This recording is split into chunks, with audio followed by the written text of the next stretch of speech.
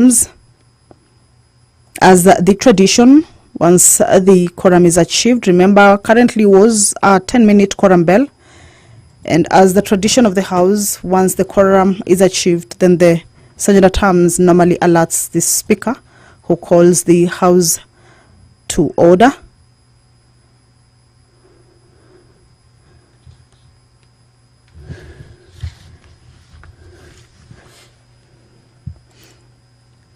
So allow me to hand you over to this live broadcast, brought to you by PBU in partnership with KBC. Good afternoon. To transact our business. Clerk. Order number 1, administration of oath. Order number 2, communication from the chair.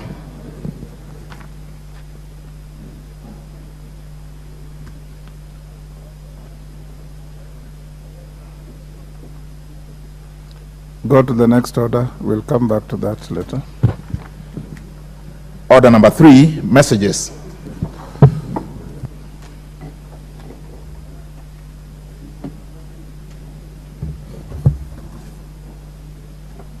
Honorable members, I have a message from the National Security Council seeking approval of the Multinational Security Support Mission to Haiti. This is a message from the executive.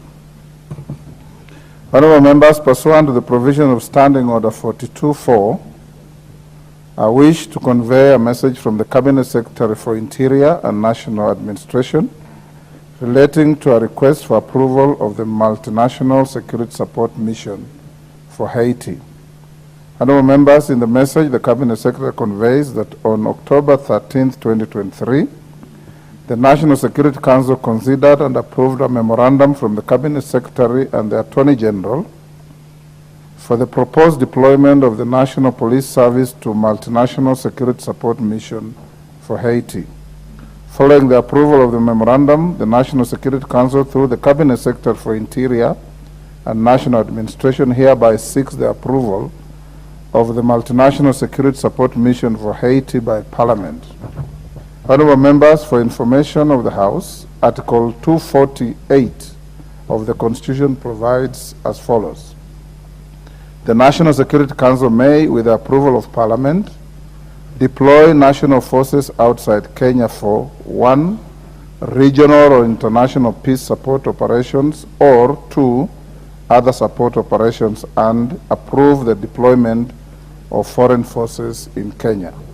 Subsequently, honorable members, the request by the Cabinet Secretary for Interior and the National Administration is rightly in order and submitted for consideration by Parliament. Pursuant to the provision of Standing Order 2002A, I hereby refer the memorandum to the Departmental Committee on Administration and Internal Security for consideration. The committee is required to consider the memorandum jointly with the relevant committee of the Senate and submit its report to the Houses of Parliament on or before 8th November 2023 to allow for a timely disposal of this matter. Thank you. Yes, Wandai. Mr. Speaker, I just want to seek clarification regarding the message you've just read to us. Mr. Speaker, you know, the standing orders allow us that the members of this House can address the Speaker on matters to do with the constitutionality of any business that comes before the House. Mr. Speaker, I've listened keenly to your message, and you referred the House to the Constitution Article 248, yes, that allows the National Security Council, with the approval of the House, to second or deploy members of the security forces outside the country. Mr. Speaker, I'm at a loss as to whether the definition of the security forces under that article of the Constitution applies to the National Police Service because, Mr. Speaker, I recall the history of the Constitution of Kenya 2010. It was actually part of the attempt to reform our national police forces then, to be a service. So the Constitution, in the way it is structured, does not actually view the national police service as a force. And therefore, I want to submit, Mr. Speaker, that that message is misdirected. It's misdirected in the sense that we have got no capacity as a house to authorize or purport to authorize the National Police Service, which is not a security force, as contemplated under the Constitution. So I want to plead with you, before the matter is seized off by the committees, the relevant committees, that you do reconsider the message and come back with a considered ruling on the matter I am raising, because it is of immense public interest. This House can only act in accordance with the Constitution. This House cannot, at any one moment, any given moment, veer off the constitutional path, Mr. Speaker. So I want to plead with you that in spite of the apparent urgency of this deployment, that you retreat and do a considered judgment or ruling on this matter, because as a House we shall have set a very dangerous precedent if you are to be found in the fullness of time to have acted ultra vires the Constitution. Thank you, Mr. Speaker. Yes, Majority Leader, I can dispose of that without your response, but you can go ahead. Thank you, Honorable Speaker. And Honorable Speaker, let me thank you for that message. Honorable Speaker, I've listened to what the Honorable Leader of Minority portends. And, you know, Honorable Speaker, one would even argue, if it is not a constitutional requirement, then we even have no role in this matter. And we must appreciate that the President and indeed the Executive has been very magnanimous that to seek, because we are the people's representatives, including officers who are serving in the National Youth Service, those serving in the National Police Service, and those serving in our defense forces. We represent them as representatives of the people. Honorable Speaker, it is important for this House to be able to consider certain questions that linger in the minds of Kenyans. For instance, if we are going to deploy any of our armed forces or servicemen anywhere, are we going to incur money that should have been appropriated by this House? I therefore find it to be a fallacy, Honorable Speaker, that this House would even be questioning why we are being asked to ask questions. Because, Honorable Speaker, just like the President was magnanimous enough to ask that his cabinet secretaries be accountable to the House and to the people of Kenya through their elected representatives, Honorable Speaker, it is the same thing the Executive is seeking to be accountable to the people of Kenya who are represented here by us as members of Parliament. And, Honorable Speaker, I therefore find that that message is properly before this House, and the committee, as you have directed, should be able to consider it and answer those pertinent questions. Top among them for me, Honorable Speaker, we never appropriated any resources to deploy forces outside of this country other than what we approved for the Kenya Defense Forces in the DRC. Therefore, if we are deploying our police service to Haiti, who is going to pay for the bill? I am waiting for the committee to deal with that question and tell us whether we need to appropriate more resources or whether someone else is paying, because if it is a UN mission, then the rest of the world should be able to pay for our servicemen. Thank you, Honorable Speaker. Honorable, yes, Kenan. I don't want to encourage this.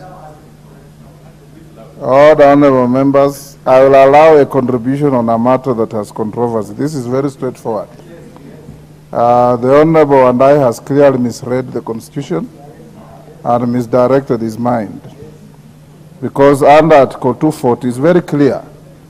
The National Security Council consists, among others, the Director General of the Police. If you want me to read it in full, Is there any need? There is established a National Security Council. Order. The council consists of the president, the deputy president, the cabinet secretary responsible for defense, the cabinet secretary responsible for foreign affairs, the cabinet secretary responsible for internal security, the attorney general, the chief of defense, Kenya Defense Forces, the director general of the National Intelligence Service, the inspector general of the National Police Service. And then when you go on, it says under Article 248 that the council may, with approval of parliament, deploy our forces, which include the police who sit in that council, to any manner that has been described in the message. So, Honorable Wandai, I think you are playing politics other than law.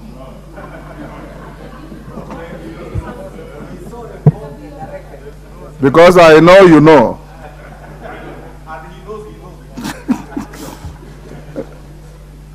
Honorable members, I've got one more.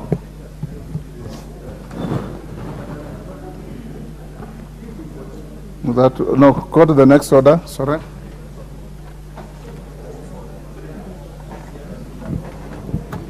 Order number 4, petitions. Honorable members, I have a petition on stagnation of teachers' progression. Honorable members, Article 119 of the Constitution. Order, honorable members, take your seats. We can't both be on our feet.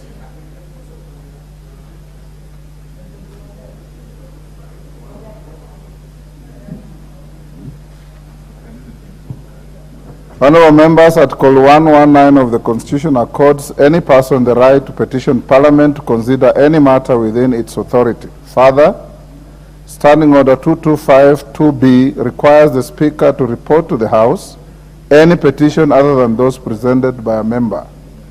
In this regard, honorable members, I wish to report to the House that my office has received a petition from the Kenya Union of Post-Primary Education Teachers, KUPPET, calling for urgent intervention by the National Assembly in addressing the matter of stagnation of teachers. The petitioners aver that KUPPET is the largest and most influential professional association in Kenya, given that it draws its members from the teachers serving in secondary schools and teachers training colleges across the country.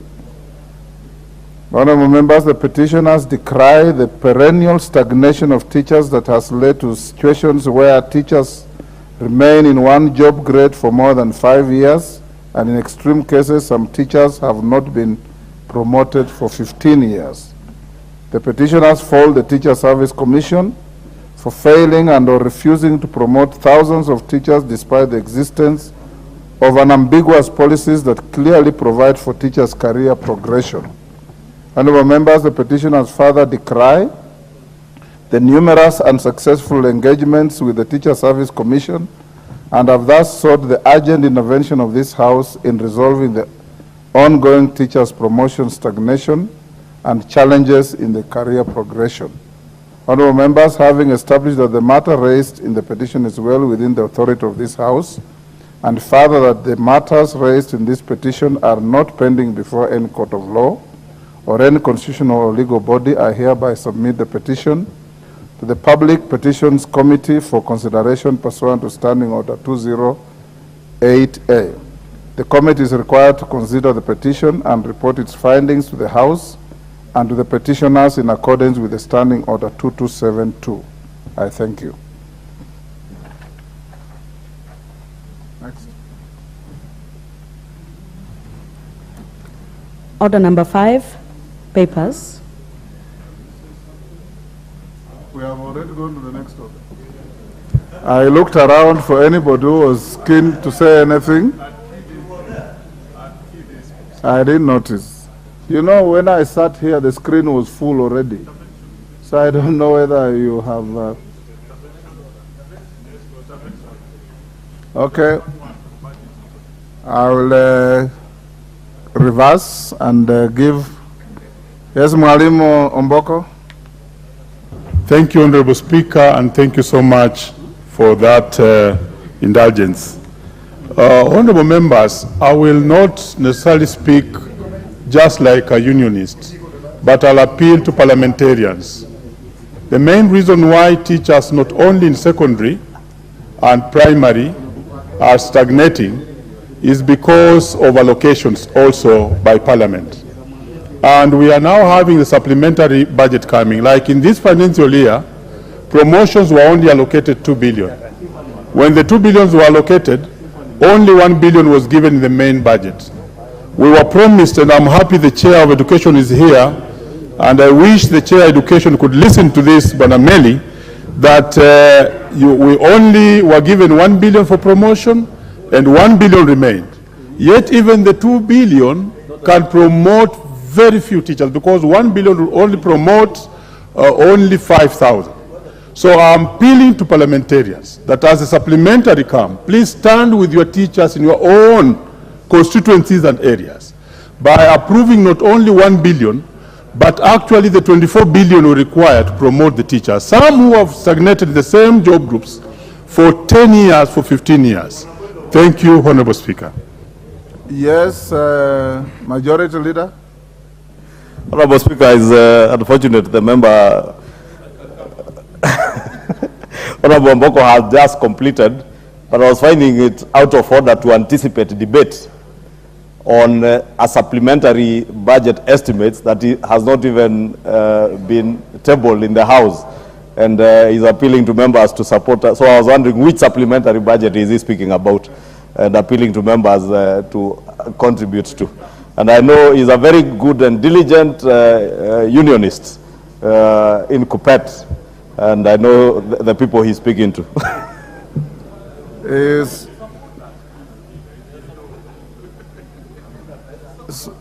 Yes, Odanga. Take less than 2 minutes each. Honorable Odanga. Thank you, Mr. Speaker. I want really to applaud the petitioners on this matter, because teachers in this country have stagnated in the same job groups for many years. When I was a teacher almost 12 years ago when I left, the teachers that I was within the same grade and job group, many of them are still in the job group. Interestingly, it is not just money that has caused this. Sometimes it has been because of nepotism and corruption at the Teacher Service Commission. The current chairman of the TSC, for instance, was my classmate. And when he was coming in for vetting, I found that he was 4 job groups ahead of our colleagues with whom I was in the same job group when I left to come for teaching. So apart from just funding, there are many other issues that are surrounding the stagnation of teachers in one job group for a long time, something that needs not to be entertained anymore. Thank you, Mr. Speaker. Kemei.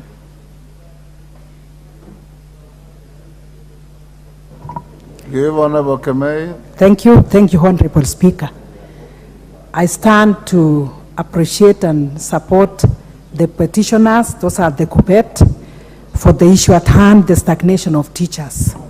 With this in mind, Honorable Speaker, teachers play a very, very important role. And it is actually not fair. It is demotivating for them to be in one job group for a very long time. Even with the standard of living going up, teachers need to be improved. They have stagnated for long. Teachers need to be supported. Teachers need to move from one job group to another. And at the moment, we are getting the syllabus changing one after another, but the same teachers are expected to do wonders, which may not be very easy. So I pray that the way they have sought support from this House, I ask this Honorable House to support these very important teachers. Thank you, Honorable Speaker. Trainan. Thank you, Mr. Speaker. Mr. Speaker, I also want to applaud the petitioner. Mr. Speaker, education plays a critical role not only in our national development, but in the promotion of Kenya as a human resource capital. Mr. Speaker, this country was recently voted as one of the best in human resource capital by the UN, simply because we have professionally trained teachers and we have had one of the best education systems, Mr. Speaker. And that's why recently the ruling that you made that referred to that report to the relevant committee was great. Mr. Speaker, I want to urge these members, let's save from other areas and support the promotion of these teachers, Mr. Speaker, who have stagnated, if really our development agenda, national development agenda, has to have meaning, because without education, without properly motivated teachers, Mr. Speaker, there is no development. And I want to urge you, without speculation, we know supplementary will come, whether it is tomorrow or the other day, whether it will come after 6 months. That particular time, all of us, let's prioritize funding for these teachers who have stagnated in this particular grade, Mr. Speaker, so that we can have properly trained children who will be ready to undertake the role all of us we are doing today. Thank you, Mr. Speaker. Nyamai. Thank you, Mr. Speaker, for giving me this opportunity. I first of all would like to laud the petitioners and say that I have many cases of teachers in my constituency, both Motomo and Dekoda sub-counties, who have been coming to my office asking me whether I can assist them to get promoted.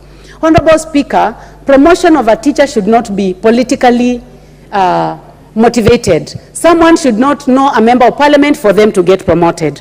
Honorable Speaker, I have cases of 3 schools in my constituency that are waiting for teachers to get promoted, and I have been waiting for the last 1 year. And these schools are Isa Secondary School, Vote Secondary School, and Semea Secondary School.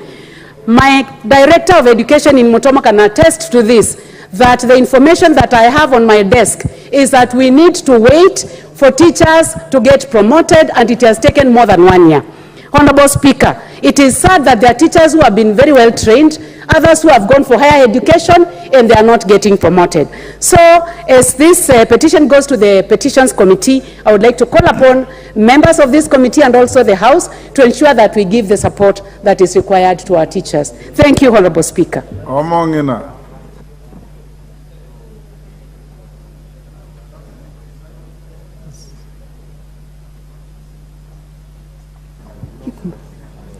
Honorable Speaker, I want to thank you for recognizing me as Omongina, but I always have told you that I'm Honorable Cherusha Mongina, not Omongina. Not Omongina. Thank you, Honorable. Thank you, Honorable Speaker. I know the difference. I also want to support the petitions that the teachers have stagnated in the same job groups for so long. From my county, I have several cases of teachers who have been sorting for interventions from Parliament. And I, being a member of the Education Committee, we have indeed tried to deliberate on how we can have our teachers being promoted from one job group to the other. But one of the impediments that we have found out is the budget allocation. I want to urge this House, as we appropriate money to different sectors, let us this time put more finances to the Education Committee so that it can help in this sector of promoting our teachers. So I am supporting, because I'm one of the teachers, and I know how much they are suffering, how demotivated they are, and these are the people who are at the base of the development of our country. Thank you, Mr. Speaker. You are one of the former teachers. No, you are not a teacher now. Chairman, Education, you'll be the last on this. Thank you, Mr. Speaker. Mr. Speaker, I rise to agree with the petitioners and most thank the chair, the Kupet chair, the member of Parliament for Emuhaya. Teachers have actually stagnated. Having served as a teacher one time, I want to say that there are some teachers who have stagnated as many as 15 years in one job group, 10 years. In the last financial year, the members of the Education Committee managed to squeeze out to get about 1 billion shillings which was a drop in the sea to assist about 20,000 teachers to be promoted. In fact, what the petitioners are asking, 1 billion is quite little, noting that thousands have stagnated.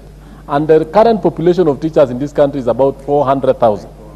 So we really need money that in the subsequent budgets or any other budget-making process, these teachers need not less than 3 to 4 billion shillings for them to be promoted adequately and be compensated enough. I thank you and I support. Thank you. Members, the petition is committed to the Public Petitions Committee for consideration and to report back within 60 days. What is out of order, Bowen? Thank you, Mr. Speaker. I don't wish to comment about the petition, Honorable Speaker. I've already committed the petition. But I just want to ask Mr. Speaker, this petition will be committed to the Petitions Committee. It's already been committed. What is the relationship, or what is the role of the Departmental Committee, Honorable Speaker, given now in our standing orders we have a committee which is supposed to deliberate on that petition, and again in the Education Committee, Mr. Speaker, as the chair of Education, Mr. Speaker, and the Education Committee, they have an information which can help. It's not only on the Education Committee, Mr. Speaker. There are many petitions which is touching on different areas, like even my case of blue economy and water, Mr. Speaker. If there is a petition to do with water, Mr. Speaker, and I have an information as a chair, because maybe in one way or another we have allocated some money because of that project which I was told, or something like that. What is our role as departmental chairs or the departmental committees in relation to petitions? Mr. Speaker, I think it is something you need to rule out so that we as departmental committees, we can help in a way with some of these many petitions. Thank you, Mr. Speaker. You know, Honorable Bowen, your standing orders say that public petitions be committed to the Committee on Public Petitions. As a good citizen, whether you are a chairman of a committee or not, if you have any information that can be helpful to the prosecution of the petition, you are at liberty to go to that committee and assist the committee in bringing a better report to the House. Thank you. Next. Yes, Owen, on the same matter. The guy who took my name and added a B on front, I just want to say that now that our standing orders allow that you can have a joint sittings of committees, why? Because of the gravity of this matter and the sensitivity with which it carries, and that the Education Committee is well versed to matters of how much budget is allocated and the progression of teachers and all that. I request you, Honorable Speaker, if you may see fit, that you allow that the Committee on Petition does a joint hearing or carries a joint mission on this matter. It will give credence to what the kind of report that we will get. I request you, Honorable Speaker. The request is declined. Next. Order number 5, papers. Order number 6, notices of motion. Honorable Moses Kirima. Yes, Speaker. I'm ready, Speaker, with the motion. And I wish to move the Speaker, the motion on... You are not moving any motion. You are giving notice of motion.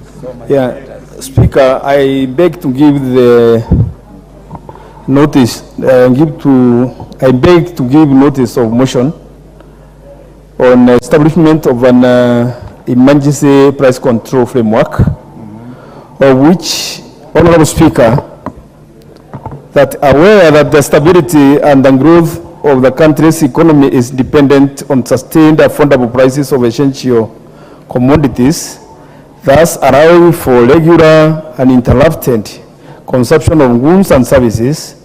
Further, aware that the Price Control Act 2011 mandates the government, in consultation with the relevant industry players, to declare any goods to be essential commodities and to determine the maximum prices of the commodities taking into account any relevant treaty or convention ratified by Kenya, noting that despite the provisions of the Act, global demand and supply can lead to unpredictable changes in the prices of essential goods and services. Further noting that the unscrupulous business practices often emerge during price fluctuations, with some businesses taking advantage of price and deviations to overcharge customers in instances of increases in global prices, while maintaining or insignificant reducing prices in instances of decrease in global prices, acknowledging that there is need to establish a framework to ensure affordability and accessibility of essential commodities and protect the economic well-being of citizens. Now, therefore, this House urges the national government through the National Treasury and Economic Planning to develop a framework for the establishment of an emergency price control framework for essential commodities as a preventive measure to control inflation, spreading, and enhance economic stability. I therefore move the motion, Mr. Speaker. Next.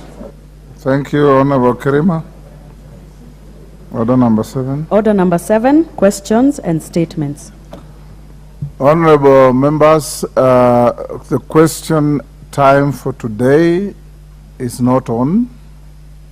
The Minister for Internal Security, who was supposed to be appearing today, has requested to be excused for reasons that the Speaker is satisfied, and the House Business Committee was equally satisfied that we'll skip today's questions and have him here the following Wednesday after the 1-week recess that you'll go to tomorrow. So let's deal with the statements. Member for Mavoko, Honorable Patrick Macau, EBS, to give a personal statement. Thank you, Mr. Speaker, for giving me this chance to speak to the House. Honorable Speaker, pursuant to the provisions of Standing Order 442E, I wish to make a personal statement regarding my adverse mention in the dailies concerning the ongoing demolition in Mavoko constituency, Machakos County. Honorable Speaker, the circumstances surrounding these demolitions have raised a lot of concern to me and require clarification to the House on the matter. Several dailies of the nationwide circulation and television networks have made a lot of adverse remarks regarding the ongoing demolition of our ongoing investigation into the alleged grabbing of East Africa Portland cement land. My repeated caution and appeals to the county and the national government to address the issue have gone unanswered. There have been attacks on my character arising from unwavering commitment to the welfare of the people of Mavoko, particularly in light of the ongoing investigations into the grabbing of land in Mavoko. Honorable Speaker, I believe that the recent demolitions could have been avoided if the following measures would have been taken into account. 1, the government agencies responsible for land matters should always expedite investigations in cases of land disputes and conclude them in a timely manner. 2, county governments should refrain from approving or allowing the construction of structures without the requisite ownership documentation. Number 3, Mr. Speaker, land control boards should physically inspect land sale locations to verify the agreements between buyers and sellers. Number 4, demolition or eviction orders must only be carried out following clear, legally sanctioned court-issued directives. In fact, any court in Kenya gives the aggrieved 14 days to appeal. This was not the case in Mavoko, Mr. Speaker.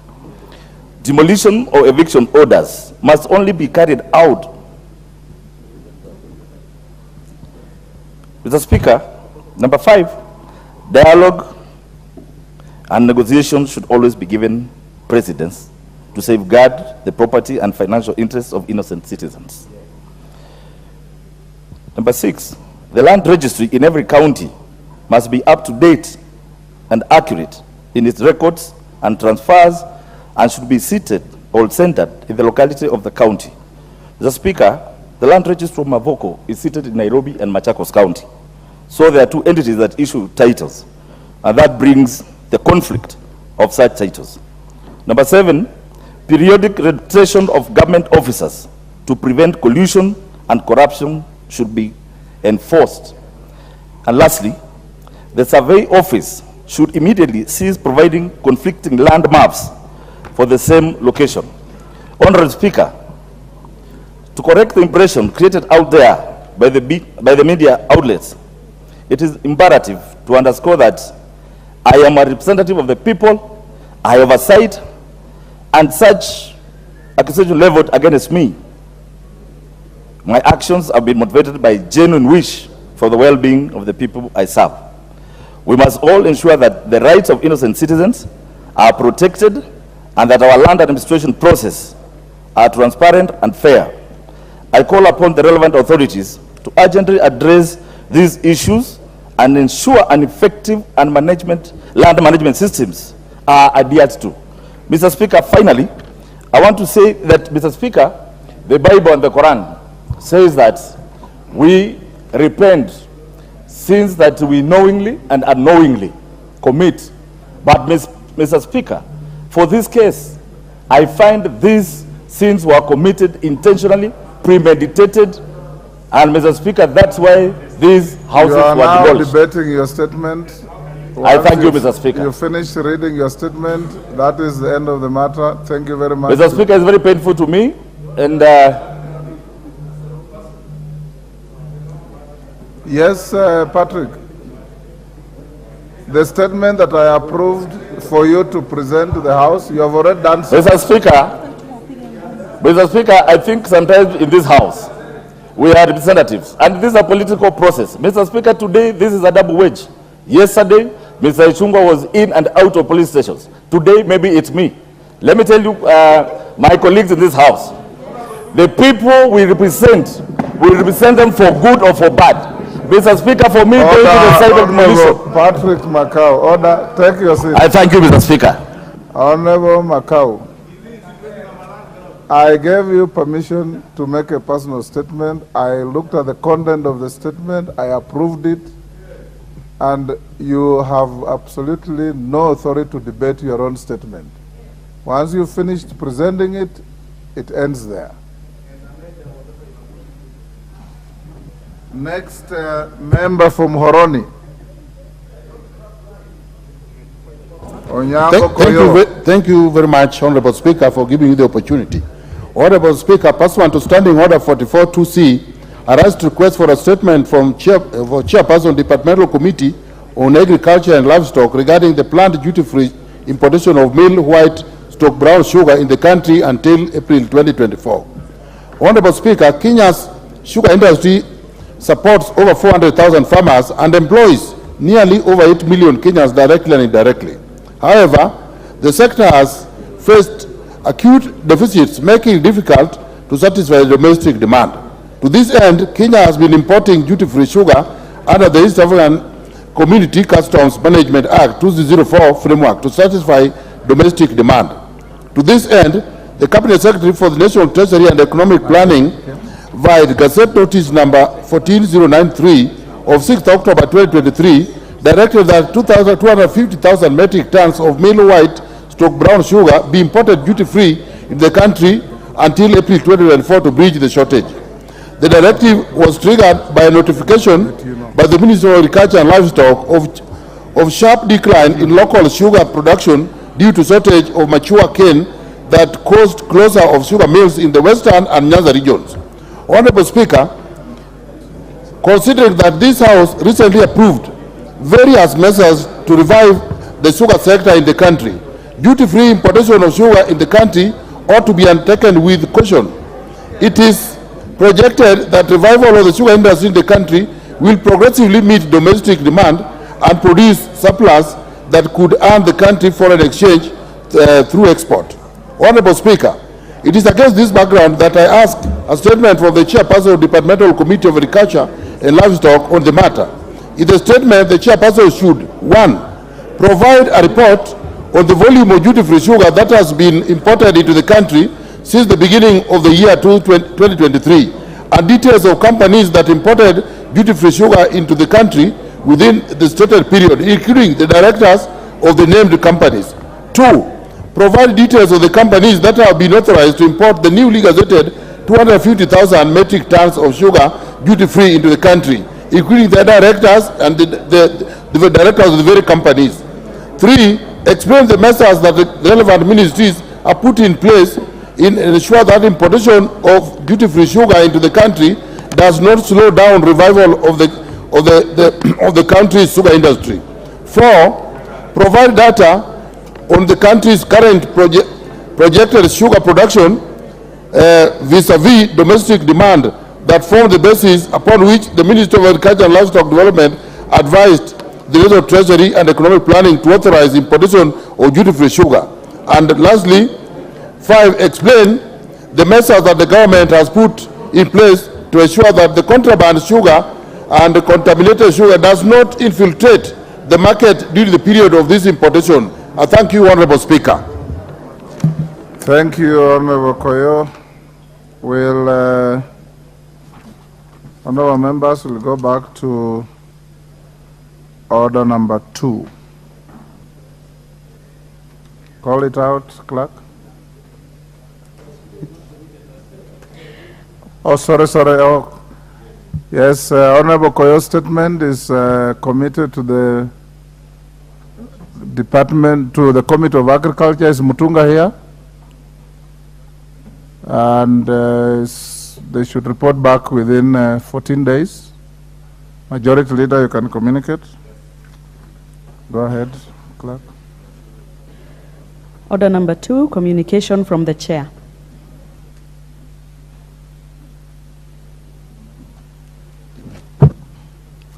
Honorable members, the first one is a guide on authority to retake the motion for adjournment of the House pursuant to Standing Order 33 by the member for Kadhiani, the Honorable Robert Mbui MP.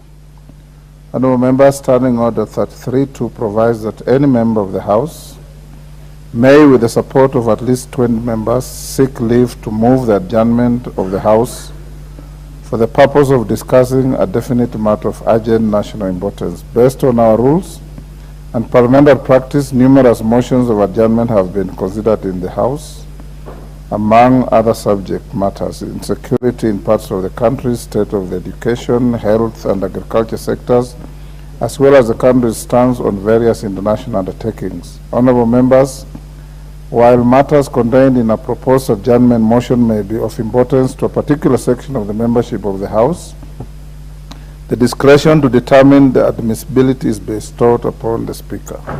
I have in this regard approved a number of proposed adjournment motions on various subject matters for consideration by the House.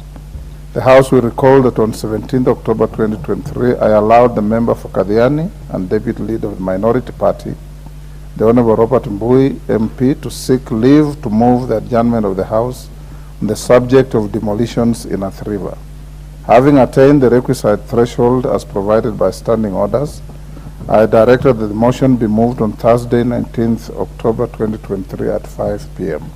However, before the appointed time on Thursday, 19th October 2023, the House rose out of lack of quorum. This therefore meant that the motion was not debated. I have since received various representations from a number of members that the motion be renewed for consideration by the House, noting that the matter is still live and the concerns raised remain active, and appreciating the deliberative role of the House as enshrined in Article 95 of the Constitution, I have acceded to the request to allow the renewal of the motion. Honorable members, in acceding to the request, I made due consideration the fact that the motion contains matters currently affecting the people and which, if unattended, may be detrimental to orderly conduct of operations in the country, including within the land sector. This especially so, noting more recent court rulings relating to land occupation and the ownership in parts of Nairobi City County.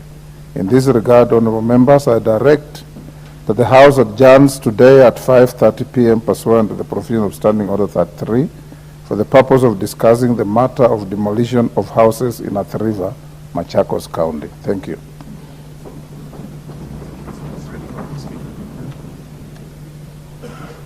Honorable members, take your seats, honorable members. The nearest seat, Kwame.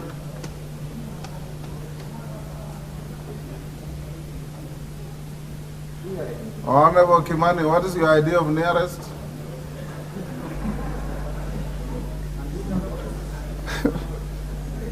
Because you are was. Honorable members, the next communication is on referral of a bill to a winnowing process under Standing Orders 131, the Kenya Drugs Authority Bill, National Assembly Bill number 54 of 2022. Honorable members, you may recall that during the afternoon sitting of the House yesterday, Tuesday, 24th October 2023, the member for Homa Bay Town constituency, the Honorable Peter Kaluma MP, rose on a point of order pursuant to the provision of Standing Order 131. The Honorable Kaluma sought the indulgence of the Chair to stay the consideration of the Kenya Drugs Authority Bill, National Assembly Bill number 54 of 2022, in Committee of the whole House. Order.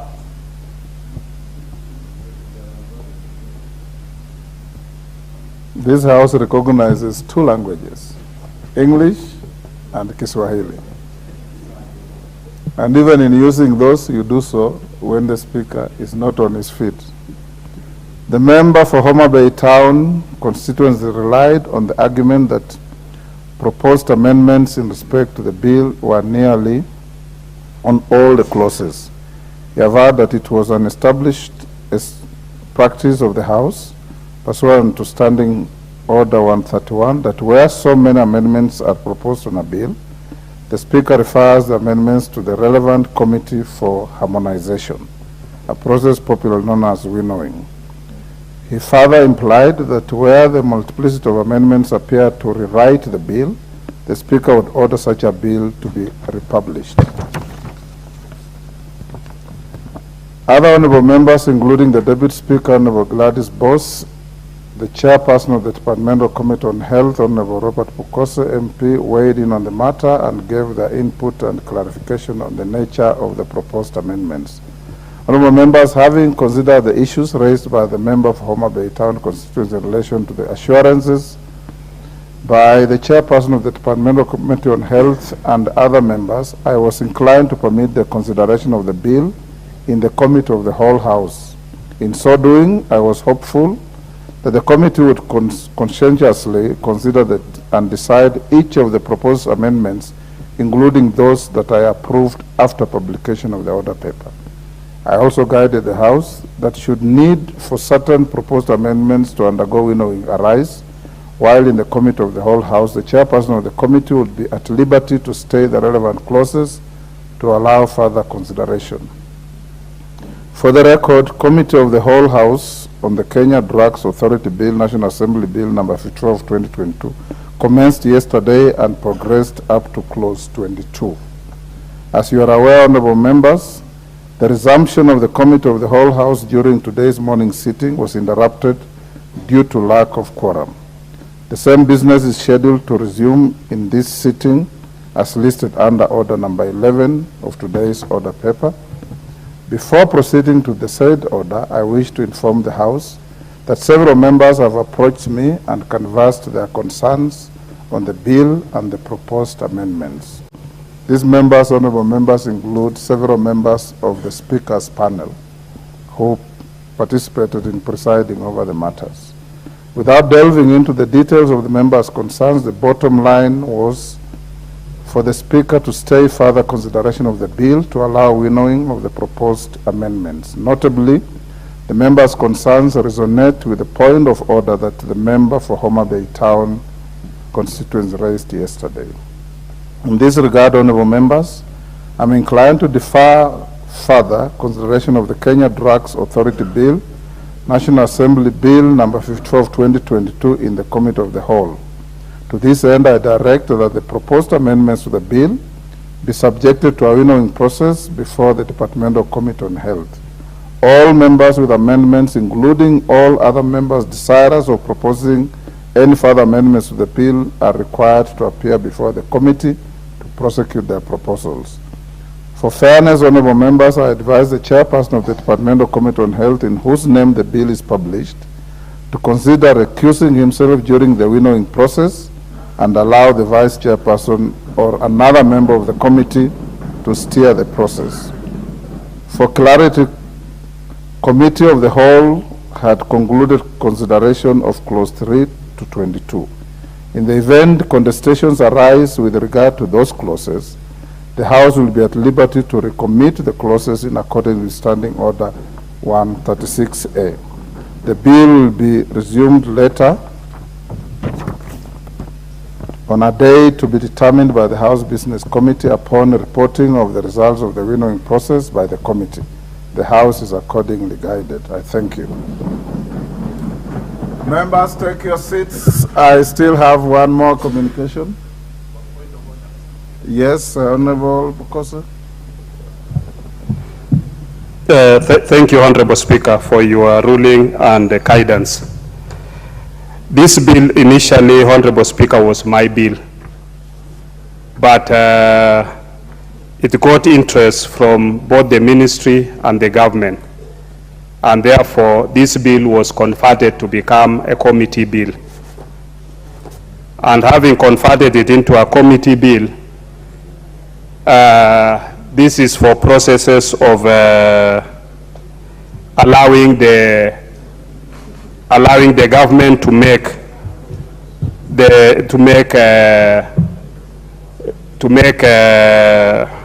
amendments to the bill so that it can be able to capture the Pharmacy and Poisons Board restructuring, making it into a level 3 facility to allow Kenya to attain maturity level 3 as per one of the requirements for the WHO. Now I want to know, being now a committee bill, do I have to recuse myself and have my vice chair or any other member? You are recusing yourself from chairing to the extent that even if it's a committee bill, it has been largely associated with you as the promoter.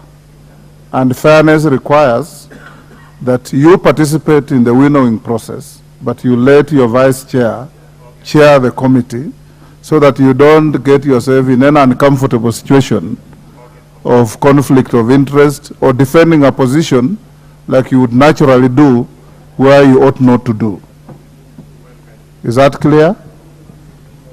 Order, Majority Leader, I want to make another communication.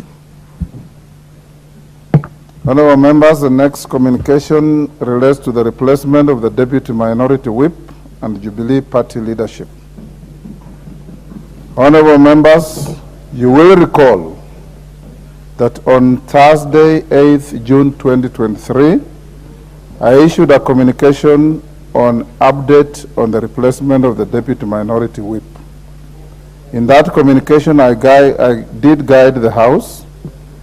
The correspondence received on the replacement of the Honorable SABINA CHEGES as the Deputy Minority Whip had been effectively suspended by a court order. The order in question was issued on Tuesday, 30th May 2023 in Kiambu High Court, petition number E025 of 2023, Association of Friends of Youths and Women versus Speaker of the National Assembly and 3 others. I wish to inform the House of the developments in the cited case since my aforesaid communication. My office is now in receipt of a ruling delivered by the Kiambu High Court dismissing the matter. In the ruling, the court held as follows, and I quote, A, The notice of preliminary objection dated 12th June 2023 is partly found to have merit in view of the doctrine of exhaustion. B, the notice of motion application dated 30th May 2023 is found lacking in merit and is dismissed accordingly. C, the parties to move to the appropriate forum for further orders in regard to the petition and the application for joinder by the 4th and 5th respondents. Honorable members, I'm advised that the upshot of the ruling is that in dismissing the application made by the petitioners, the court redirected the petitioner to an appropriate forum for further orders. In effect, the petitioners have been referred back to the dispute resolution mechanisms provided for under the Political Parties Act 2011. The matter therefore remains live within the jurisdiction of the competent authorities, even as the Speaker is being urged to make a determination on the matter. Those urging the Speaker to make a determination in the matter ought to realize that the Speaker's guidance only facilitates the transaction of the business of this House. It is not in any way linked to the role bestowed upon other competent authorities by law. Honorable members, from the onset, the process of the replacement of the Deputy Minority Whip has been tied at the hip with a request by a section of the members of the Jubilee Party to be recognized as a parliamentary party. From my communication of 4th May 2023, upon the request for the de-whipping of the Deputy Minority Whip, I received a letter from the member for Nakuru Town West constituency, Honorable Samuel Arama MP, seeking the recognition of the Jubilee Party as a parliamentary party.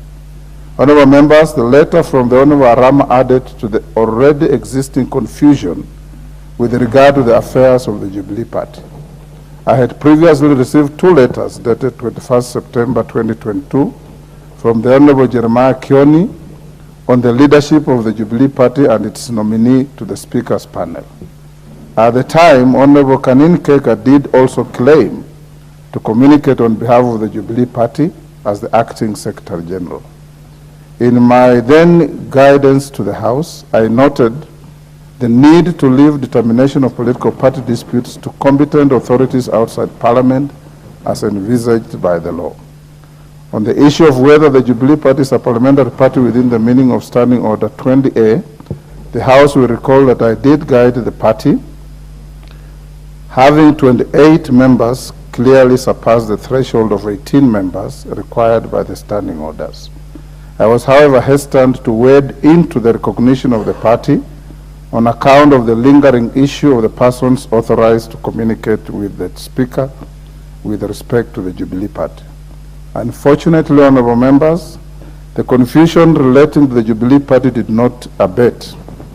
You will recall that in the communication of 8th June 2023, I noted receipt of a further flurry of communication said to be made on behalf of the Jubilee Party. I received further letters dated 4th May 2023, terminating the membership of the Honorable Kanin Kega and the Honorable SABINA Chege MP in the Jubilee Party. Members at the bar, take your seats. Take the nearest seats.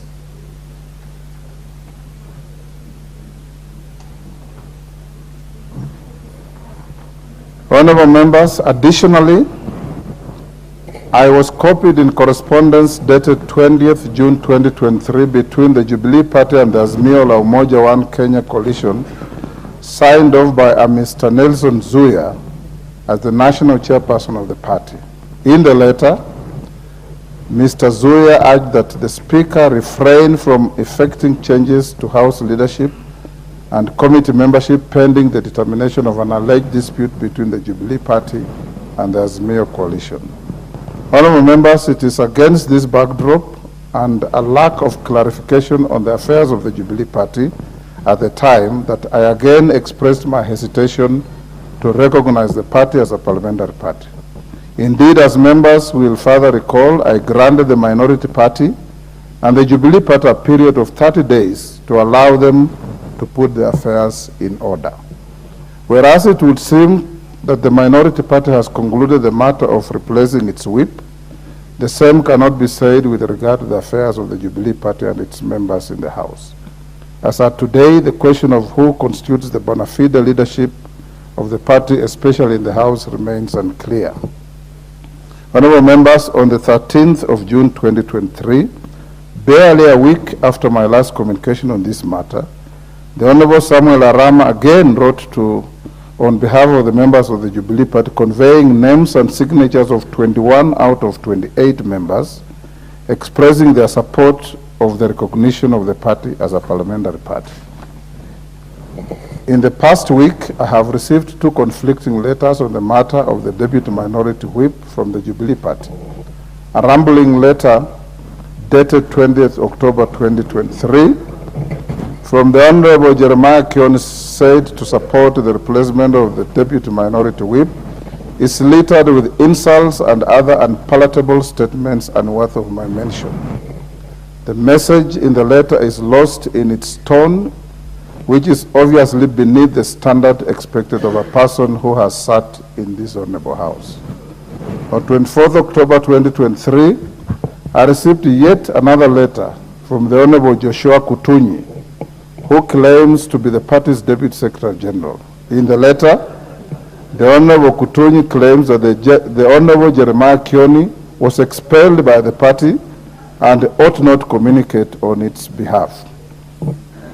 The letter contests the replacement of the Deputy Minority Whip on various grounds and alludes to aggrieved members of the Jubilee Party not having been afforded access to internal dispute resolution mechanisms to address their grievances. It concludes by reiterating the claim for the recognition of the Jubilee Party as a parliamentary party in the National Assembly. Honorable members, while it is not the duty of the Speaker to organize how parties are run, you will agree with me that the state of affairs in the Jubilee Party calls for an intervention, especially for purposes of the smooth conduct of parliamentary business. The myriad letters emanating from outside Parliament do not paint a clear picture as to the current leadership of the party. The pending disputes internally and before the other competent authorities obscure the matter even further. Honorable members, the confusion of the Jubilee Party has permeated the walls of this House and affected the transaction of parliamentary business. We now find ourselves in a situation where a small fraction of the members of the party seems to be aligned with the minority party, while 21 out of the 28 members of the party have expressed their unwillingness to be associated with the minority party. And this has been done in writing.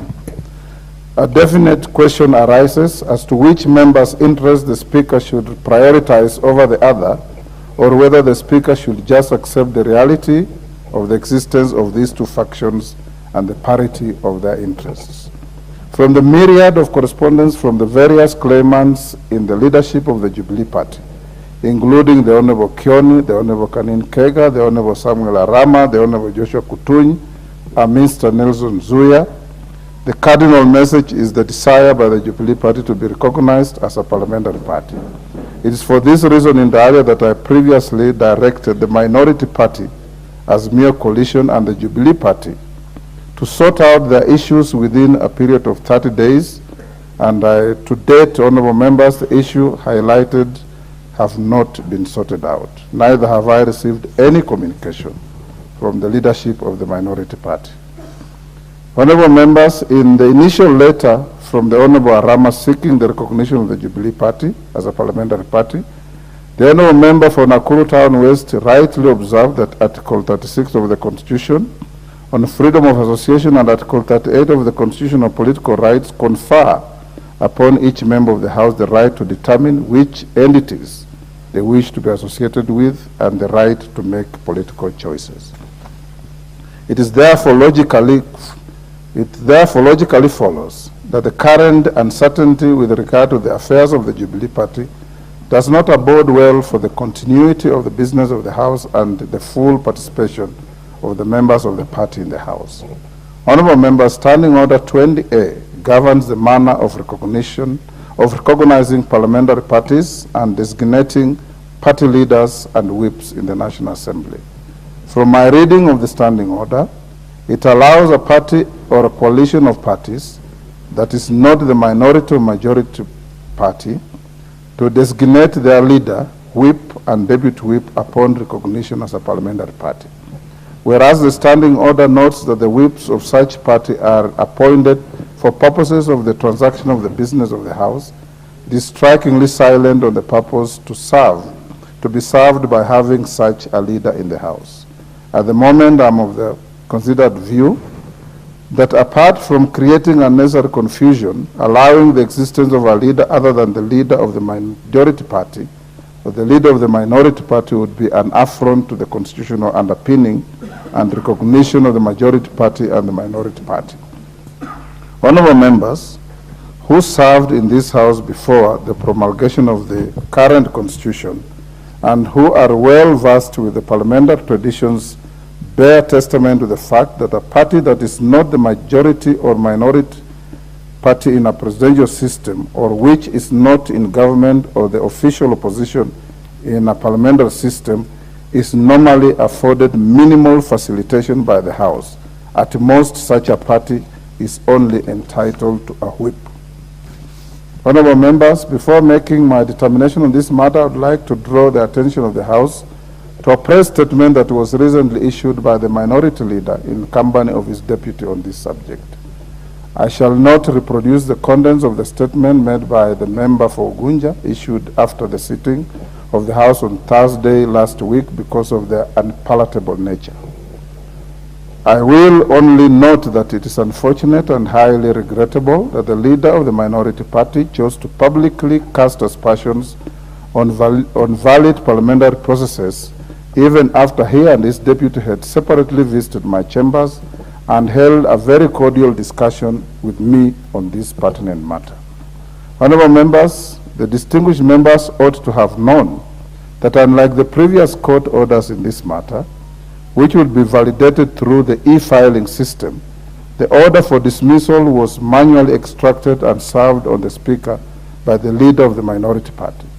From our own records, there also existed doubt on whether the House was represented by counsel at the time the ruling was delivered.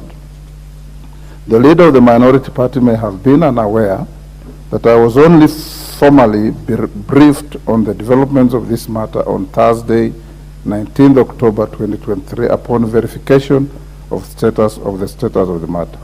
It is incumbent upon me as your Speaker to ensure that any adverse actions I take are valid, justified, and lawful, and in this respect I am enjoined to satisfy myself with regard to the authenticity of any information that I convey to this House.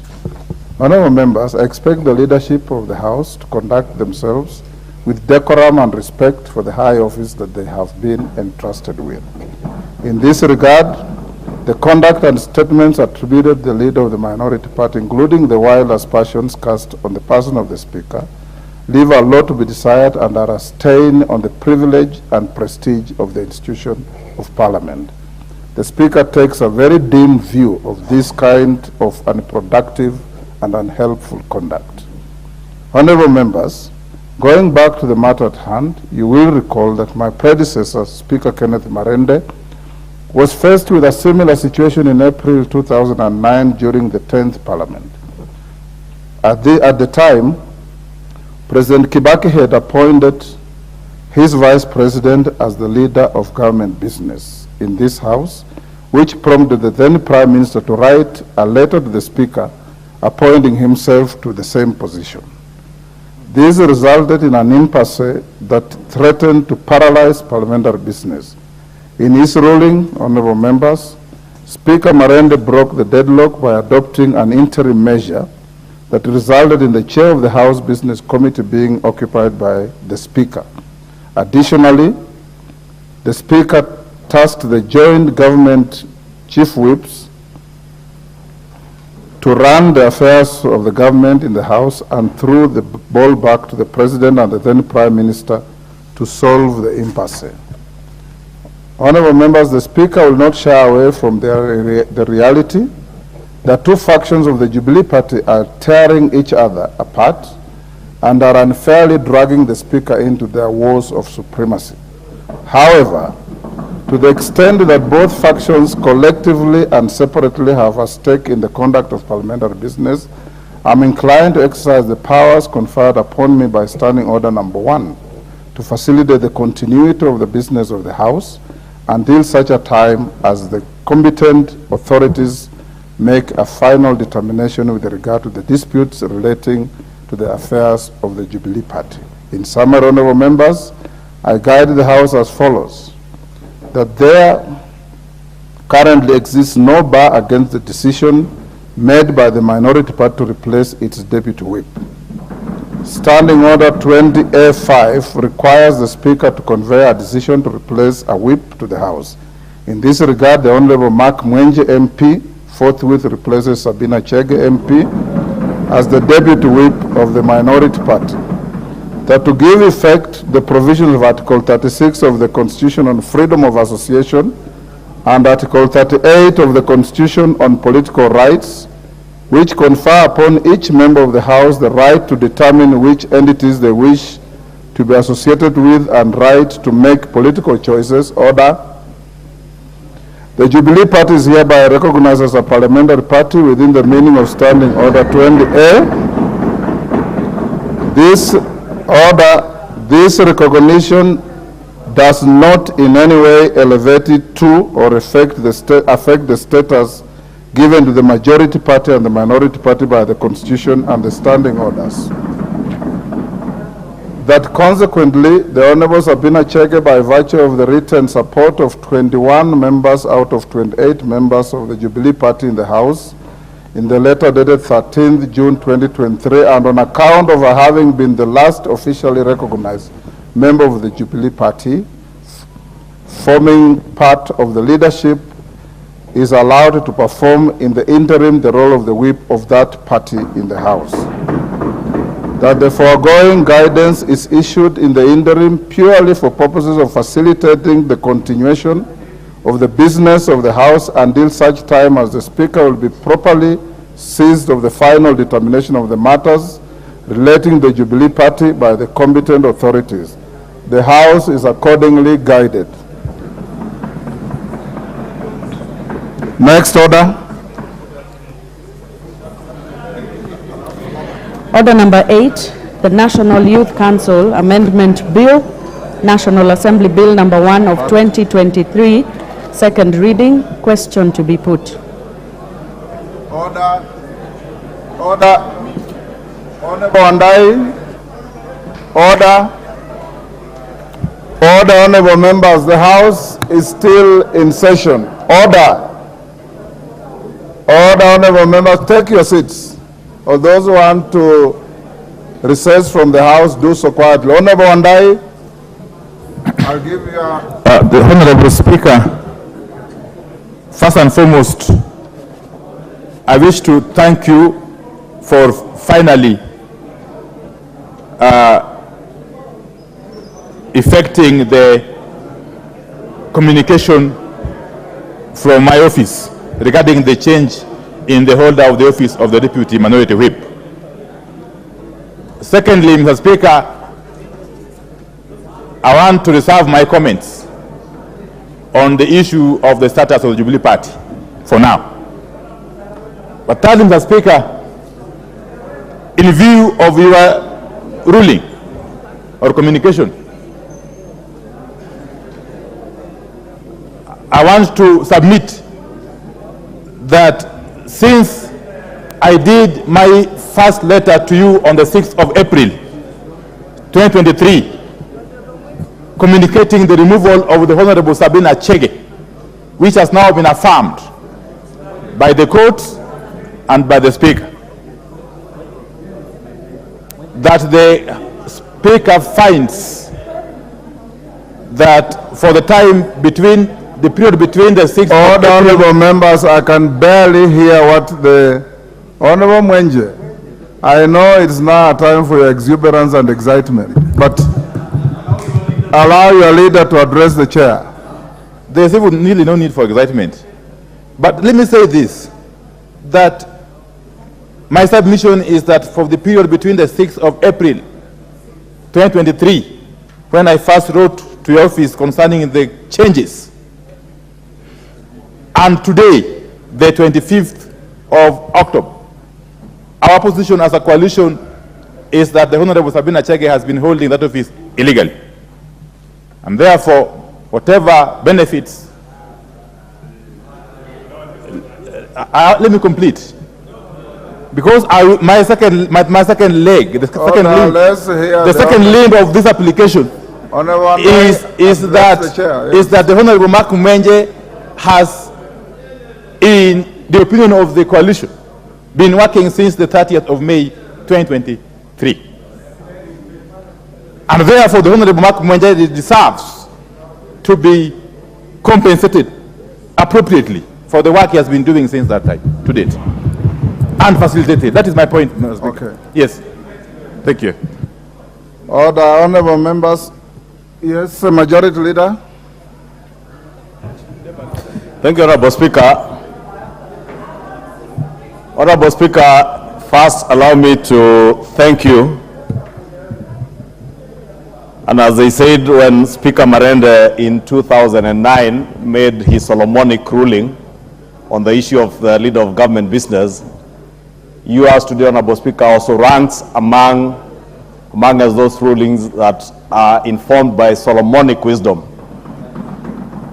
And Honorable Speaker, it also ranks among rulings that would have a win-win situation for those in the minority party and for those who serve under the Jubilee Party. Honorable Speaker, I also did note your concern, and indeed I had also noted the same concern, Honorable Speaker, when last week I saw senior leaders of this House, like the leader of minority and his deputy, in a way attempt to disparage the office of the Speaker, and I found it to be completely out of order, and I thank you, Honorable Speaker, for the guidance that you have afforded the leader of minority and his deputy not to engage in matters that would look to be disparaging the office of the Speaker or the conduct of the person of the Speaker outside the chamber without even, and even in the chamber without a substantive motion, Honorable Speaker. Yes. To Honorable Speaker, I will also not want to comment on the conduct of one Jeremiah Kioni and the letter that you have said had, I can't remember the words you used, not unprintable. And palatable. The rambling letter, Honorable Speaker. Yes. I will not also restrain myself from commenting on the rambling letter by the Honorable Jeremiah Kioni, who, as you have noted, is a former member of this House and ought to address the office of the Speaker and indeed any member of this House with the respect that they deserve, including the leader of minority. Honorable Speaker, to also congratulate the Honorable Mwenje on his accession to the office of Deputy Whip of the AZIMIO One Kenya Coalition. As I equally congratulate the Honorable Sabina Chege on her ascension to the office of Whip. And Honorable Speaker, you may note with your Solomonic wisdom, the Honorable Sabina Chege has now been elevated from a Deputy Whip to a substantive Whip. She now ranks the same with Whip Silvana Sosoro and Whip Junet Mohammed. The Honorable Mwenje now ranks as a Deputy Whip from being an ordinary member of Jubilee. But Honorable Speaker, I've heard what the Honorable Leader of Minority is asking. At what point do these changes take place? Honorable Speaker, it is my humble submission that the changes take effect today upon communication by the Speaker to the House, not the time when the AZIMIO One Kenya Coalition sought to change, because as you have clearly said, and I believe the Leader of Minority has listened to your very well reasoned ruling, that there were issues that stopped you from making that communication, including embargoes by a court case, which, as you have rightly said, has now been lifted following the conclusion of that matter in the Kiambu High Court. To Honorable Speaker, and in conclusion, would I be not, Honorable Speaker, because the only thing that was left lingering in my mind, just like the Leader of Minority had that issue on the time that your ruling takes effect, I also had an issue that was left lingering in my mind, that Jubilee as a party is now recognized as a parliamentary political party. 21 members within that party subscribe to the Jubilee faction that supports, and I hear the Honorable Kenan claim they are now 27. I do not know, because I'm a former member of Jubilee. I'm not a member of Jubilee now. So if there are 21 or 27 members of Jubilee who subscribe to the leadership of Sabina Chege and one faction, and who are disassociating themselves from AZIMIO One Kenya coalition, the question that lingers in my mind, Honorable Speaker, can then the Honorable Mark Mwenje, as a member of the same Jubilee party, be a whip in AZIMIO One Kenya coalition if Jubilee pretends to have left the AZIMIO One Kenya coalition?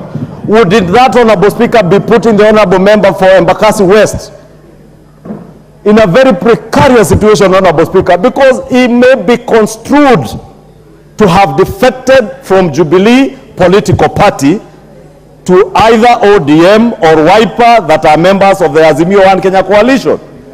Honorable Speaker, you know from your ruling on the issue on the question of majority and minority leadership in this House, the status of AZIMIO One Kenya coalition party, and indeed, Honorable Speaker, the act that brought to life AZIMIO One Kenya coalition as a political party is a matter that is still contentious to date.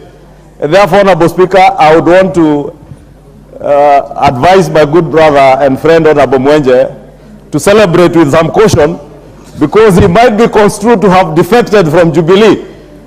And I am not sure he wants to get into a by-election. So celebrate with some caution, Honorable Speaker, and I thank you for your ruling. Honorable members, I don't think I want to escalate this beyond where it is, because it amounts to debating the Speaker's ruling. I want us to proceed as follows. Mark Mwenje is the Deputy Whip of the AZIMIO coalition with effect from today, not any other time. If there are any privileges and trappings of that office, they will land on him from today, not any other time. As to the issues raised by the Honorable Majority Leader, the Minority Leader, I'll not delve into those. The chips will lie where they fell, and we will proceed in the manner I've directed, and it is so ordered.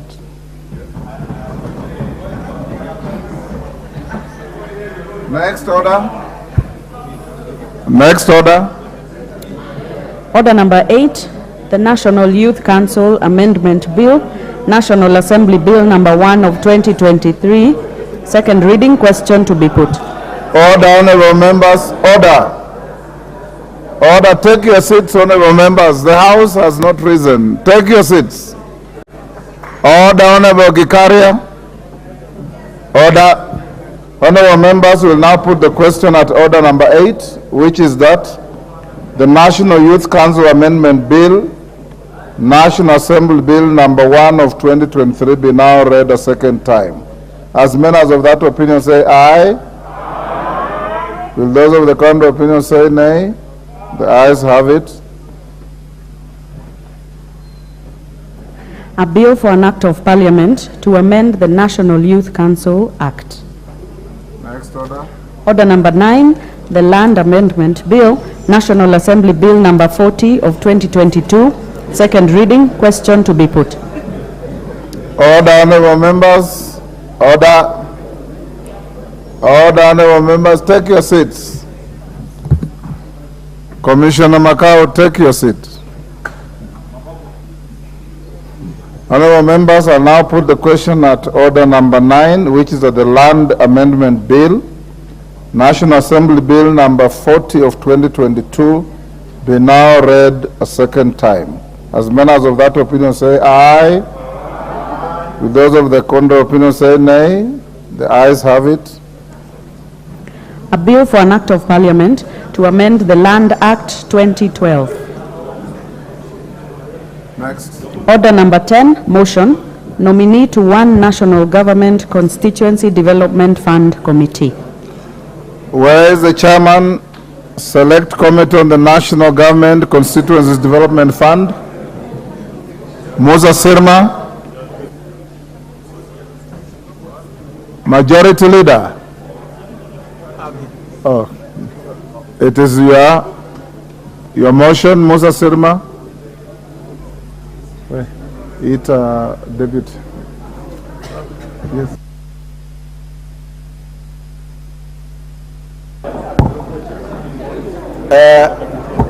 Mr. Speaker, I beg to move that this House adopts the report of the National Government Constituency Development Fund on the nominee for appointment to the National Government Constituency Development Fund Committee for Tiati constituency, laid on the table of the House on Wednesday, October 25th, 2023,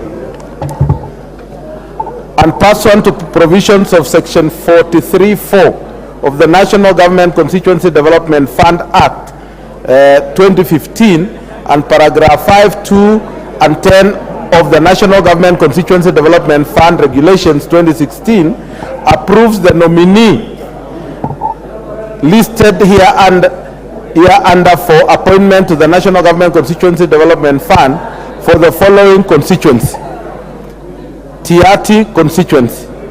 Name: Daniel Rukuno Kanyakera, male adult representative. Appointment pursuant to Section 43(2)(b). Mr. Speaker, Madam Speaker, I want to move that this House do approve this name, because the position was created by the death of one of the members of that constituency, where I personally, as chairman of the NASC, represented Parliament in that funeral. And therefore, Mr. Speaker, this is in order so that we can have a full committee in that constituency. Mr. Speaker, I beg to ask Honorable Pukose to second this motion. Thank you. Thank you, Madam Speaker. Madam Speaker, you know CDF has done a lot in this country, and I want to congratulate the chair, CDF Honorable Sirma, for the good work he's done. He submitted the proposals early enough, and now he's presenting this approval for Tiati for the one member, and I think that is a commendable job that is done in time. With those few remarks, Honorable Speaker, I support.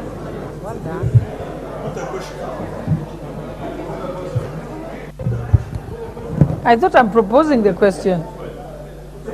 I now propose the question that this House adopts the report of the National Government Constituency Development Fund on the nominee for the appointment to the National Government Constituency Development Fund Committee for Tiati constituency, laid on the table of the House on Wednesday, October 25, 2023, and pursuant to the provisions of Section 43(4) of the National Government Constituency Development Fund Act number 2015 and paragraphs 5, 2, and 10 of the National Government Constituency Development Fund Regulations 2016, approves the nominee listed hereunder for appointment to the National Government Constituency Development Fund Committee for the following constituency. Honorable members, I now put the question. That seems to be the mood of the House.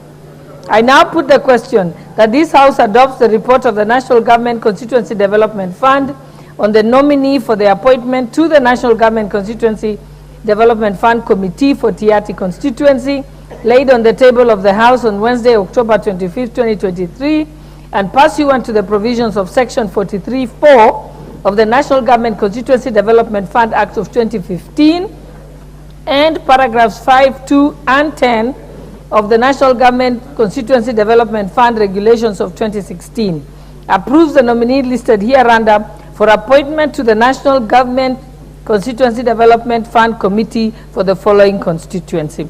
Will as many as of that opinion say aye? Aye. Will as many as of the contrary opinion say nay? The ayes have it.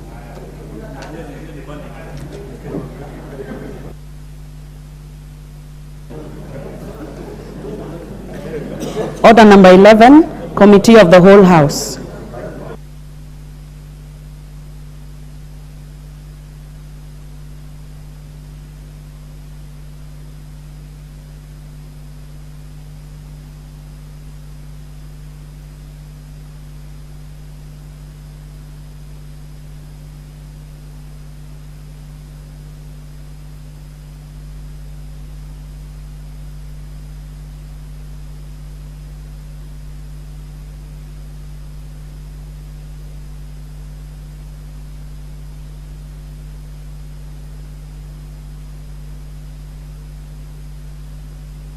House. On what? The insurance amendment bill. Okay.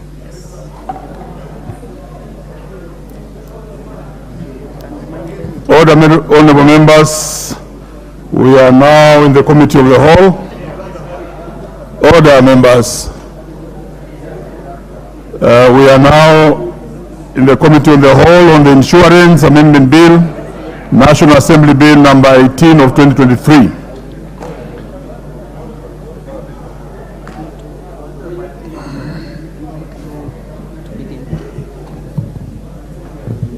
Clause 2. Honorable members, I propose the question that clause 2 be part of the bill.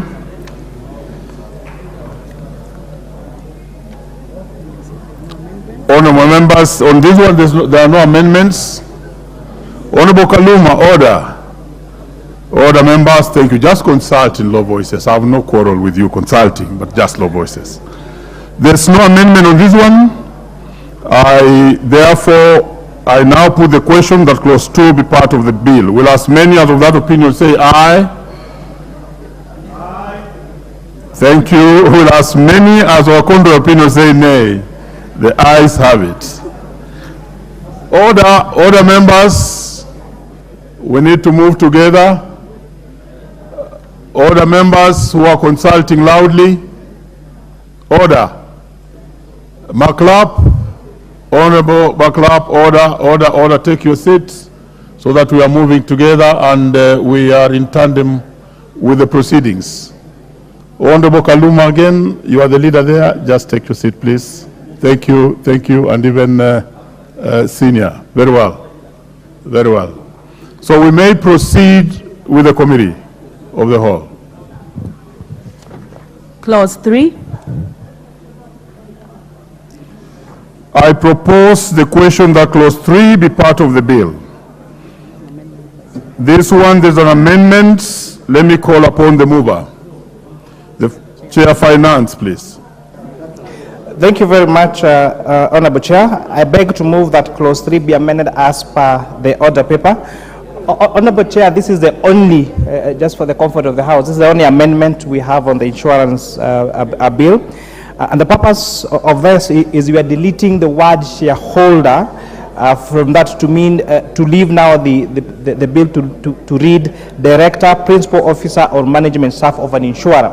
So this is where we are putting personal responsibility on senior management and directors of insurance companies in case there is a fraud or mismanagement of the insurance. So by including shareholder, it meant that anybody who could be an investor in that particular company then would be liable. But that's why now this amendment is deleting the word shareholder to leave only director, principal officer, or management staff of an insurer as the people that will be held responsible if there is a misconduct in that particular company. With that, I beg to move on, Honorable Chair. I propose the question that clause 3 be amended as proposed by the mover. Yes, Honorable Makali. Yeah, thank you very much, Honorable Chairperson. Honorable Chairperson, I want to support that amendment.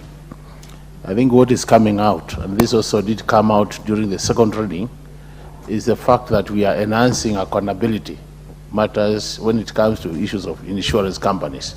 So I support.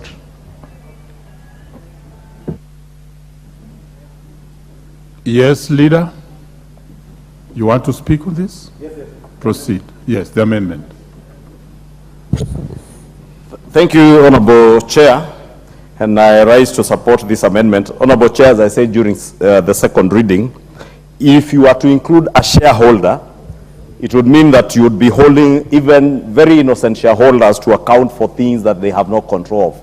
Because I could even be owning a single share or 2 or 10 shares in an insurance company, but the management and directors are the ones who are in charge of the day-to-day running of that company. And therefore, excluding the word shareholder is very progressive, and I support. Very well. There being no any other interest, I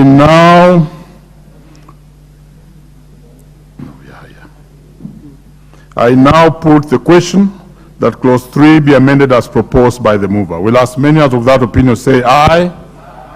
Will as many as are of contrary opinion say nay? The ayes have it. I now put the question that clause 3 as amended be part of the bill. Will as many as are of that opinion say aye? Will as many as are of a contrary opinion say nay? The ayes have it. Clauses 4 and 5. I propose the question that clauses 4 and 5 be part of the bill. There are no amendments on this one. I now put the question that clauses 4 and 5 be part of the bill. Will as many as of that opinion say aye? Aye. Will as many as of a contrary opinion say nay? The ayes have it. Title.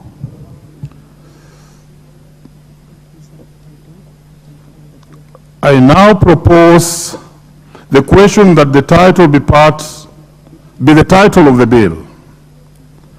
I now put the question that the title be the title of the bill. Will as many as of that opinion say aye? Aye. Will as many as of a contrary opinion say nay? The ayes have it. Clause 1. I propose the question that clause 1 be part of the bill. I now put the question that clause 1 be part of the bill. Will as many as of that opinion say aye? Aye. Will as many as of a contrary opinion say nay? The ayes have it.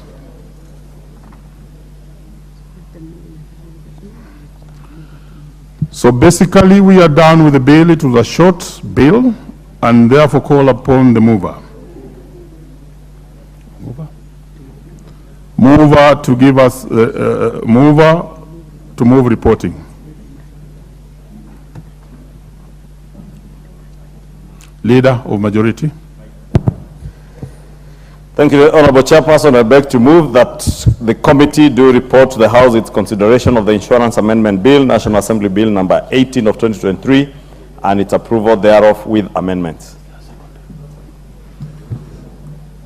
Honorable members, I put the question, which is that the committee do report to the House its consideration of the Insurance Amendment Bill, National Assembly Bill number 18 of 2023, and its approval thereof with amendments. Will as many as of that opinion say aye? Aye. Will as many as of contrary opinion say nay? The ayes have it.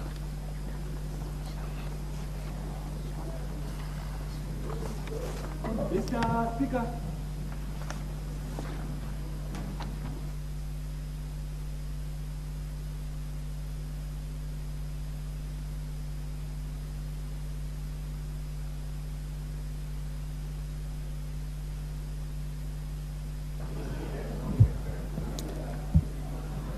I'm very sorry, members, to err is human.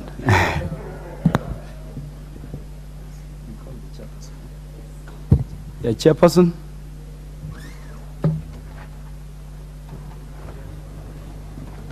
Honorable Speaker, I beg to report that the Committee of the Whole House has considered the Insurance Amendment Bill, National Bill number 18 of 2023, and approved the same with amendments.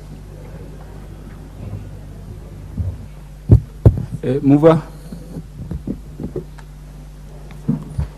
Honorable Speaker, I beg to move that the House do agree with the committee in the said report.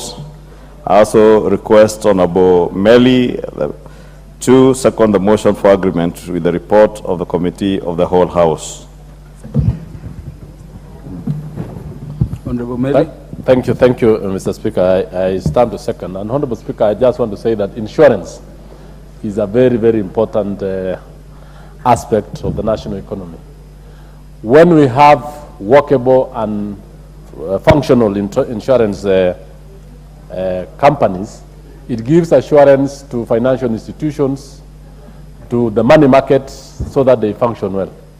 Mr. Speaker, you realize that a country without a strong insurance cover, even in the medical field, even in the financials, even in the commercial sector, will actually have a shaky financial system. So I want to thank the chair for actually bringing some of these amendments that entrenches, first of all, ethics, it entrenches integrity, it entrenches financial performance, and also it ensures that the institutions functions well. If they don't function well, Mr. Speaker, you will realize that even the covering, the insuring entities will lose, especially to fraudsters. It would lose to individuals who are actually in the money launderers and the rest. So this bill is very important, and I urge the members that we move it and we support it and we actually enhance it. Thank you so much, Mr. Speaker. Did you second?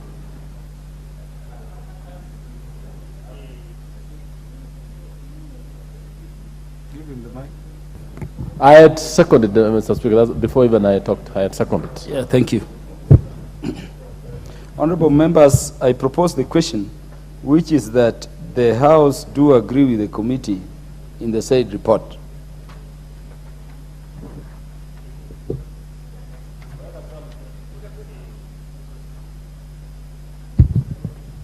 Do we have any member seeking to speak to this? Any member seeking to say something to this? Yes. Say something. Honorable Makali Mulu. Mr. Chairman, I just wanted to thank the committee for this important amendment to the Insurance Act, because, Honorable Speaker, we all agree that insurance is very important in this country. It's one of the key players in our economy, provides a lot of employment to our young people, and it's a major contributor to the GDP. So when we want to push for serious accountability in this sector, as the chair said, Honorable Speaker, this is the right direction. And I think as a House, we are doing the right thing for this country. We are doing the right thing for this sector, and we are doing the right thing for those Kenyans who are insured. I did indicate that when this sector is collecting money from the Kenyans, they are very excited. They are put on very smiling faces. But when it comes to paying the claims, they start dodging Kenyans. So what we have done, Honorable Speaker, is to make sure that just as just as much as they are happy when collecting the money, they should be as much happy when they are paying the claims. So I want to support and really thank the House for this good amendment. Thank you, Honorable Speaker. Yeah, there are not Honorable Pukosi. Thank you, Honorable Speaker, for allowing me to contribute.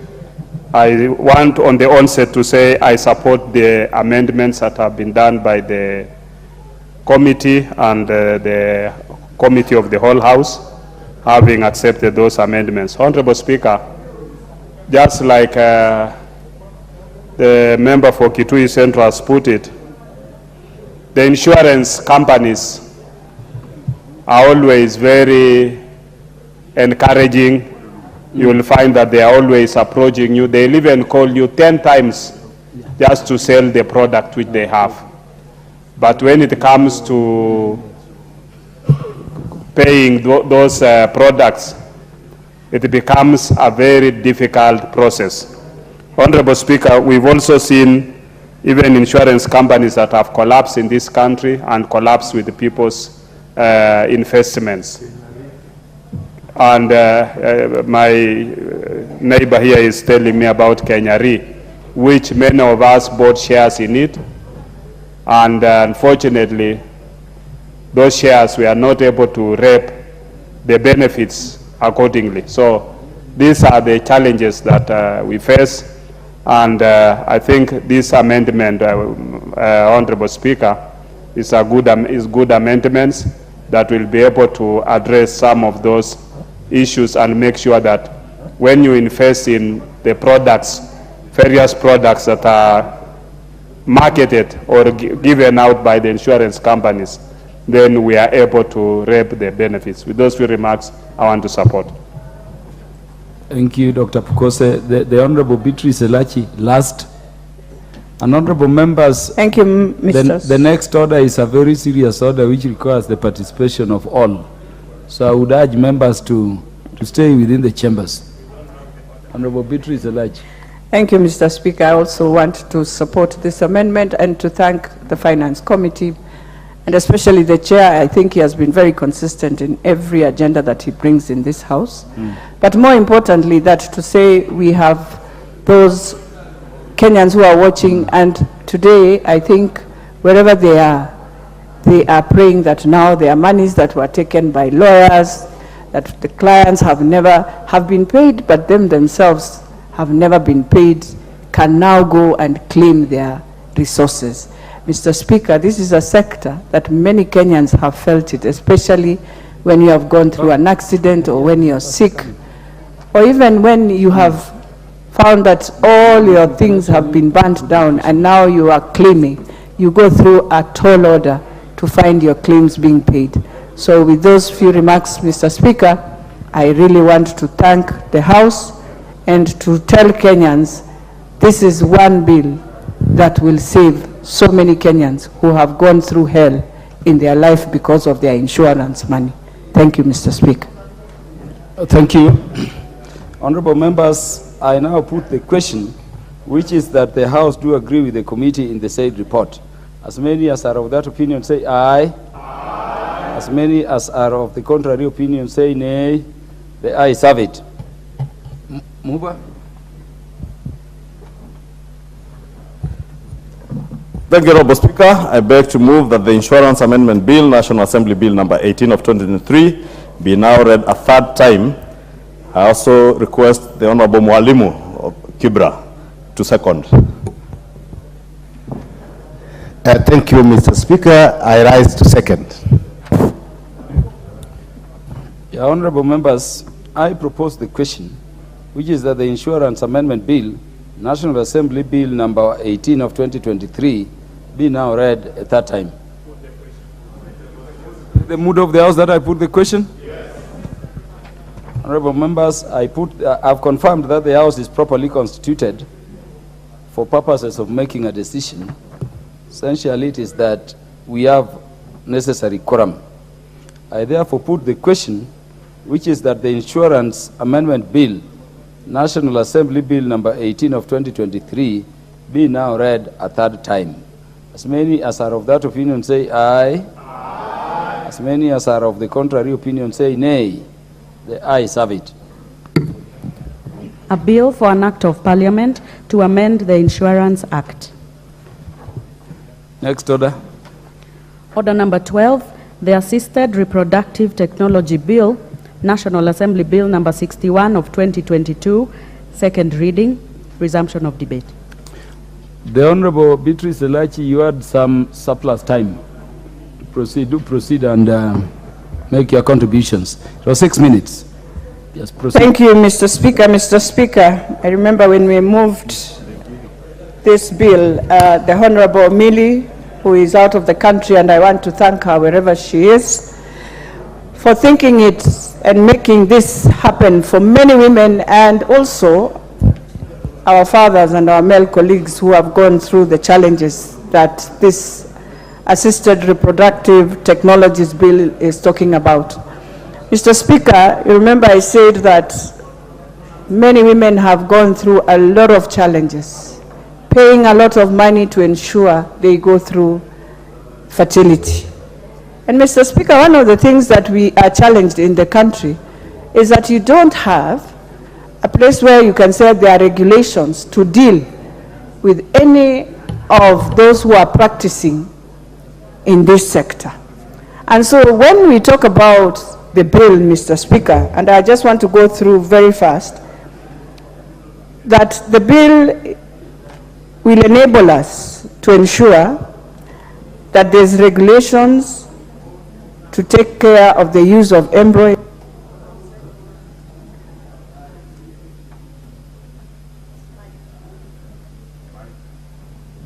Who has disappeared with the mic of Beatrice Elachi? Consents of parties, the issues that we've gone through whenever one has agreed that indeed will assist, and then in the end of the day, you find that the person, after giving birth, there's that bond. And so you find there's a lot of conflict. And so this bill will cure that. Mr. Speaker, the other thing is that the bill provides for matters regulating rights of parents, the donors, children, including use of sperm after the death of the man, because you find sometimes you indeed accept, but if you pass on, we don't have a regulation that says now your sperm can be used according to how you had agreed before. So this is what this bill is coming to cure. And Mr. Speaker, more importantly, now to have licenses, which we don't have. Mr. Speaker, when you look at today, and just the other day, I remember we had a very huge crisis. KEMSA was just about to agree to bring generic contraceptives in this country. If the president did not stand firm, that is what was going to happen. And our brothers who are in the pharmaceutical companies had really pushed the agenda. So what we are saying in this country as women, that we want now to have regulations that will protect us. When I look at how we are going through a lot of challenges in our health sector, and more importantly, not just the health sector, but the trendings that have come in, Mr. Speaker, where you find yourself wondering, I am taking a drug is resistance on my body, it becomes a nightmare. The same way we find ourselves sometimes when we are going through IVF and any other route that a woman will prefer when she is looking for a baby, which I have always said, if there's something that transforms a human being, is when God gives you the gift to have a child. And so when you find many of our women struggling, Mr. Speaker, it's not their wish. But one thing I want to say, Mr. Speaker, we have made sure it is going to take care so that anyone who is trying to think LGBTQ can try and play around here, they will never find their way here. That is why we need the regulations, so that a person who is just doing funny things cannot come and use our girls to say now you can have a baby from another and yet you have decided you don't want. So, Mr. Speaker, this regulation, this bill is very critical in times of trying times that we have today and many other things that we see that is happening in this country. Mr. Speaker, as I finalize, I just want to plead to the members that it will be important for us to really debate on this. This is a very serious thing. This is one of the bills that when we are talking about the drug bill, part of it is here. And so I can see we are combining all these bills together, Mr. Speaker, to ensure that these regulations will guide on how we deal with assisted reproductive technologies. Mr. Speaker, I want to finalize by just putting in a simple word as we eulogize the young journalist who really worked so hard, who comes from my constituency, Jeff Kayemba. I just want to say that it is sad in the different diseases that we are seeing, that this young man can go away in 2 weeks. 1 week you are in hospital, You're given 6 pints of blood, the next thing you are back home, the next thing you are gone. I am imagining the wife, wherever she is with the child, what is happening, and so my condolences to that family as I finalize, Mr. Speaker, and to say I am praying in all these bills that we are doing, even the ones for drugs. Mr. Speaker, we need to look through this thing of drugs. We need to look through these things of medicinal that we are passing and ensuring they will touch human life, but more importantly, to save human life, to make sure that we are able to ensure as a country our people are safe, and whatever we bring in must be safe for them. And therefore, as I support Mr. Speaker, and second, I believe we are bringing in a bill that will be safe for couples who have been struggling to look for a child. And I pray that we follow through, and I pray that this House will debate and we shall be able to pass. With those few remarks, Mr. Speaker, I beg to second.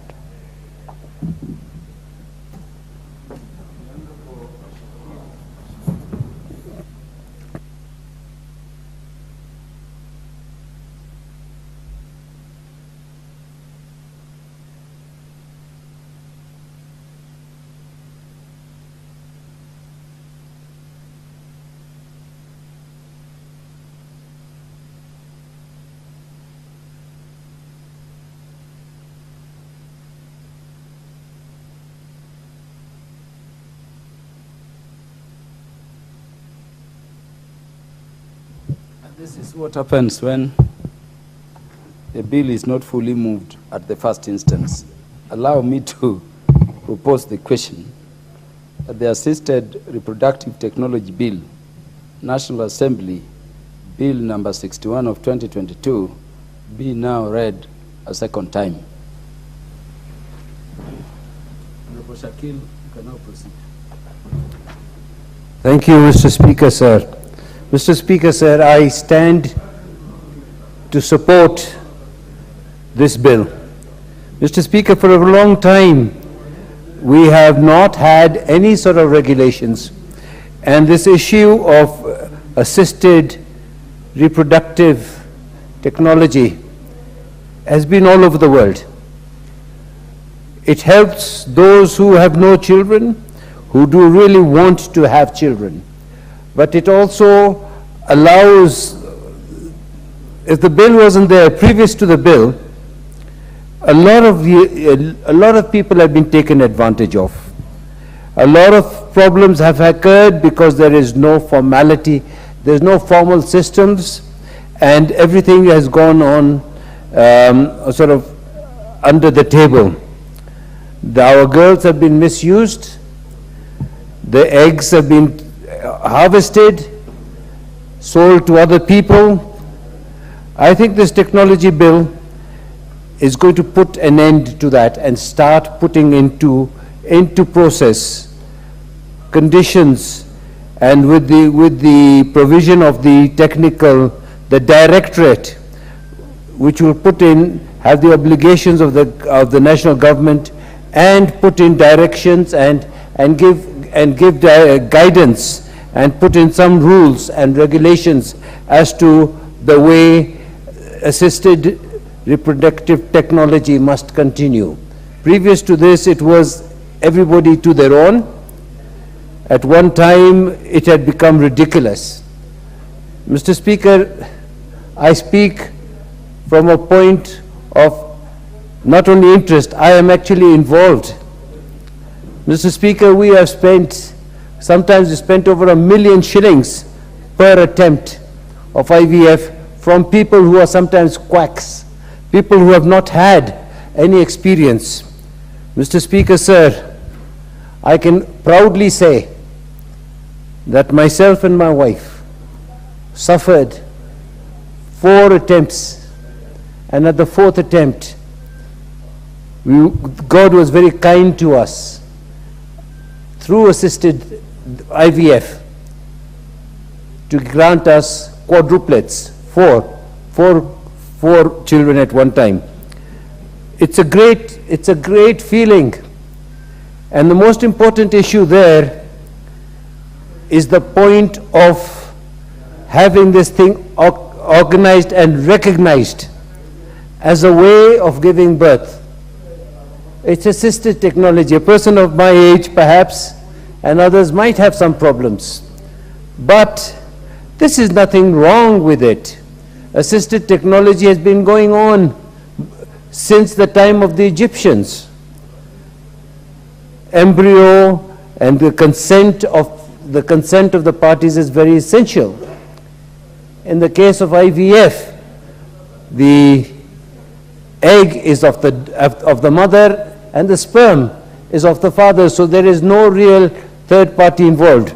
But there are times when there is what is called donation of eggs or donation of sperm. Now, as much as the agreements are set across, there are people who are now coming in, used to come in from Europe and wherever, to get donations here of embryo and even surrogacy. Then there was problems because it was not done in the right manner. The law was not there to recognize or to establish agreements.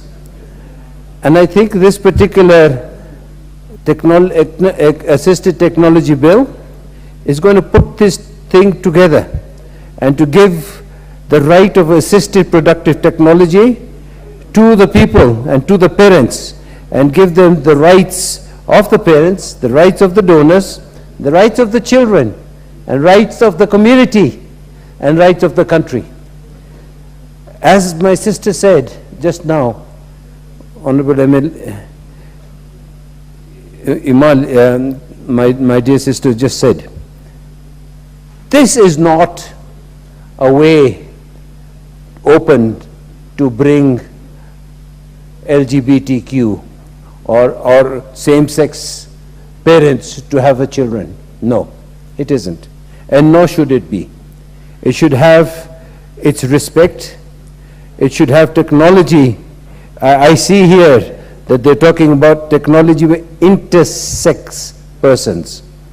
The consent of assisted reproductive technology services and the duties of assisted reproductive technology expert.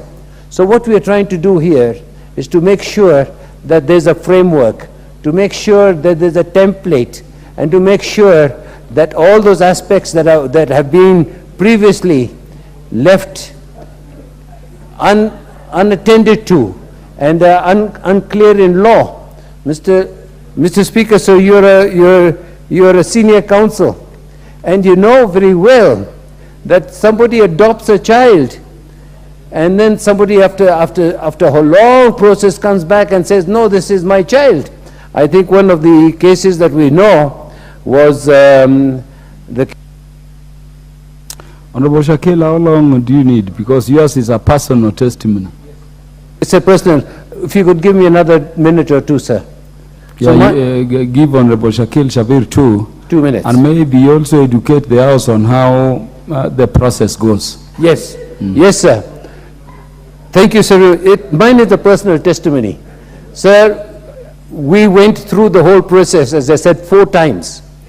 And each time we were losing, we would lose the battle. But we developed a knowledge. First time we were very, very, very green at this.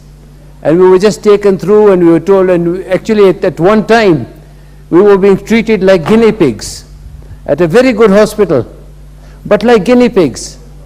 And there was nothing, nothing different between ourselves and what they were doing for maybe animals. This was about 15, 20 years ago. That has redefined itself. These things have been improved. And people have been able to put a much assisted reproductive technology. So by the 4th time, we were able to it's a long process, Mr. Chair, and it's a very painful process, especially for the mother. And to go through that process, Mr. Chair, it really needs a lot of strength. And Mr. Chair, even at the end of it, we were not sure, even at the last trimester, whether we were going to be able to save all of the children. So it is only the strength of the hospital and the strength of the people who are behind it and the professionality of what it was done that we were able to go through. It's the professional. So the fact that we will have now a directorate to whom we can go and complain, and those people who are probably went through and were making big money for no reason and treating you like animals, that is finished.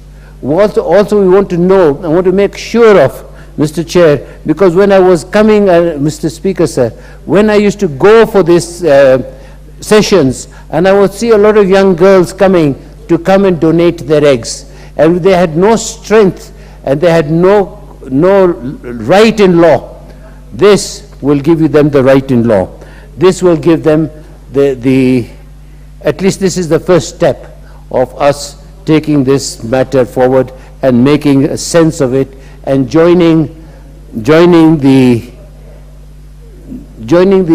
what we call the cutting edge technology of assisted reproductive health. And from that point of view, Mr. Speaker, I'm a very pleased man today to support this bill. And as I've given my personal testimony, Mr. Chair, I stand here as one of you who has benefited, and not one time. God has been great. It was the issue of assisted technology requires God's blessing. It cannot be done without that. So I am very proud, Mr. Speaker, sir, to say that I'm a father of four-year-old children who are a gift to us and through assisted technology. Thank you, Mr. Speaker, sir.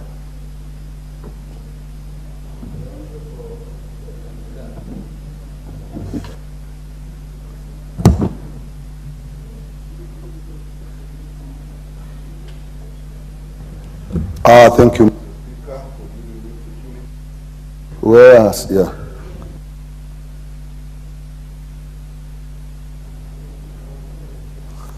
Thank you, Mr. Speaker, for giving me the opportunity to contribute to this. Mr. Speaker, this bill has actually come here. This is the third time and has lapsed. But it's an extremely important bill. So, Speaker, the objective of this bill is to regulate assisted reproductive technology. Now, what that basically means is to assist couples or people who desire to have children and are not able to assist people with infertility. Basically, what it means, that technology assists the eggs or the ovum from the lady and the sperm from the man to come together. Fertilization takes place, an embryo is formed, and this embryo gets itself into a womb that is biologically ready to grow it into a baby. Basically, that's the problem. Normally, this would happen, that is the issue. Normally, this would happen naturally, but it may fail either because the sperms are not there in the man, or they are there and they are not functional, or the eggs are not there in the woman, or if they are there, the system that brings them together fails, or the womb itself is not ready, or in some circumstances, after surgery, the womb has been removed, but the lady would still want to have a child. That technology is what we actually are talking about.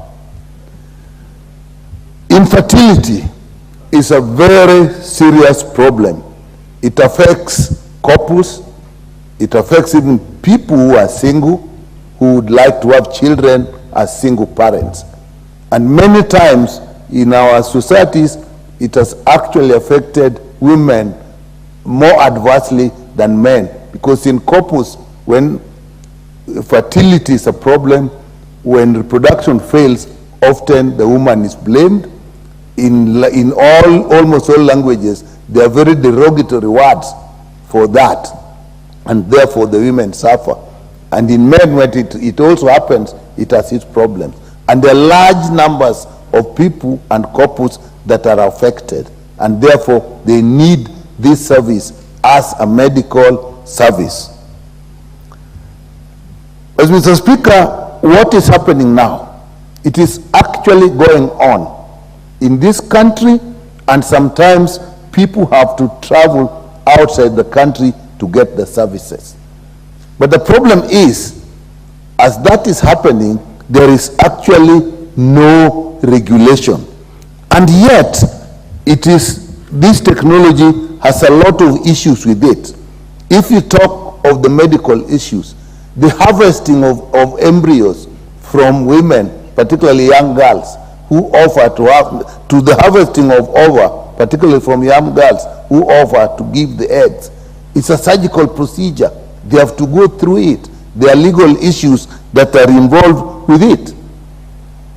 The sperms that are given, often they are sperm banks, but sometimes there are specific offers. There have to be laws that regulate that.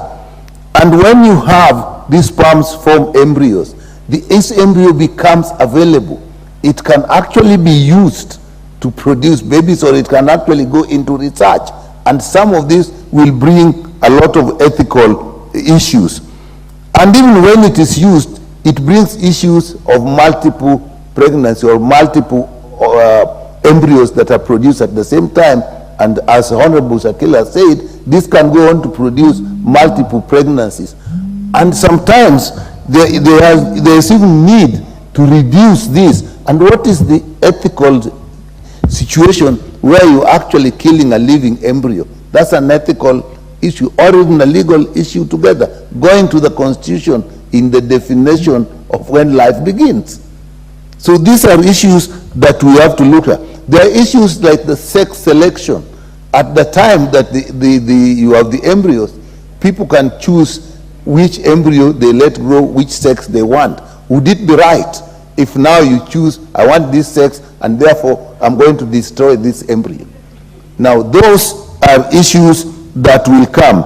Mr. Speaker, there are issues of using surrogate mothers, where actually wombs can be hired, so that the mother, the person who carries the baby to term is actually not the mother who had the ovum. And so this is hired either by a couple.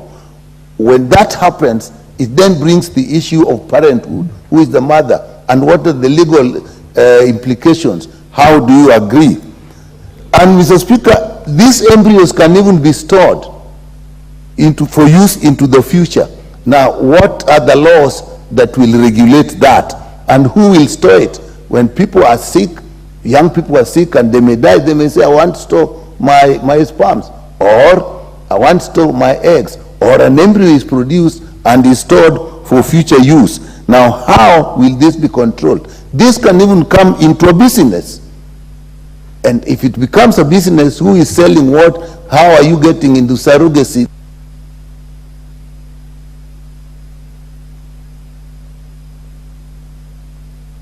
You need more time? We will, because you are a medic. How long do you need to explain this to us better? I'll give you 2 minutes, Dr. Nyikal. So the future use, if there is business in this. And what about research? People can start to manipulate genes, because these embryos are, it would be as ridiculous as even trying to use embryos from different animals, and it makes it, these are possible. So that has to be regulated. So, Mr. Speaker, there are all these issues that are necessary, even the health of the people that are involved. It is therefore necessary, Mr. Speaker, that we have a law that regulates this. And to that extent, I support this bill. It creates a directorate. It creates the licensing of who will use it. It creates how you can manage the sperm banks. It creates for how long you can keep the embryos. It creates what kinds of agreements people have to go in if you are going to have surrogacy involved. Or even when parenthood is involved, later on the child may want to know their real parents. What are the legal implications of that? And what are the legal implications in terms of inheritance? So, Mr. Speaker, this is a health service, but it has so much social implications that it needs proper regulation.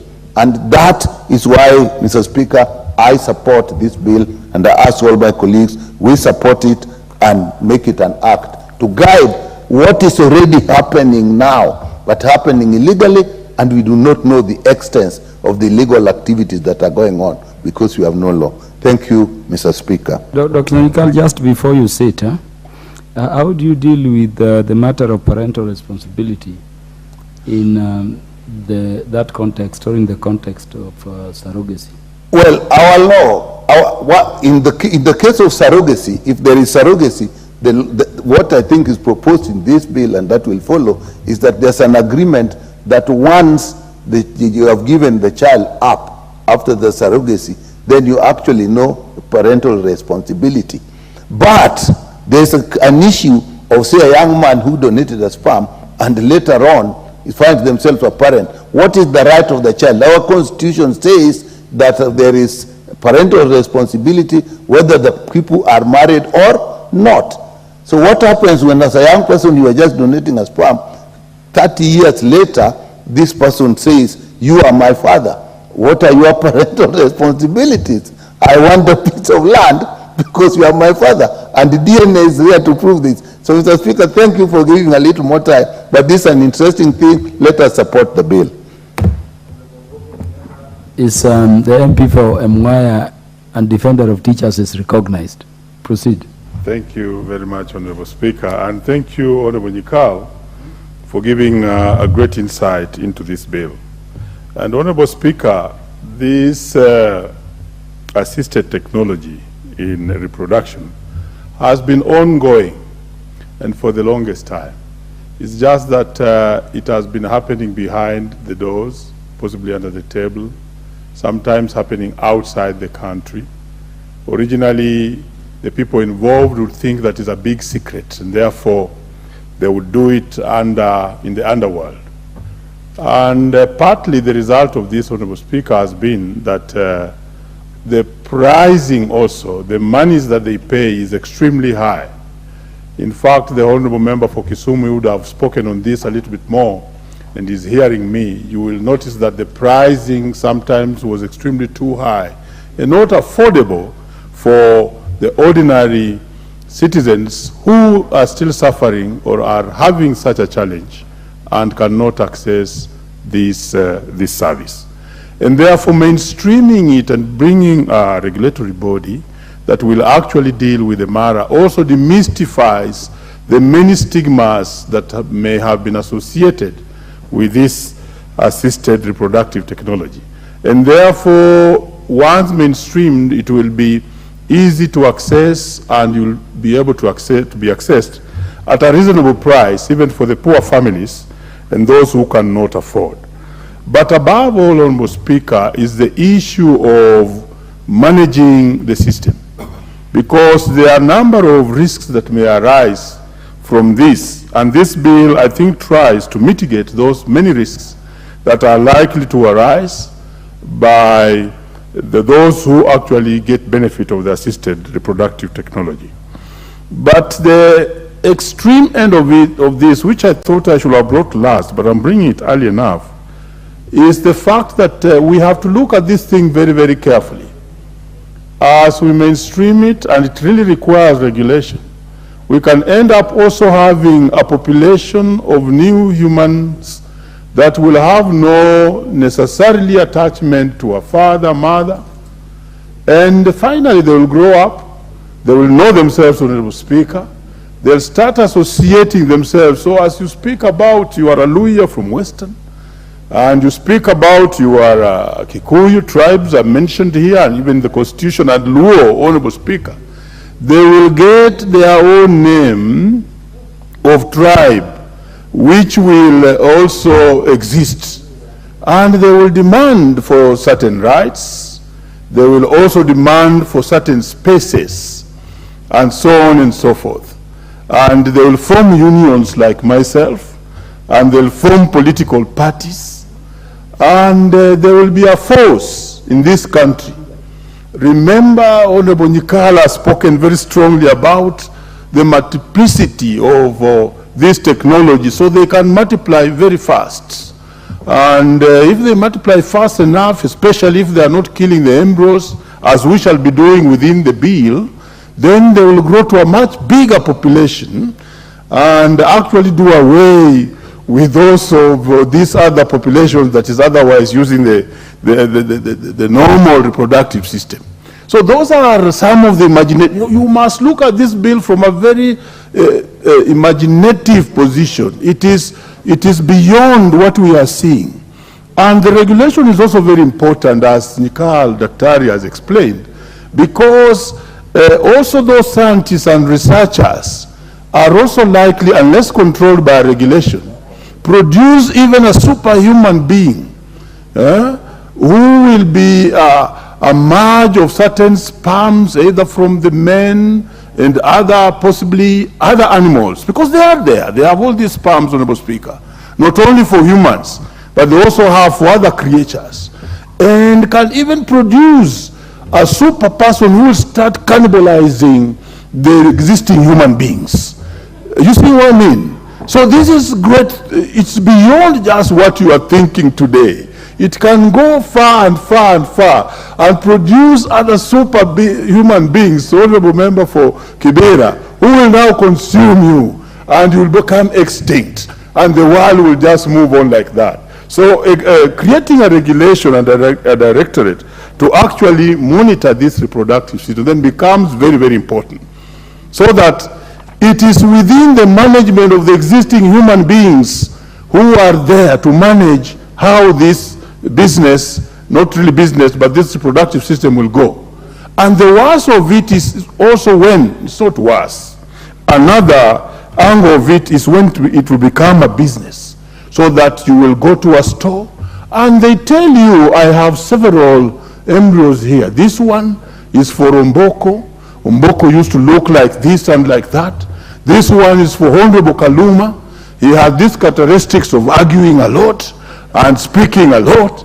And then you are selling these things on the counter. This is why it's very important to do a regulation. And also determine for how long can an embryo, an ovum, or a sperm be used. Because some people may even store these ovums and these sperms beyond the time when the person even lived. So he's already dead. But they are reproducing that person because they are having a store of these people. And what are the legal implications of the person who comes out of that? Because he will now go and face the existing family and ask that I'm also a member of this family, even 20 years thereafter. Honorable members, are you following me? This is serious. So as we make this law, don't take it as an easy matter. It's a matter that will actually affect the generations to come in totality. Honorable Speaker, with those many remarks, I support the bill. Thank you, Honorable Mvoko Mulemba. I want to permit former Minister for Internal Security, the Honorable Julius Nkuli, to make his contributions. But before that, allow me to appreciate Honorable Shakil Shabir for coming out in the open as a leader and as a member of Parliament to confirm that this assisted reproductive technology is a reality and that it works. It is not some myth. I remember, Honorable Shakil, when I first met you when you begot your 4 children, and I'm happy the joy has never waned. You continue to be very happy. Now they are 4 years. So thank you for coming in the open, and I think it is an encouragement for those other Kenyans not to hide when something can help. The Honorable Julius Sunkuli. Thank you, Mr. Speaker. I also want to associate myself with those who are supporting this bill. This bill addresses the issue of surrogacy. And I think, simply stated, surrogacy is a situation where a woman carries a baby in her womb and carries the baby to term, but has no genetic relationship with the baby, and he is carrying somebody's baby who does not have her genes. And this law introduces those two new terminologies. One is the surrogate mother who carries the baby, and the other one is the intended parent who therefore, or parents, who therefore take the baby as soon as the baby has been born. Now this new arrangement, Mr. Speaker, has been now recognized by the law in Kenya because it has been going on. And because it has been going on with certain challenges. But first to say, Mr. Speaker, that the problem it's supposed to solve is the fact that infertility is a reality in Kenya. We all have this problem. We know somebody who does not have a child, but actually who desires a child. I know Professor Njekal and the two professors are distracting me a bit, but they desire a child. And there is no way they are going to get a child other than by getting a lady, a woman, who will carry the pregnancy to term for them. Now we want to solve the problem. And this problem has existed for many years. I think in certain communities, the Luo, the Nandi, even the Maasai, there was another practice where a woman who does not have children was allowed, quote and unquote, to marry and get a lady not in the LGBTQ style, but one who would be assigned to her as a wife, but allowed to get babies from somebody else. But the children would belong to the person who is supposed to have married her. Now the difference is that at that time, the person who is the intended parent has no genetical relationship with that child. But now technology has come where the genes can be exported and implanted into somebody else, and that child can be brought up as the child of the people who donated the egg and the embryo that will now get the baby. Now, Mr. Speaker, because of this new technology, this is actually widespread around the world. And for a long time, the people in Europe, particularly people in the UK, used Indian women to carry their children. And even in our society today, where there are some people who are rich and others are poor, it tends to be the case that the poor women are the ones who carry children for the rich men. Now, this law addresses one particular issue, and that is the issue of exploitation. So that when a woman carries a child of somebody else, she has to be adequately compensated. And compensated in accordance with an agreement, a contract that exists between the intended parents and the surrogate mother. Now, this law here addresses that issue. But it also addresses the issue where when the surrogate mother has gotten the child, she does not run away with the child. She does not say, now this child is handsome, I'm not going to give it to you. There is recognized in Kenya now surrogacy agreements which bind the surrogate mother to deliver the baby according to the contract. But it also ensures that the baby is well protected. There will be a situation where a baby with a disability is born, and the intended parent will say, this is not the kind of child I wanted. So the surrogacy agreement must bind the intended parent not to select the kind of child that they'll accept. That the moment a child is born of their genetic formation, that child belongs to them. These, of course, these are the things that this law is going to protect. And of course, it has been said here that there could be a situation where sperms are, of course, when a man gets an ejaculation, it usually contains a lot of sperm. and it's only one eventually will materialize into. Pardon? Yeah, out of 5 million. So we have ethical questions to answer. You and I, Mr. Speaker, are Catholics. We don't know whether it will become ethical at some point to throw away what has not been used.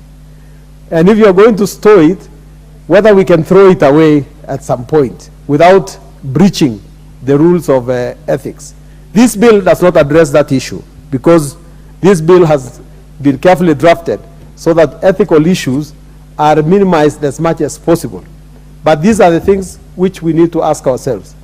You are talking about the constitutional provision that life begins at conception. That's right. So in the context of assisted reproductive technology, you are asking whether the bill defines when conception begins in this context. Yeah. And this particular one has actually, we had the occasion to interrogate this bill, and this issue maybe remains. It does not stop us from passing this bill, but it requires in future times to answer that question. And of course, the issue that is raised by Honorable Mulema, that can we be able to get an animal and crossbreed with a human being? We are not yet aware that such science is available, but this bill forbids that kind of activity. And we therefore would like, Mr. Speaker, to say that this bill will solve many problems in Kenya. It will enable women who have desired for children, men who have desired for children, to now use the technology that is available. Many things of your interest, Mr. Speaker, will be at the definition page at section 2. A lot of things that I'm sure we will have to amend, including the meaning of a spouse as is defined in the bill. I think that will have to be simply a man and a woman who are married, not so that we don't put it as for the time being married. I think it's just a question of married, so that it does not exploit the women who are in a relationship. It has to be recognized that a marriage is just between a man and a woman, and that the word spouse must mean nothing else. There will be a bit of tinkering to be done here and there with respect to the bill, but the spirit of this bill, Mr. Speaker, is good. It will be very progressive for Kenya, and I commend this bill to the members of this House. I support. Thank you, Honorable Julius Nkuli. I don't see any further interest in the bill. I wanted us to go to the Honorable Ruth Odinga, the women rep for Kisumu County.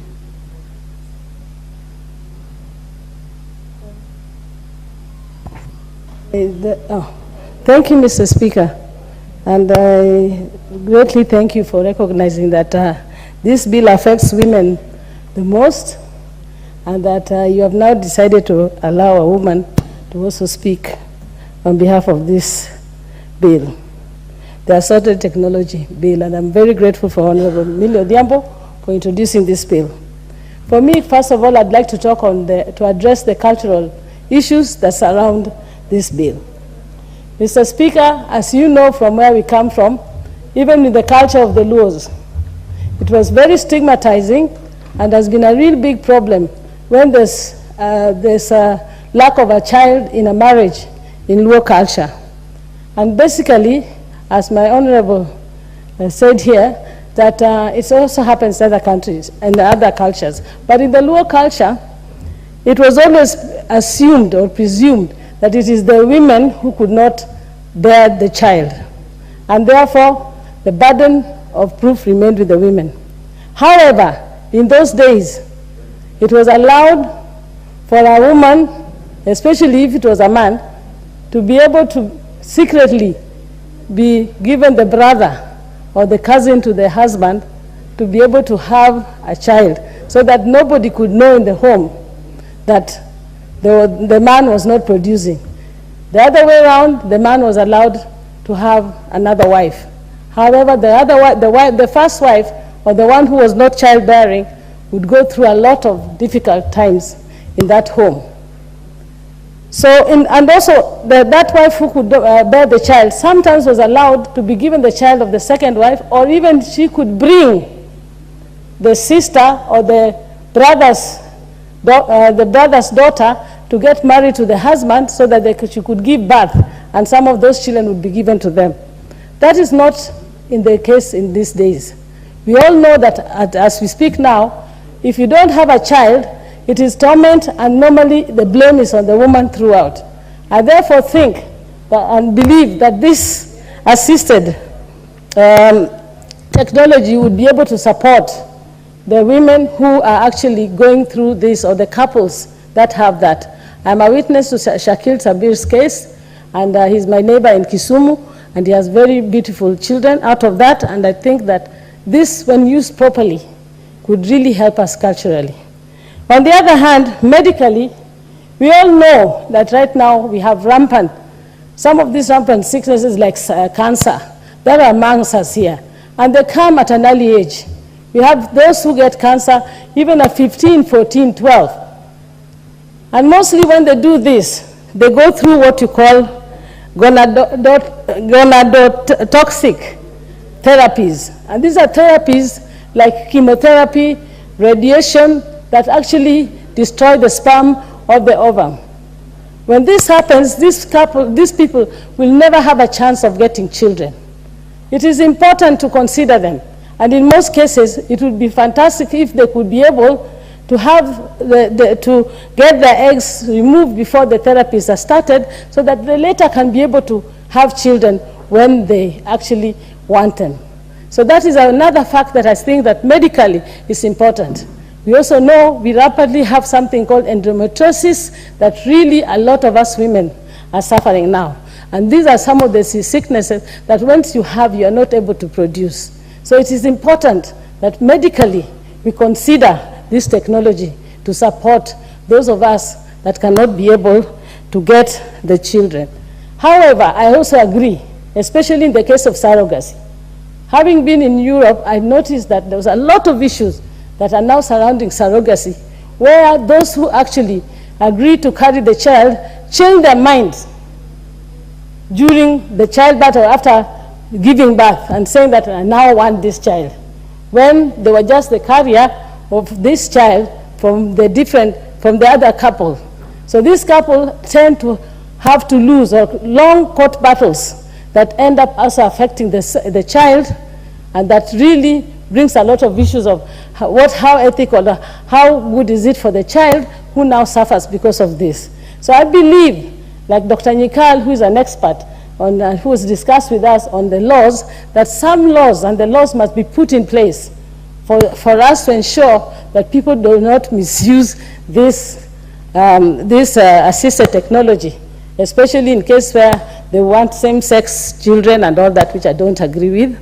But then let us have it, and for me, I support this bill. Thank you.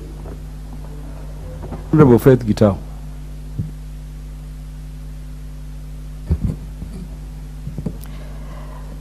Thank you, Honorable Speaker, for giving me this chance. I rise on the onset to support the bill.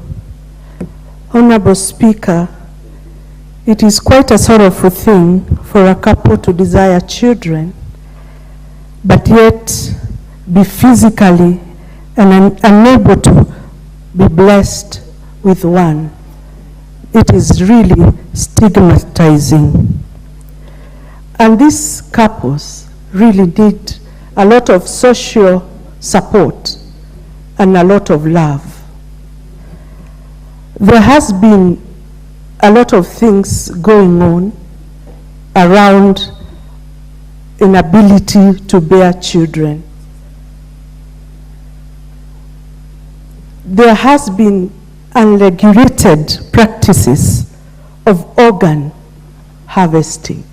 You know, we have a lot of quacks around here in Kenya who harvest organs, ovaries and sperms and sell to desperate couples in need of children. And it is very sorrowful. It is really quite heartless for these people. And these horrific practices must be put to a stop. Honorable Speaker, I'm of the opinion that proper regulations on how to deal with matters of infertility and inability to bear children must be put in place. And therefore, Honorable Speaker, I'm so delighted today to see this bill come up. And indeed, the use of assisted reproductive technologies must be put adequately and must be regulated. We know what happens around these technologies. Number one, they are not affordable. So we must make it affordable because there are couples who are suffering here in Kenya. And therefore, Honorable Speaker, I rise to support. Thank you very much. The Honorable Wilberforce Oundo. Honorable Speaker, thank you for this opportunity. I didn't conclude consulting Dr. Nyekal, but I'll take care of myself. Honorable Speaker, I stand to support the Assisted Reproductive Technology Bill that's before the House. And as another speaker has indicated clearly, this is not the first time this bill is coming to this House. I know it was here in the last term, last Parliament. We were unable to conclude it. And I personally, Speaker, let me confess, I was a bit skeptical and I was uneasy about this bill. And when it was being debated on the floor of the House, I took a French leave deliberately because being a Catholic, being an African man, there are some issues we find very difficult to deal with. But with the hindsight, when I went back, I discovered even the larger network of our family, we have ladies and we have men who have been unable to sire children, get children through the natural process, and obviously it forced my rethink to come and make a comment on this bill. The bill provides several solutions to a problem that has existed with us for many years. Since time immemorial, there have been infertility in human beings. Where I want to say where I come from, we have had a way of solving these issues through established networks that have left the moral fabric of the society intact. But I must admit, new times calls for new approaches, and we must deal with it. Honorable Speaker, in my community, when a lady did not have children, the stigma associated with it had a lot of moral issues and would cause a lot of stress. More so, but again, more importantly, a man who could not have children either, likewise, had faced even more scrutiny and public shaming more than anything else. Of course, naturally, we had a way of solving that problem. A man who could not have children and was married could contract, let me use the word contract,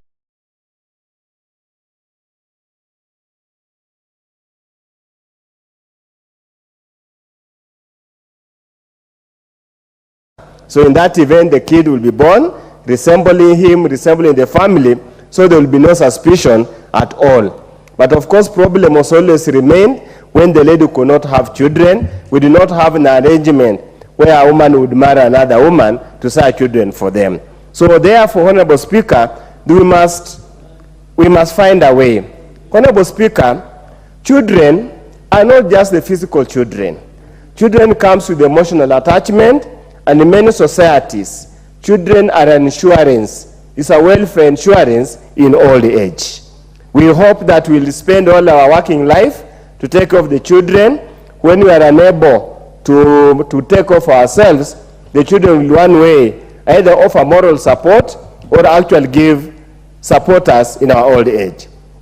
And that's why, Honorable Speaker, the mere title of the bill, reference to technology, leaves out an extremely important aspect of how we use the traditional way we used to solve this problem. Honorable Speaker,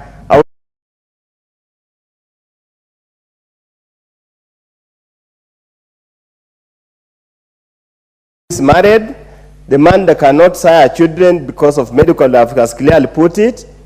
She contracts a cousin of the husband. So whose children do they belong? We thought then that particular aspect we could have actually institutionalized it, legalized at this particular moment, so that now when we talk about technology, of course technology found me. What I have about technology is a laboratory. But what about natural process, akin to adoption or something like that? So, Honorable Speaker, these are now the issues that when we come to the committee of the whole House, hoping we'll be given enough time and we'll have a bipartisan approach, we'll address these issues. Honorable Speaker, the bill has got very far-reaching issues. Number one, the definition of infertility. Again, we must persuade the purpose of the bill, where they say that infertility means the inability to conceive after 1 year of unprotected coitus or any other proven medical condition preventing a couple from conception. Dr. Nyekali was going to consult. I don't know if 1 year of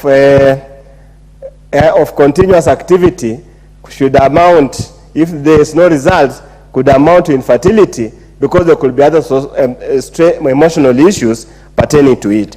But, Honorable Speaker, there are three fundamental issues I want to raise here. Number one, and my colleagues have raised as a Catholic, who is supposed to benefit from this? Is it any person who is unable to take through the process? For example, a lady who feels probably does not want to deform her belly. Would she go for surrogate motherhood? Will the law allow? Or is it a case where it's proven beyond reasonable doubt the lady is unable to carry a pregnancy to term?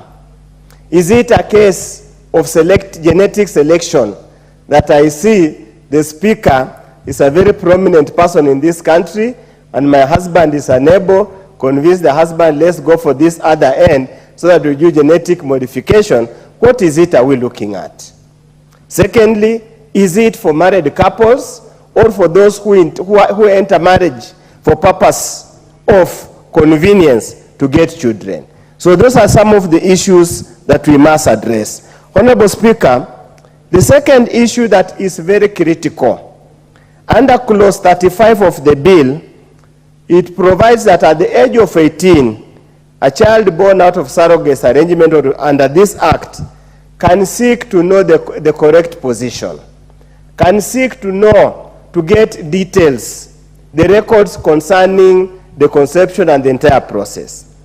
Honorable Speaker, as I said, having a child is both a physical or blood matter, but it's also an emotional matter. A case where a child reaching 18, the parents have invested heavily, and then now goes to find out who are the rightful parents, and then abandons these parents. So what recourse do we have under Article 57 that requires that all the member society must be taken care of by the family? What moral obligations? Because all that we have here, this bill, it only talks about the rights of the child, talks about the right of the surrogate parent, talks about the right of the donor, does not talk about the right of the parent who has taken care of the child up to the end. So, Honorable Speaker, at the Committee of the whole House, we must for sure deal with these moral and medical issues. Honorable Speaker, the second issue, which is very critical, and Mheshimiwa Sonkuli has raised it. By the very nature, an embryo is fertilized outside the womb of a woman, under this arrangement. The embryo is fertilized out of the womb of a woman. The bill makes a provision that that arrangement can be terminated before implant into a woman in the event the contracting parties disagree. So the question we'll ask ourselves, when does life begin? Does it begin at conception? And that's why we'll seek the technical expert of Dr. Nyekal. Is an embryo fertilized in a test tube? Does life start there, or does life start when it's implanted into the womb of a woman? Now, those are now moral issues, constitutional issues, religious issues that we must delve into, so that this bill, as it tends to address a very fundamental issue, we must also not lose sight of our culture, the constitution, our religious arrangement, so that we are able to tie up all together.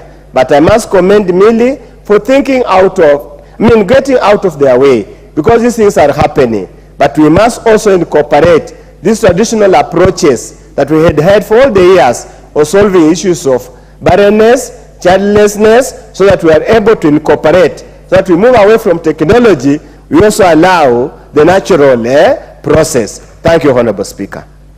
Dr. Naomi Wako, in 1 minute.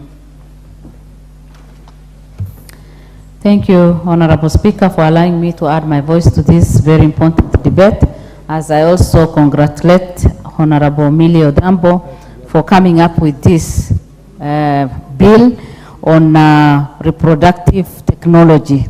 Mr. Speaker, I stand to support this bill because of what we know in our own society and in our country. We know that people who have had challenges of infertility have had a negative impact of that in their lives, and in particular women have suffered from the negative impact of that. Many have experienced violence, many have been divorced, and many have also gone through social stigma and emotional stress. Depression has also taken place in some people's lives, anxiety and low self-esteem. As a result of that, Mr. Speaker, many have even committed suicide. And that is why today I stand to support this bill, so that this technology can be a relief to many people. Mr. Speaker, in part 3, clause 1 to 19 of the bill provides of matters regulating prohibiting activities, including the use of embryos, consent of parties, and etc. Mr. Speaker, this will solve a lot of problems from our generations today, and especially women who have in the past been moved to depression because of this. Order, Honorable Naomi Wako. You will continue after the adjournment motion. I want to now call the mover to move the adjournment motion. If we are able to be done with it within time, we will revert to this motion, Honorable Dr. Naomi Wako, and you'll have 8.5 minutes to make your contributions as we proceed to the others. Yes, yes. Honorable Mbui. Yeah, thank you, Mr. Speaker. The House did approve that we do adjourn the House for purposes of discussing this definite matter of urgent national importance regarding these ongoing demolitions and evictions in Athi River, Machakos County. Mr. Speaker, since Friday the 13th, which I would refer to as a dark Friday of October, up to date, the worst case of demolitions in the history of this country has been taking place in the county of Machakos, in the constituencies of Mavoko, in an area of Athi River.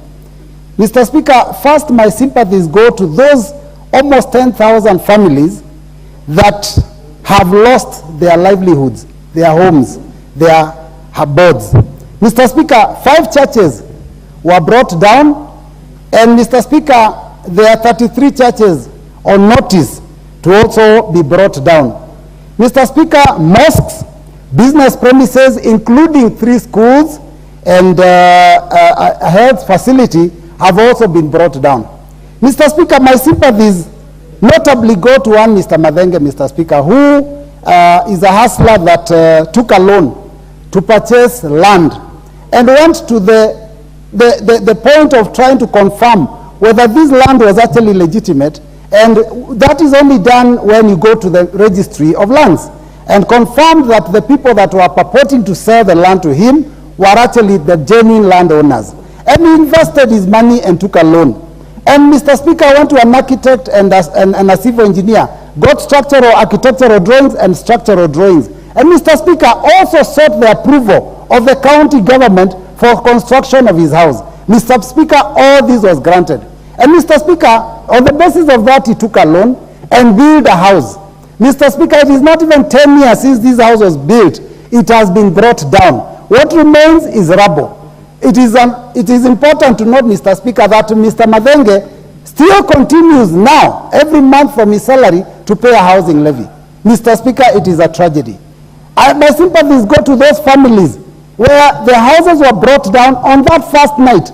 And so children woke up the next day, they had no school to go to. It is unfortunate, Mr. Speaker, because also families had nowhere to live, because this destruction started in the evening. And by morning, Mr. Speaker, people were thrown out. Children spent the night out in the cold. Mothers with small children were out in the cold. Fathers had no answers for their families. Mr. Speaker, it is a major tragedy. Mr. Speaker, I want to condemn in the strongest terms possible those that gave the instructions for the demolition to take place. It is so unfortunate, 60 years after independence, that people can be hoodwinked, buy land and process titles, get connected to the national grid of electricity, road networks are put up, water is supplied in that area by the county government, and then suddenly all this comes down. And Mr. Speaker, I also want to condemn the police that were sent there in huge numbers. Mr. Speaker, it was so unfortunate because I went there as a local leader to go condole with these families and to see how we could help the children that spend the night out in the cold, whether we would provide them with blankets, whether we would buy for them a cup of tea. Mr. Speaker, we were chased like dogs, Mr. Speaker. It is unfortunate. So, Mr. Speaker, I want to say that the history of this land, this is ancestral land. It is our heritage, the heritage of the people of Machakos. And Mr. Speaker, the land was given to the East African Portland Cement. They did not purchase it. The reason that East African Portland Cement was given this land was simply because that area was rich in minerals that are used in the production of cement. So they were given this land for purposes of mining so that they could be able to process cement, and that was the main business of East African Portland Cement. Mr. Speaker, it is notable that the East African Portland Cement has run into billions of debt as a result of the poor management of the business itself, a business that was once a monopoly of production of cement in this country. And therefore, in order to cover their losses, in order to cover their poor business practices, now East African Portland purports to want to sell the land that belongs to the community of Machakos County. Mr. Speaker, I think that is something we cannot take for granted. Mr. Speaker, it is also good to note that when these evictions were done, there was no eviction order that was given by the court. Mr. Speaker, the case that was taken to court was thrown out on technicality. And the only thing that the judge finally said was that we need to set a date of hearing so that a discussion could take place, so that the case would be heard. The case was never heard. And then, so therefore, after it was thrown out on technicality, bulldozers, the sound of bulldozers, the sound of wailing women and children is what we could hear from that place. So, Mr. Speaker, it is quite an irony that 60 years after independence, people can be thrown out in that manner. Mr. Speaker, it's also notable that Clause 155 of the Land Act does indicate that in order for anyone to be evicted, there must be two things. One, a court order, so that we can be sure that the court process has taken place. And two, Mr. Speaker, a notice of 60 days. You notice that recently when there was a ruling about the land that was owned by Gerishon Kirima, the late honorable member, they have given the occupants 60 days, and they have also opened up an opportunity for discussions. Mr. Speaker, that was not the case in Mavoko. That was not the case in our region. And Mr. Speaker, it's also good to note that it is on record that there are other areas where there are issues of land disputes, and evictions were to take place. And none other than the Deputy President himself, Mr. Speaker, said that he will not allow the evictions to take place in Okalau. Are the people of Mavoko any less than the ones in Okalau? Or is it true that there are people that are shareholders and that those that are not? Mr. Speaker, on the inauguration of this government of Kenya Kwanza, there was very clear information given to us that from now, Kenyans are now safe.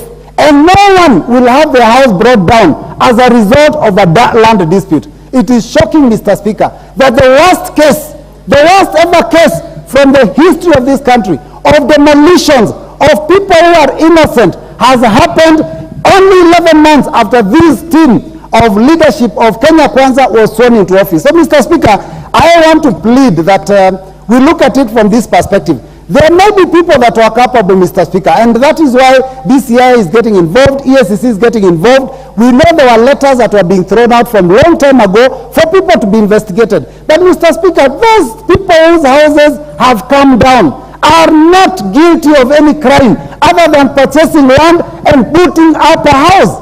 Mr. Speaker, it is unfortunate that this is happening to our people, and I want to ask that the government do what they said on the time of inauguration. Let them take care of these Kenyan hustlers. Let them make sure that those people whose houses were brought down are supported by being compensated, Mr. Speaker. Let them be compensated.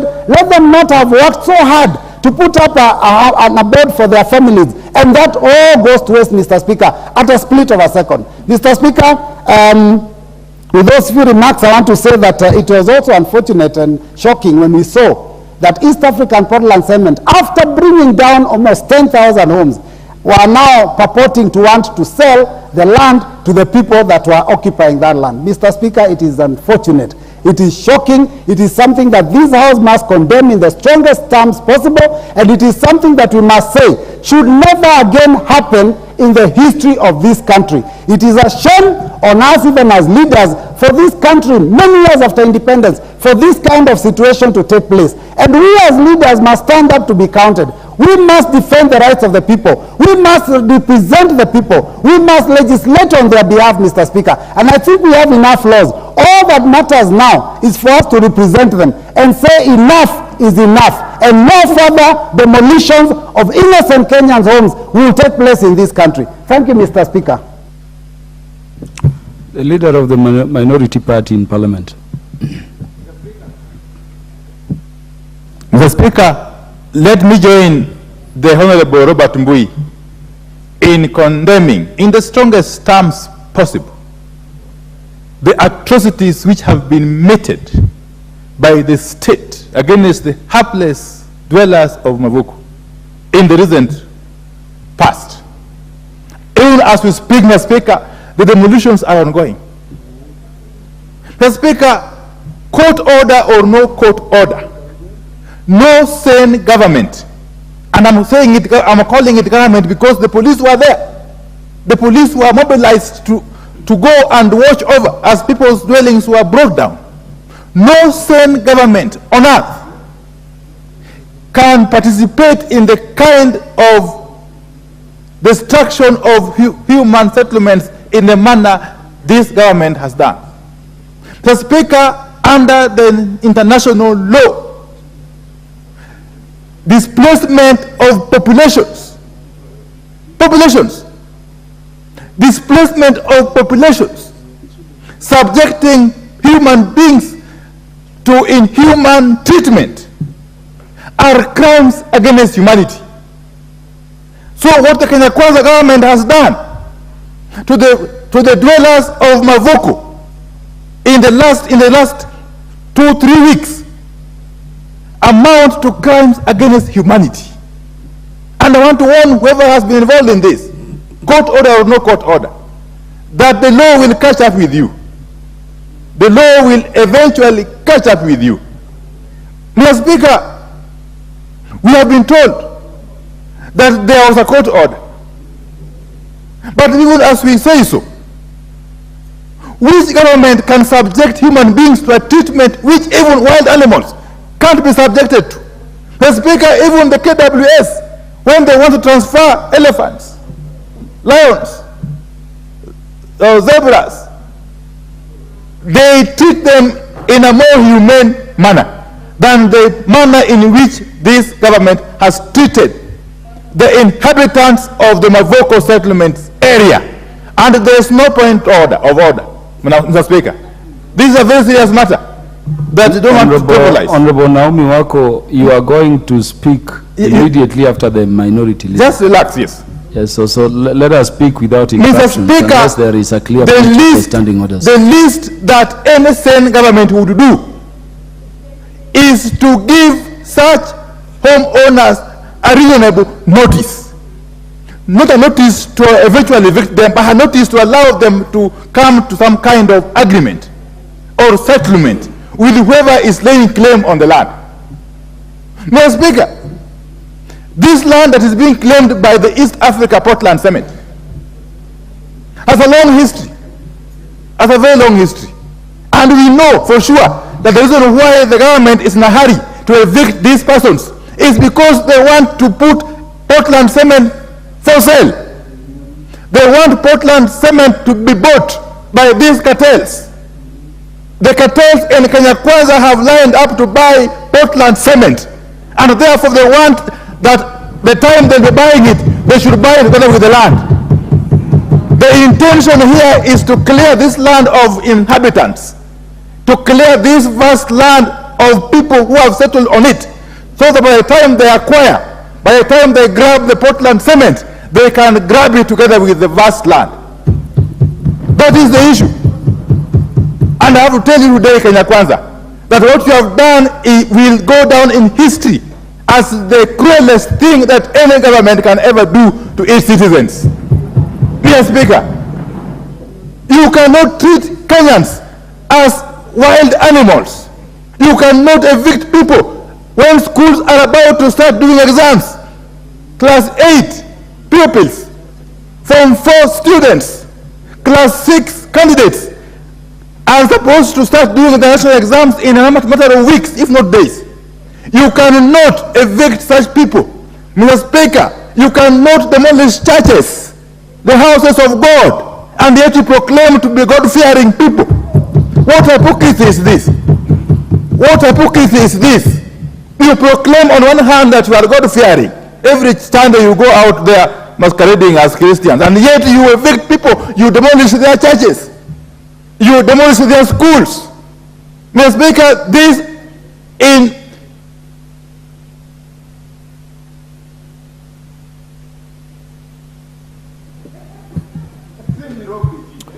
Honorable Wandai, your time is up. You have 2 minutes because you are a leader. Only because of that. And I'm only doing this. Mr. Speaker, thank you very much. Let me say this, Honorable Wandai. Honorable Wandai, this is an adjournment motion. It was not timed, so based on interest, it can go up to 9. That is why I'm requesting members not to unduly intervene, because each member speaks for only 5 minutes.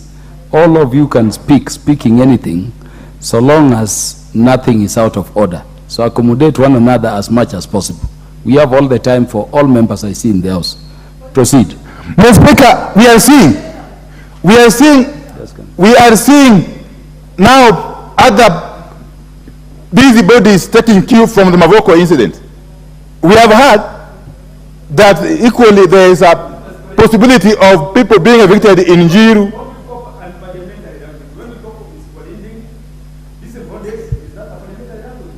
Is the member addressing me or the speaker? But you can't, let me continue. Mr. Speaker, we cannot allow this culture of impunity to take root in this country under our watch.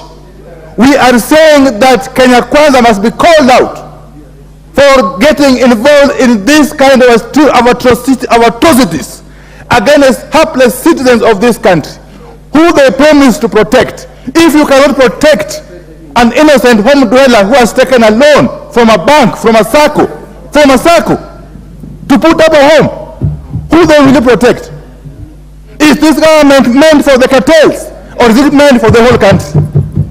Is this a government that is simply going to be serving the interests of the cartels in it, or is this a government that can be trusted to serve the interests of all citizens? We don't want to know who bought the land first. We don't want to know who owned the land first. We don't want to know how the land was acquired by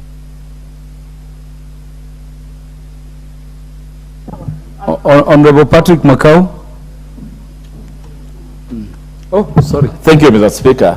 Mr. Speaker, Honorable Majority even Leader. before I speak, Honorable Speaker, even before I speak, may I urge my honorable colleagues that allow me, I bring in some perspective that will help all of us. In our language, we say the believed does not speak a lot. But today, I want to bring some history about this land of Mavoko. And I urge Kenyans, we approach this issue with a lot of sobriety, no emotions, because it's going to address a lot of evils from all the entities that are concerned with land dealings in this country. Mr. Speaker, I am the MP Mavoko, and I want to tell this House, I have institutional memory of that constituency, and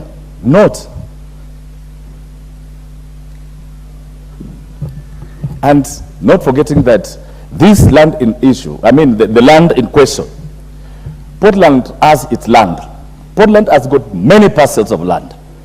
And the only parcel that is in question is RL 10424. So members, as we speak, let us not have a blanket condemnation of how many LL numbers we are addressing. The demolitions happened on LL number 10424. Honorable Speaker, members remember who are here on the 11th, during the 11th Parliament, that I brought a petition in this House requiring the Committee on Lands to have Portland surrender its mined land with letters which were signed by the board, and they agreed that they have had 2,000 acres that they have mined and they are ready to surrender to the local community. Honorable members, one thing we should understand is once land is surrendered, as per Article 67, it goes back to NLC, National Lands Commission, who in turn surrenders it to the local county government of that area. Then the local county government of that area decides the land use. The LL number I brought here was 8786/144, 145, and 146. And Mr. Speaker, we agreed with Portland, and it was agreed by even the then Committee of Lands, Department of Lands, led by Honorable Muro, that they were ready. We went ahead, NLSC agreed, the then Interior Minister, Mr. Nkaiseri, agreed, and that was agreed that they're going to give out the land. Mr. Speaker, however, during that time, the LL 10464 was in existence. However, and I want members to note, this land in question was owned or was claimed by Portland and AZIMIO Kenya. AZIMIO Kenya had a title for that parcel of land summing to 4,298 acres. Mr. Speaker, we must ask ourselves, where did Portland get this land? I agree with speakers that this land belonged to the people of Machakos County before it was allocated to Portland. Now, there must have been people who are living there. These AZIMIO Kenya claim that their grandparents were buried there and the ones who had that land. Mr. Speaker, what we should be asking ourselves is, since 2013, when the new government of Machakos came in place, they are the ones who started approving buildings. They were collecting rates from the same parcel of land. Mr. Speaker, today you know you cannot open a file in any county government without ownership documents. Mr. Speaker, and that's why I'm saying there is no way you can build in any municipal or city in this town without approvals from the county. Now, if since 2013 to 2023, the county government of Machakos has been approving these houses, at what point did Portland know that it was not their land? Number two, these were two entities competing for one land, AZIMIO Kenya and Portland. Now, if this case went to court, for the court to determine who are the rightful owners of this land, Mr. Speaker, the owners of these houses had, and they claimed on national television that they went to banks using the same title, they were given loans, they were being used by county governments for approvals, they went for search, and they were coming out with the right title deed.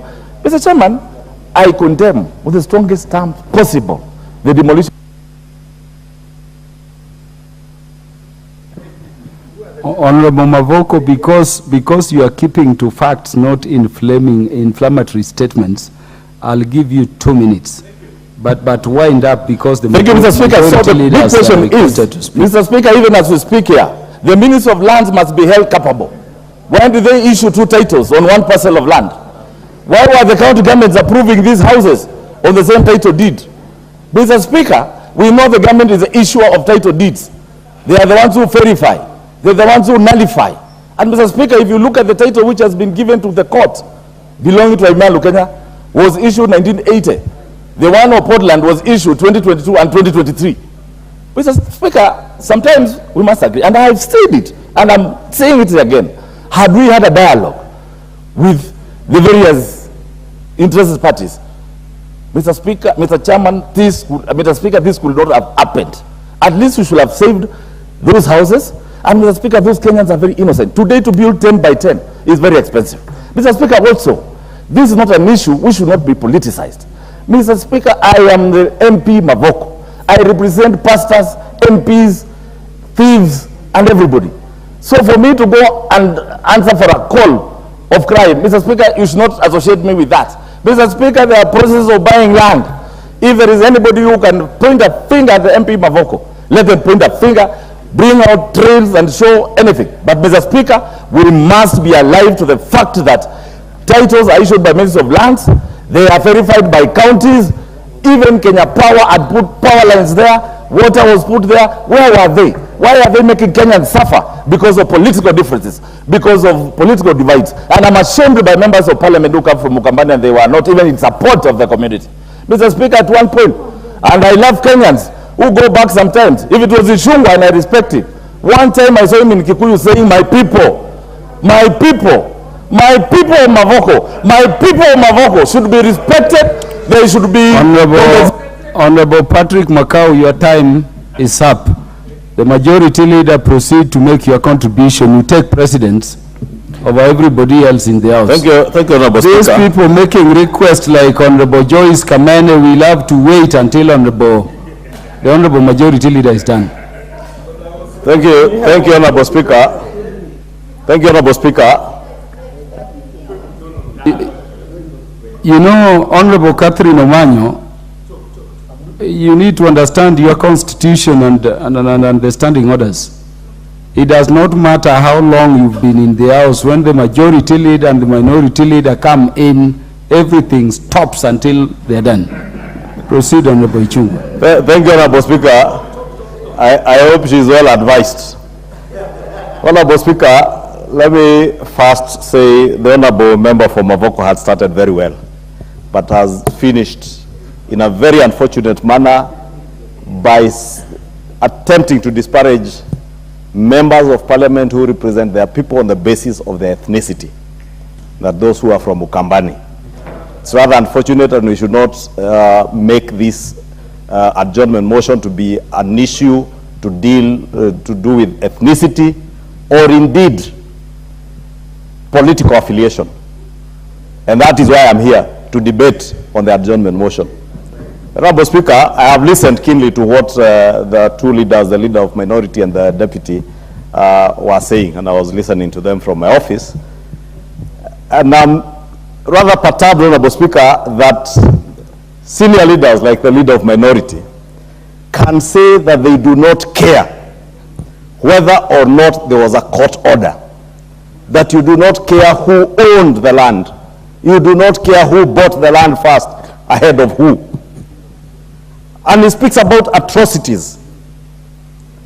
Yet we have seen our colleagues in the minority, especially those who come from the ODM party, want to fashion ODM as a party that stands at the forefront of the fight against corruption. How then would you not care when public land is being grabbed if there are people who are visiting atrocities on the people of Mavoko, and anywhere else it is land grabbers who are grabbing public land with impunity? Honorable Speaker, we must also bring to question the role of government officers in land grabbing. When land was being grabbed from Portland Cement, because there is no question as to who owns the land. The land is owned by the East African Portland Cement Company. And even the Honorable Robert Bui knows that. He also knows that there are leaders, current leaders and former leaders in the region, including former members of parliament, former county council chairmen, former councillors who grabbed this land and have sold the land to innocent buyers, Honorable Speaker. Honorable Speaker, it is one thing to come and pontificate here and in political rallies and funerals on the fight against corruption, then come to this house and seek to defend corruption and land grabbing. If there is anybody visiting atrocities to the people of Mavoko, it is the leadership within Machakos County that has perpetuated the grabbing of public land, and a county government that continues to approve buildings on land that they know is not owned by the people who are seeking approval.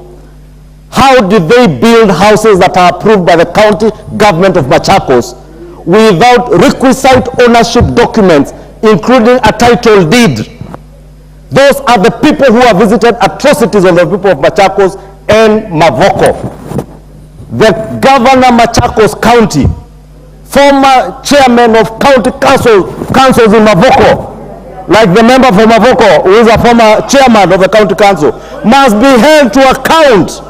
They must tell the people of Kenya how and when was this land grabbed, what were their roles, because you cannot hide behind politics, as I have seen the Honorable Robert Mbui attempting to do in raising issues about where people are being evicted. Robert Mbui were within this house when the Uhuru Kenyatta government evicted people from Mathare on the sewer.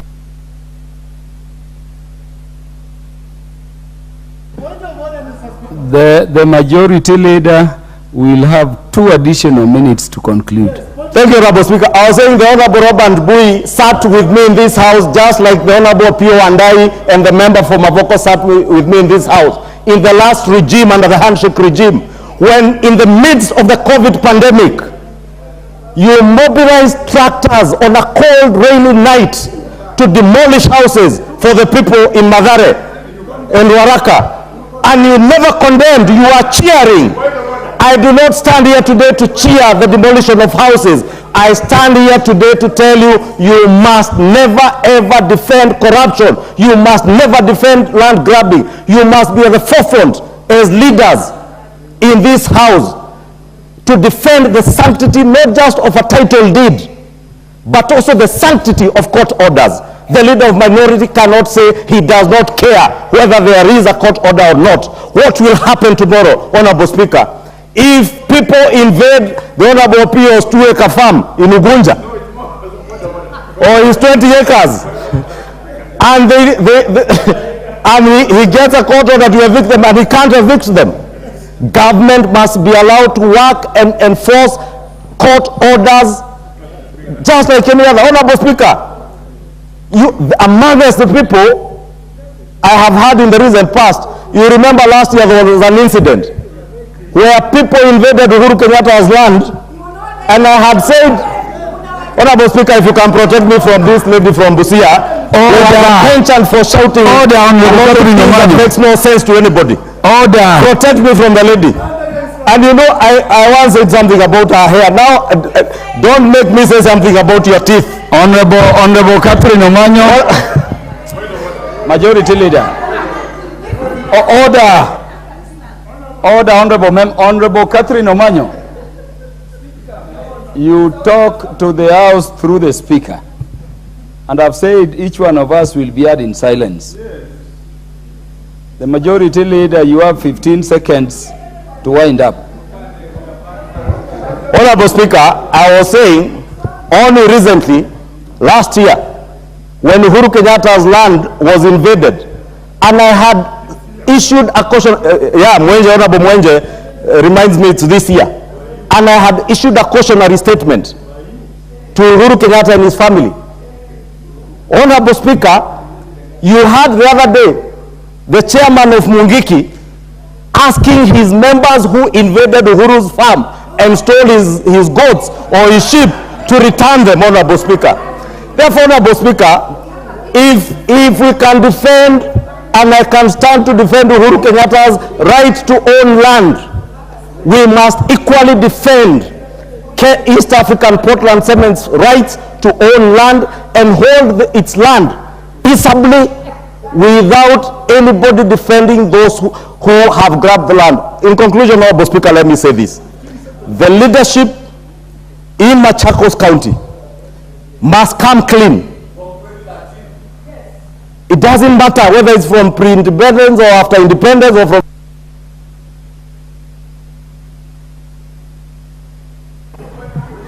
Honorable Makali Mulu.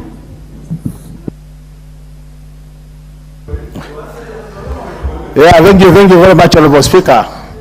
Honorable Speaker, let me also start by also conveying my sympathies to the families who suffered the demolitions. Honorable Speaker, you know, it is a known fact that two wrongs don't make a right. And Honorable Speaker, if you look at the history of this country, demolitions have been very expensive to families who are involved. And I remember during the campaigns, Honorable Speaker, the Kenya Kwanza government, one of the things they used to armor our former president with was the issue of demolitions. I remember they did say very clearly that no Kenyans will suffer in the future after they take over the way demolitions were being done by the last regime. And this was basically because of the associated human rights issues when it comes to demolitions. Honorable Speaker, I've listened to the leaders in this house make their statements. And at times I wonder, do we really feel what the people who are really affected are feeling? Are we really representatives of the people? Because the question is, when I see my friend, Honorable Makau, making statements, Honorable Makau is the MP Mavoko, elected by everybody who votes in Mavoko, Honorable Speaker. And that means is the voice of that particular constituency when it comes to matters representation. And anytime he talks, we should see him that way. Honorable Speaker, we must lay this blame where it belongs. Honorable Speaker, the truth of the matter is, the custodian of title deeds in this country is the Minister of Lands. And there are people who know which land in this country belongs to who. And Honorable Speaker, I want to explain a scenario. And I want to be excused because this is some of the scenarios we must explain to put the points forward. In a situation where a woman gets pregnant, Honorable Speaker, it is known very well that even if you do what as a man, she can't conceive again before she delivers. Conceive again before she delivers. That's a fact. It's a biological fact. What I'm saying, Honorable Speaker, is if I have a title to a piece of land in this country, how come that there's a situation somebody else can have an access to a title to the same piece of land? We need to make it to that level, Honorable Speaker. A level whereby once I have a title written Honorable Makali Mulu, no other Kenyan should have that title to the same piece of land if people did their work properly. So the question is, I think time has come, Honorable Speaker, where us as leaders of this country, and I think, Honorable Speaker, every part of Kenya, every corner of Kenya is represented in this house. So, Honorable Speaker, when we make our statements, anytime we are discussing national issues, we need to bear in mind that the whole of Kenya is represented in this house. That's all I want to beg honorable members, that can we rise above our basic bipartisan approach to issues matters political parties. The people of Mavoko, and I want to tell you for sure, very few campers at the houses demolished in that place. It is Kenyans who suffered, and these Kenyans come from all this part of country. It is Kenyans who suffered because they bought land. Yesterday, we did see, Honorable Speaker, the issue of Krema land in Rwai. People have built, they have been that land for over 10 years, 15 years, and then one day you are being told that title belongs to Lima family. And you also have your own title. So to me, I think, majority leader, what I want to plead with you, I think it's not for this government only. I think we can do a review of what has happened in the past, and we establish who are the original title owners of land. And once we establish that majority leaders move to the future, we make sure that never again in the history of Kenya we'll have one piece of land having more than one title. If we go that way, we'll be helping Kenyans, and this country will be on the right direction.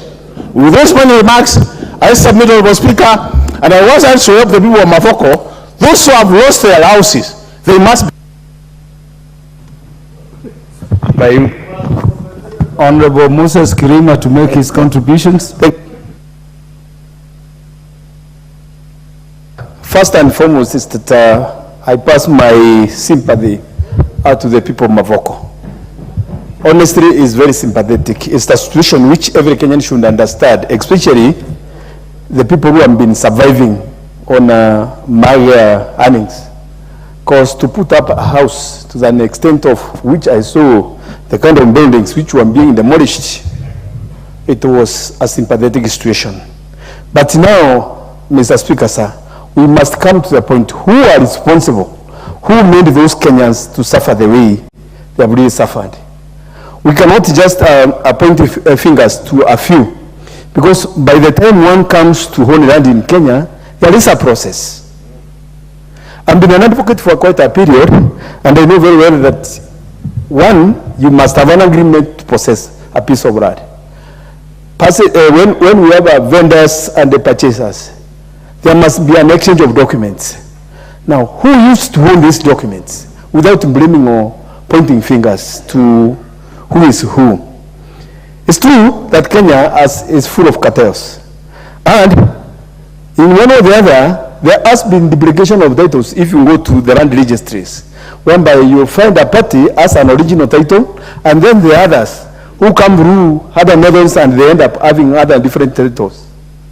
And now, if you are not careful enough, you are going to buy a duplicate title, and you are going to be a sufferer. So we cannot say that these owners of these houses be compensated, because the first question will come, by who?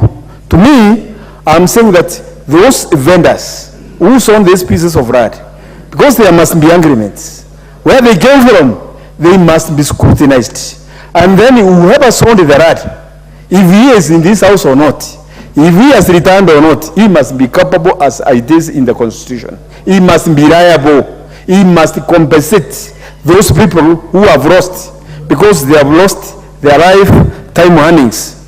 One, for a title deed, or for a plan to be approved by a county government, you must produce a title deed. But still, let's not forget, there can be undue influence whereby we make calls to the people who are approving this, who are approving the plan of the MBQs. And when we make calls as an MP or anybody else who is of influence, I tell you, approval will be there. Then you will be promising that status will fall. So what we are saying is that court orders must be obeyed in one or the other, because without court orders being obeyed, I tell you, we are going to be in anarchy. This is not the first or the last case which this house is going to hear. We have a similar case in KU, whereby there is a Kamai area. It's invaded by very rich people. It has been, because they have been promised that they are going to be purchased or there will be negotiations. Even this area, or which the court is here, Mr. Speaker, is saying that there will be no point of order. If majority has a house there, I guarantee him is going to face the same problem. But what I'm saying is that, Mr. Speaker, sir, no, I'm not intending. I don't want to be informed. What I'm saying is that, like this Kerema issue, If the family of Kerema is not willing to be talking with those squatters who are there, the court orders are to be obeyed in respect of the consequences. So what I am saying is that the court orders are going to be, we must respect the court. We must respect the law as it is. But I don't want to be informed. And the speaker said that there will be no court point of orders. So Mr. Speaker, what I'm saying is that sympathy. Order on the Bokrema. Do you want to be informed? No, I'm not interested. No, because I know. Yes, Majority Leader. Honorable Speaker, I was seeking to guide my brother, Honorable Kirima, and he said he doesn't desire to be informed, and he is completely out of order. Because the debate before us is the land in Mavoko, not KU and Kamai. Because the KU case, Honorable Speaker, unlike this East African Portland case, is a case where KU has already agreed with the squatters that they will get a share of the land and they move away from the rest of the land. Therefore, it is extremely out of order for the member, the honorable member, to be misleading the House and indeed the country, because that is what makes everybody feel that there is unfairness. Because even the people of Mavoko, Honorable Speaker, if they are able to sit and negotiate with the East African Portland as squatters, as genuine squatters to get a part of the land, it has happened. Honorable Speaker, I can tell you, I have bought land myself using those share certificates. Are you still on a point of order? Just now, Honorable Speaker, just to clarify, I have bought land in Nairobi on a certificate, but I knew the certificate is not a title, doesn't confer ownership to me. We went and negotiated with the owner of the land in Embakasi, and the member for Mboni is here, he can bear me witness. We were squatters with him. We negotiated with the owners of the land, and we paid for value, we paid for the land, and we ended up getting title documents. That is what we should be encouraging our people to do. When you occupy land that is not yours, negotiate with the owner, pay for value and own the land, but don't discourage anarchy. Majority Leader, we don't want order members. Don't seek to debate beyond your time under the guise of point of order.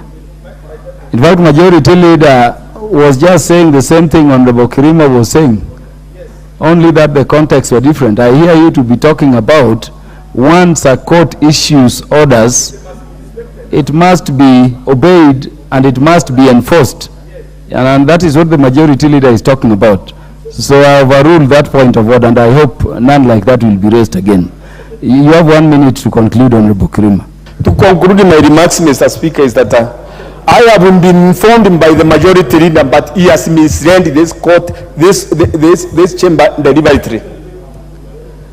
Mr. Speaker, with due respect to the submissions of the Majority Leader, he has decided to mislead this honorable court, because the KU issue is not what he has directed. I'm so much insist of the matter that there is a section of the squatters which has negotiated with the KU, and that section is already taken care of. But there is another issue, there is another part which has high-rise buildings, and that one is a contention where KU is chasing them and they are refusing to move out. I don't know what Mwafrika and these other people, I don't know if they are owners there, but it is held by esteemed members of this society. But I'm saying, Mr. Speaker, unless we take care and honor the court orders, as my time was taken away by the Majority Leader, we are going to have the Zimbabwe. Honorable Nelson Wamboka. And members, remember, this is a very important motion that has caused Parliament to adjourn other business. Thank you, Honorable Speaker. So could you tell us who has title and whether there are titles and when there are... Thank you, Honorable Speaker. I take this opportunity to join my fellow members and sympathize with the people of Mavoko who are now homeless because of a government they voted in power. Honorable Speaker. It is surprising that the Honorable Majority Leader now is talking of respecting court orders. the same courts that said AZIMIO protests were legal, and they went ahead and splashed tear gas, canisters, and killed innocent members.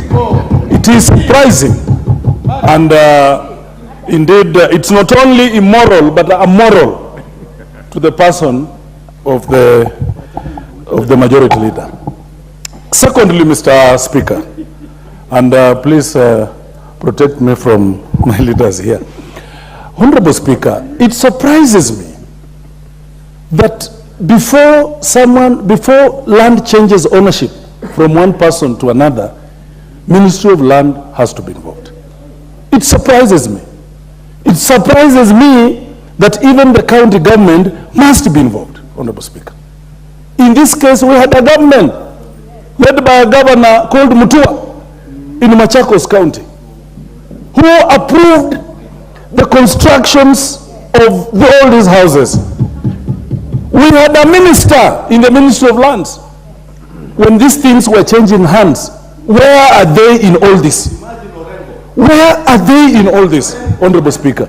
Honorable Speaker, protect me from the noise-making majority leader.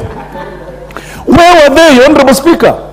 As we stand here today, the President of Republic of Kenya, William RUTO, when he came to office and he was asked about this matter, he said, we have to find a mechanism, Honorable Speaker, that when there is land dispute, we must look at ways of a win-win situation where people must sit down and discuss. It came from the President. Where is he? Why is he leaving hustlers? Just because the other day, AZIMIO Brigade was in Kitui and indicated that Kalonzo Musyoka could be our candidate. We are seeing all this. Why now? Don't panic. Don't panic, Kenya Kwanza government. Don't panic. Why now? Why now, Honorable Speaker? We have a rogue government that does not listen to the cries of its people. We must, by all means necessary, stop this government and make it to start listening to the cries of Kenyans. Honorable Dr. Naomi Wako, what is out of order? Mr. Speaker, sir, is it in order for the honorable member to keep calling the current government, the able government that is giving its best to this nation, to call the government a rogue government? And cartels, and they know the cause of all these problems, and they know the cause of all these problems. Speaker, in another forum, I could substantiate to her what is the meaning of rogue. Nothing is working, not healthcare, not education, not security, even in Baringo. That is rogue. Honorable Nelson Wamboka, it is not within your powers to determine whether or not you are out of order. Honorable Speaker, well-guided, Honorable Speaker, well-guided. Order. Honorable Naomi Wako, you are going to speak after Honorable Wamboka and prove to them that the government is not rogue. Honorable Wamboka, proceed. Honorable Speaker, you cannot pull down churches and expect God to have peace on you. You cannot. That is why nothing is holding water now. This government cannot hold water because you cannot. Honestly, school-going children, exams are starting. What a heartless government. How do you knock down schools, Honorable Speaker? How do you put down the mosques and churches, Honorable Speaker? And that is why it is a curse that is coming to befall this government. And we will continue talking. We will continue speaking. Where I come from, Honorable Speaker, there is a saying where a hyena told a stone, even if you keep quiet, you've heard me. I want Honorable Ichungwa to go and tell his government that even if you keep quiet, Honorable Ichungwa, you've...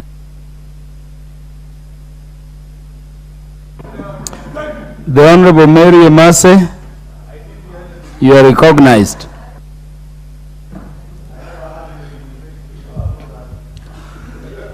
Thank you, Honorable Speaker, for the opportunity to contribute to this motion. Honorable Speaker, protect me, I have to be heard in silence. especially the leadership of the House on both sides, would you consult in lower tones so that the members can speak to the matter? Thank you, Honorable Speaker. Honorable Speaker, I know land is a very emotive issue, and just from the onset, I also want to sympathize with the families of Mavoko. I am a resident of Mavoko. My MP has just said he leads leaders, he leads thieves and all. I also happen to be one of his constituents. But Honorable Speaker, we all know that every land has an owner. Every land has a rightful owner. And it is rightfully so through registration. And that is why it is legally recognized as such. But land grabbing in this country, not only in Mavoko, in many other places that have been cited in the past, has been in the increase over the years. And what is saddening is that the people who suffer the consequences of land grabbing are not the grabbers, are not the powerful individuals who grab the land, either directly or through proxies, and they sell this land or allocate it, illegally of course, to innocent Kenyans. And that is the case which has happened in Mavoko. What does this mean? This is a manifestation of a failed institution or institutions.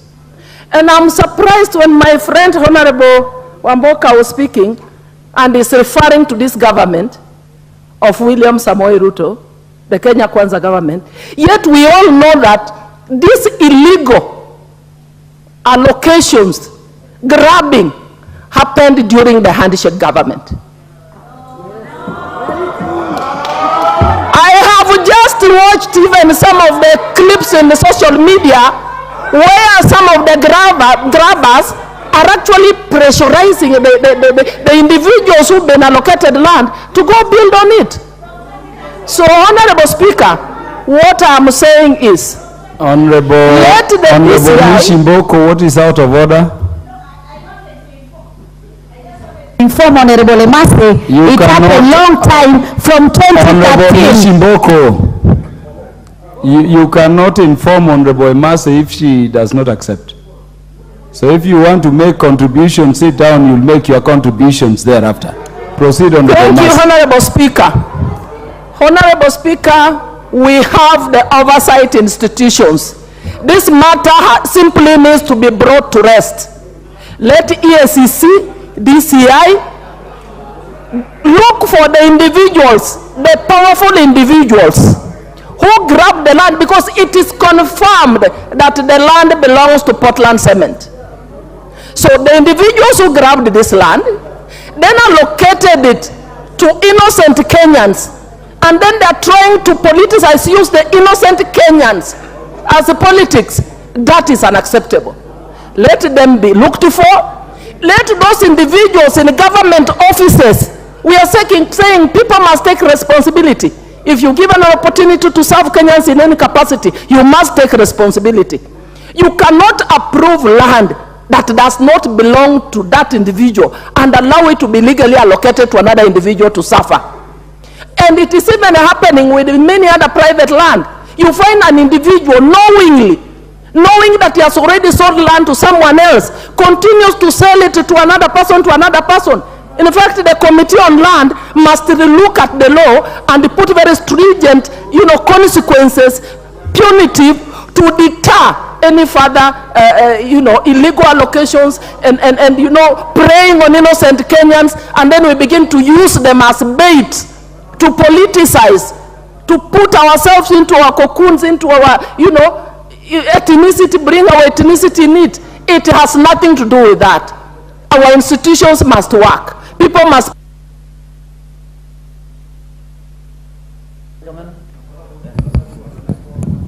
Honorable Joyce Kamene. Thank you so much, Mr. Speaker. I would like to add my voice into this very painful issue of the Mavoko land. Mr. Speaker, let me start by saying, 2 wrongs do not make a right. Indeed, people were there, they had settled, but for the government to decide to demolish all these houses, I think... Honorable Joyce Kamene, the majority leader is on a point of order. Speaker, my apologies to Honorable Kamene for interrupting her contribution, but I rise on standing order number 90 on declaration of interest, Honorable Speaker. Because, Honorable Speaker, when I mentioned that I had been a squatter at one point somewhere, the member for Embakasi West was very keen to listen, and I clarified to him that it was not the matter before the House. And standing order 90, Honorable Speaker, if I read, it says, a member who wishes to speak on any matter in which the member has a personal interest shall, and the word is shall, first declare that interest. And the members can read the other provisions of that standing order. Honorable Speaker, I have noted with due respect to members that there are quite a number of members who have an interest in this matter who have contributed without declaring interest. And maybe to advise those who are contributing after the Honorable Kamene to declare interest if you have an interest in this matter. We have heard from the member for Mavoko that they are members of parliament who are constituents in Mavoko, and the Honorable Emase has confirmed that she lives in Mavoko, although not on the disputed land. Therefore, those, Honorable Speaker, you must guide the House that those who have an interest, whether you live on this land or you have invested on this land, you must declare interest. And Honorable Speaker, because I came in after the member for Mavoko had begun his contribution, I did not rise. I should have risen at that point to ask the member for Mavoko that he ought to have declared interest, because he has a personal interest in this matter. You know, he has been summoned by the DCI on matters touching with this land, and he therefore ought to have declared interest before his contribution. I don't know whether he was summoned as a witness or as a suspect. He should have told us and informed the House, so that even as others contribute, they may contribute knowing whether they are addressing either someone who is of interest to DCI, as a suspect, as a witness. Honorable Speaker, I seek your guidance. Honorable Majority Leader, Honorable Patrick Mavoko, sit down. No, please sit down. You see, the enforcement of these standing orders of the House lies with the seat. So what the Majority Leader is doing is to, I think, assume that the Speaker is not aware of standing order number 90. The fact that the MP for Mavoko was at the Directorate of Criminal Investigation is a matter of public knowledge. And we would not demand he declares any interest unless that was the matter under discussion here. It's not the matter. Of course, he spoke and confirmed he's the member of parliament for the area, and he spoke with a lot of latitude about the details of the matter. I think unless you believe there is some interest which has not been disclosed by him in the contribution, let us allow members to proceed. In any event, Majority Leader, the contribution by the Honorable Patrick Mavoko is now water under the bridge. We are on Honorable Joyce Kamene. Yeah, under the standing orders, you don't raise, and this is a caution to all members. Don't stand on a point of order against a member who is done with speaking. I would consider it disorderly conduct, henceforth. Honorable Joyce Kamene, you will have your 5 minutes beginning now. Thank you. Gone off. Mr. Speaker, the majority has told us to declare, yes, I am a resident of Mavoko, and my biggest interest are the citizens and the residents of Mavoko. And it is of great concern, and it is very hearty, it is very painful, because I visited the scene and saw the heinous way their houses were demolished. young children, innocent children. In fact, the biggest concern right now would be the government telling us what it is doing about the children who are supposed to sit for their exams, and nothing has been done so far. They have not even had any interest to know what the outcome of those children is going to be. The second thing is this Portland. Portland, I think, does not even sell cement. The work of Portland is to make sure it's selling all this land. And it has been selling for the last 5 years. Portland has received more than 6 billion. And yet, it is the one which came in front of the committee saying that it's bankrupt and it wants to sell this land that now has been, houses have been demolished. Can Portland tell us who's using Portland? Who are these cartels that are using Portland? And have they become that evil to demolish a government that is talking about housing? We saw houses worth billions and billions going to the ground. What are they trying to tell us? We are saying this: the government has to compensate the people that were living in that land. It is the same government, and it has refused to devolve the land issue. All the titles are gotten from Nairobi. Why is it that those transactions are not done in Machakos and Mavoko? Because we also have our departments there. It is simple. We know the cartels that are behind this land and what they are planning to do, but they should remember this land is in Ukambani. And it is ours. And we are demanding it is ours, the people of Machakos County. And it is the CS in this current government who authorized and who okayed for those houses to be built. And this matter started in 2013. And we know very well what was happening in 2013 when two bodies who worked hand in hand in State House coordinating. I think when that love was there too much is when they decided to do what they have done, and that is why our people are suffering. I don't care what tribe they are, but they should not be treated the way we have seen them being treated. Can the government come up and do a plan of compensation for the people of Mavoko? And the land that is remaining, let it be reverted back to the county government, because it is our land. And it is the government of Machakos who will decide on what to do. There's nothing like Portland. Tuliwapatia shamba, and the shamba is ours as Machakos County. Thank you so much, Mr. Speaker. Yeah, honorable members, how I wish you could have the spirit Honorable Makali Mulu spoke with. Because he spoke to a solution we can deliberate upon and profile in future. And so henceforth, could people tell us whether there are dual titles or there were single titles? If there were dual titles, when were they issued? If they were dual titles, were both issued by the Ministry of Lands? And if so, what responsibility should the ministry have to the people? And most of the lawyers here, you remember the doctrine called administrative estoppel. If they built on the property, and I'm just saying this for guidance, I fear even when we adjourn the House to discuss matters of national importance, we talk as if we are just playing politics. I mean, we are talking of Kenyans. Those people I saw in Machakos, I cannot say with clarity on which side of the political divide they voted. I only saw Kenyans. Can we address issues and as a House of Representatives come to solutions?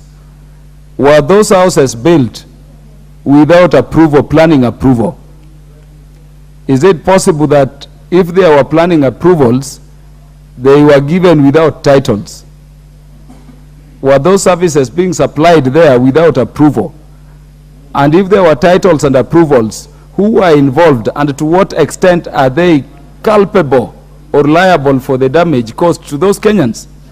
Is it true that some of those houses were built using loans?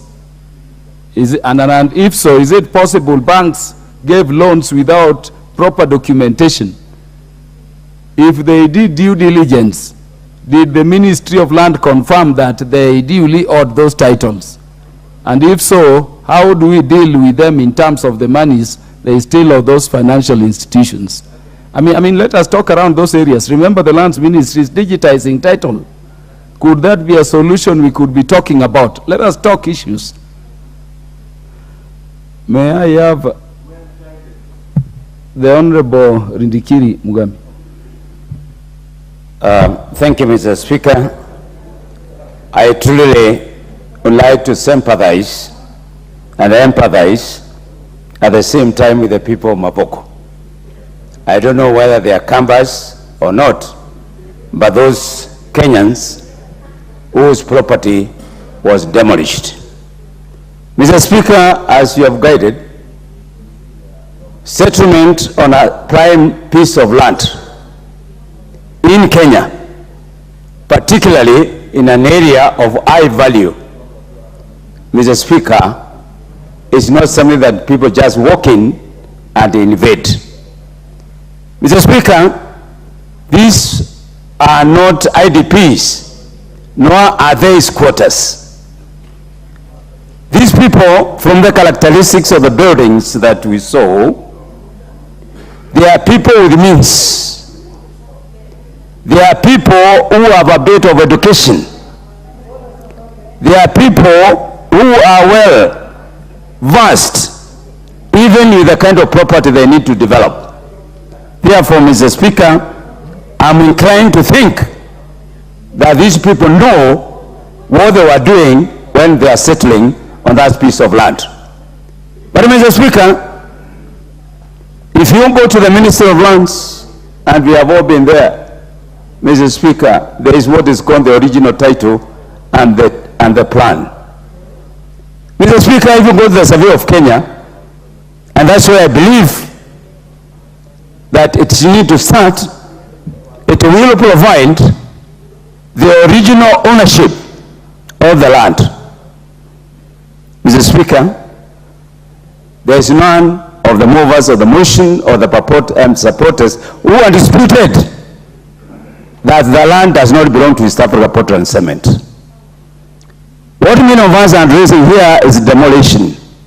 We need to start dealing who is the original owner of the land, and when this land was allocated to the original owners, and whether this, the people settled, they were aware that this land belongs to East Africa Portland and Cement.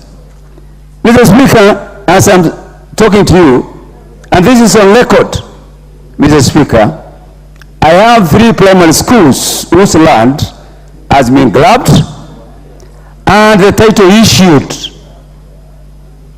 One secondary school called Silimoni Secondary School, 6 acres of land and 9 titles. If we start talking about the legality of titles, yes, there were 9 titles, but the original owner is Silimoni Secondary School. So the possibility of the people who acquired thereafter the Portland Cement could be having titles which are not the original titles and which are being given out there by land grabbers and brokers. Mr. Speaker, if I'm not wrong, this case has not appeared last month when the court orders of eviction were issued. I believe there were eviction orders which were issued before, but they were never attended. Honorable Mugambi, I heard the mover of this adjournment motion say that the case that was between the rival owners, East African Portland Cement and another company, was dismissed on technicality, so the issue of ownership never rose. I also heard him say there is no order for eviction. In fact, that was the complaint he placed before the House. Do you have the eviction orders? Thank you, Mr. Speaker. But what I'm saying is, there could be elections, because what we saw is the tailhead representation of this, the houses represented by the party leader Kalonzo Musyoka on the tailhead. And that matter was also thrown off by the courts. Meaning, Mr. Speaker, the court arbitrated. The court issued judgment based on the evidence that was presented by South African Port and Cement, and therefore it was declared that they are the owners of the land. Mr. Speaker, what am I saying? This land and the people bought this land, they both. You'll have 1 minute, Honorable Ndikiri. These people who sold the land to these Kenyans, Mr. Speaker, they are known to those people who bought the land. And from what we are hearing from the media, they are ready to come forward and they say so and so sold them the piece of land. Mr. Speaker, when these people come forth, now we shall separate the beans from the stones. We can't sit here and start blaming the government. Government has nothing to do with this. In actual fact, what you are telling the government to move with speed, ICC, NIS, all of them, they move with speed and bring to book some of these culprits. I saw some Kamba members, leaders, issuing a statement. And I'm seeing also other Kamba members issuing a statement. What a contradiction. Are we talking about the same thing? There is some.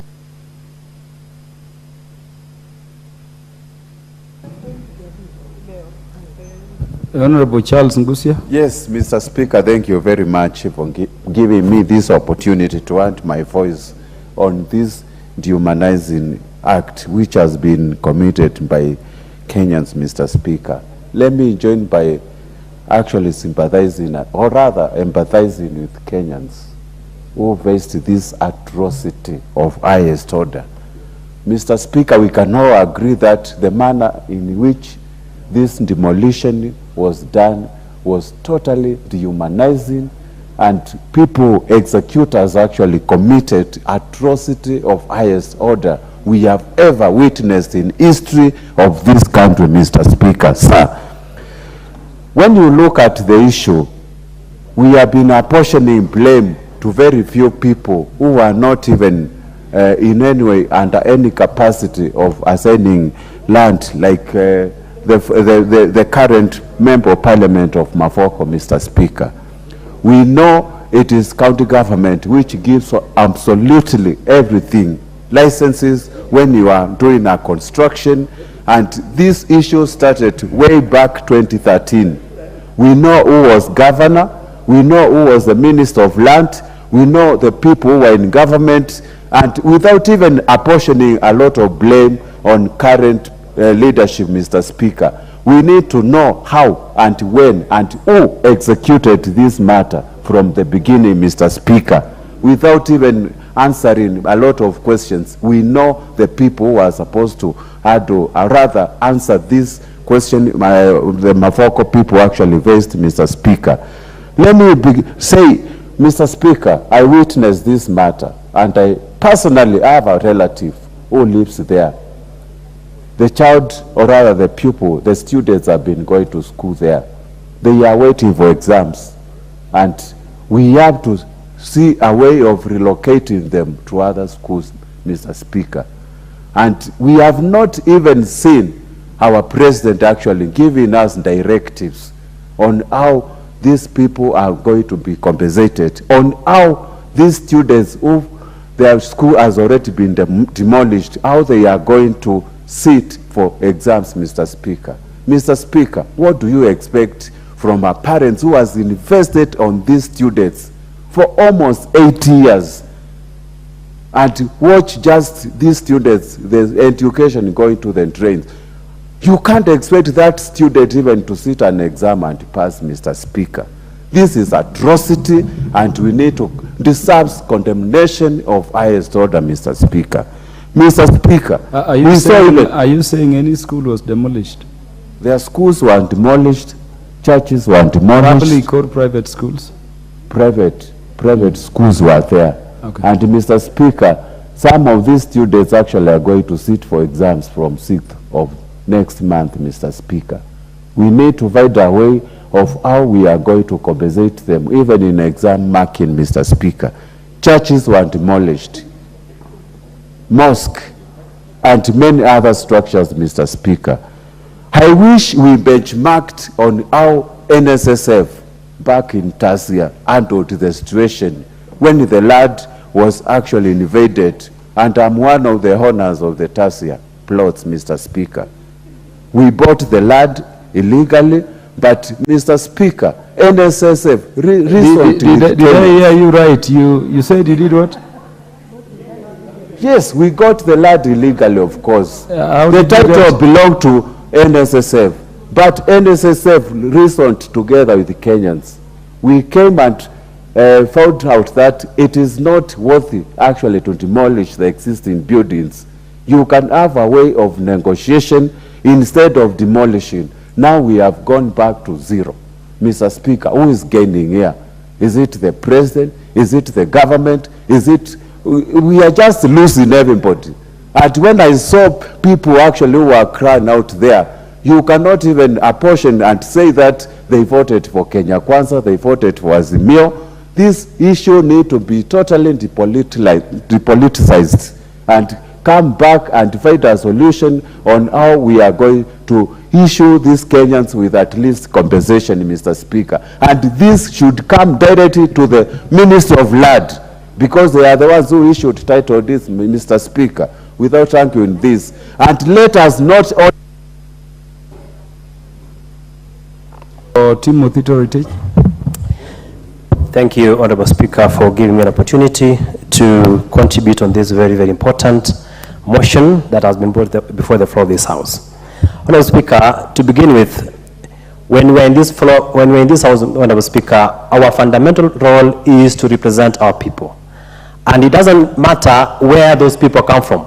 We are here to represent the citizens of this country from every corner of this republic.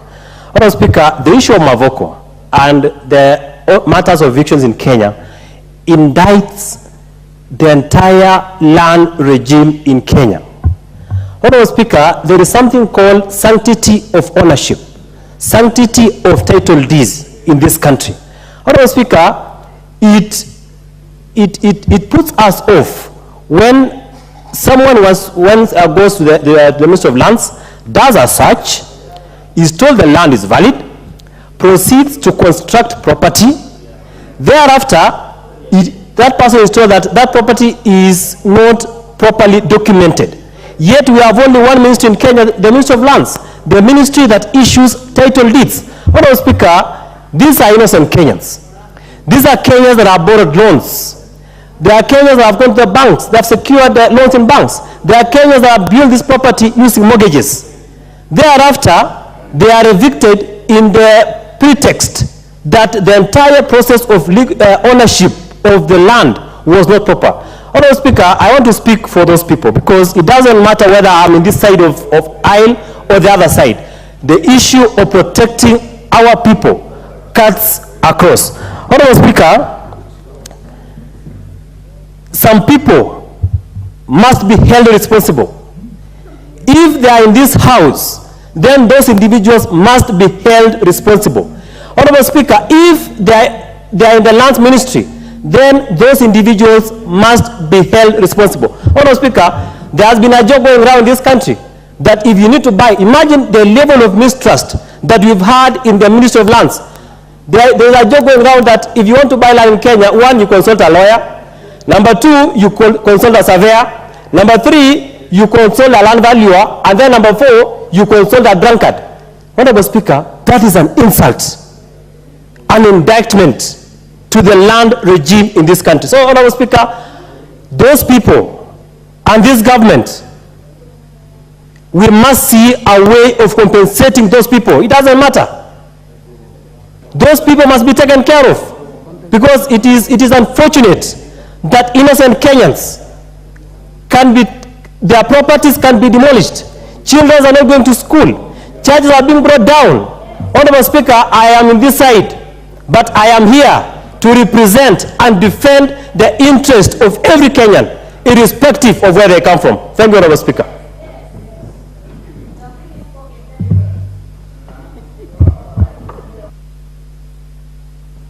Thank you, Mr. Speaker, sir, for giving me this opportunity once again. Mr. Speaker, sir, it is unfortunate that over 25,000 people have been affected by this. And when we are here, we should be human and feel for others. It is unfortunate that this case has been going on for many years, and this is the time that the court has ruled that the land belongs to East African, Portland, cement, whatever. And that means the innocent Kenyans have never known the truth of the matter. And matters to do with land, Mr. Speaker, you know very well, that has affected so many Kenyans, so many people, including many of us here. We have been conned by people, and as you think of purchasing a land and growing your wealth, you land into the wrong hands. And that has happened to these innocent Kenyans. And as I stand, I support them and I feel for them. And especially women, children, school-going children, and the many churches that have been destroyed, the mosques that have been destroyed. And Mr. Speaker, if we cannot talk about the cartels that are behind this, then we are not doing justice. Even if we stand here, we debate, we make noise. We must call out the cartels. We must call out the corruption that has been going on in matters, land, and title deeds. Mr. Speaker, everybody knows that you may be holding your title today, and another person will also have almost a similar copy. And a time comes when you realize that the title that you are holding has somebody else is also claiming ownership over it. And that is why, as a country, we have been suffering because of corruption. And today, in this government, our Kenya Kwanza government, our president has said that he will not condone any corruption. And that is why today, even as we speak as members of parliament, as we stand up for these innocent Kenyans, as we fight for justice to happen, we must also call out cartels, people who are behind this. Mr. Speaker, I know very well, even if I'm not, I don't know a lot about this particular land and what is happening around there. I am sure there are faces behind this corruption. There are faces behind this chaos. And innocent Kenyans are sleeping out. Imagine the season that we are in. It is raining. People are suffering. And children are supposed to sit for their exams. And I'm sure expectant mothers have nowhere to lay their heads. And that is why, as leaders today, we should condemn what has happened and also stand up for the innocent Kenyans so that justice can be found. However, those who are behind this, from the Ministry of Lands to the people who are there and leading these people, the corrupt leaders who are there must be called out so that we know the cause of the problem. When something happens, people blame the government. Why should Kenya Kwanza government be blamed today when this has been going on for over 10 years? We should know the root cause. We should know what happened at that particular time for this to happen today. So even if we say that it has happened in the presence of Kenya Kwanza, the root cause of this problem must be known. And that is why we are calling all the people concerned, so that they can bring out the individuals behind this, so that this can be known to others, that it is not the government, but it is the cartels who are behind this and who are putting them in this situation. Mr. Speaker, it is my prayer that one time, all the cartels in this country, because it is not only on land matters, there are cartels everywhere. The other day we were talking about pyramid scheme, and everybody is crying. Kenyans are losing their monies. Kenyans are suffering because of cartels who are trying to steal from them and who are trying to frustrate their efforts. I stand with these people and I pray that we will soon bring out the cartels and the corrupt leaders in this particular game. Thank you. Thank you, Honorable Naomi, and thank you for your tone of address. It's very healing. The Honorable Fatuma Mohammed.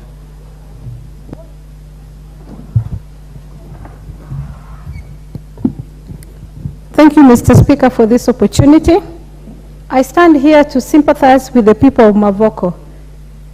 Mr. Speaker, my sister who has just spoken said that this problem was caused by the past regime. But I would like to inform the House that when you become a member of parliament, you don't run away from mistakes that happened before if there were mistakes.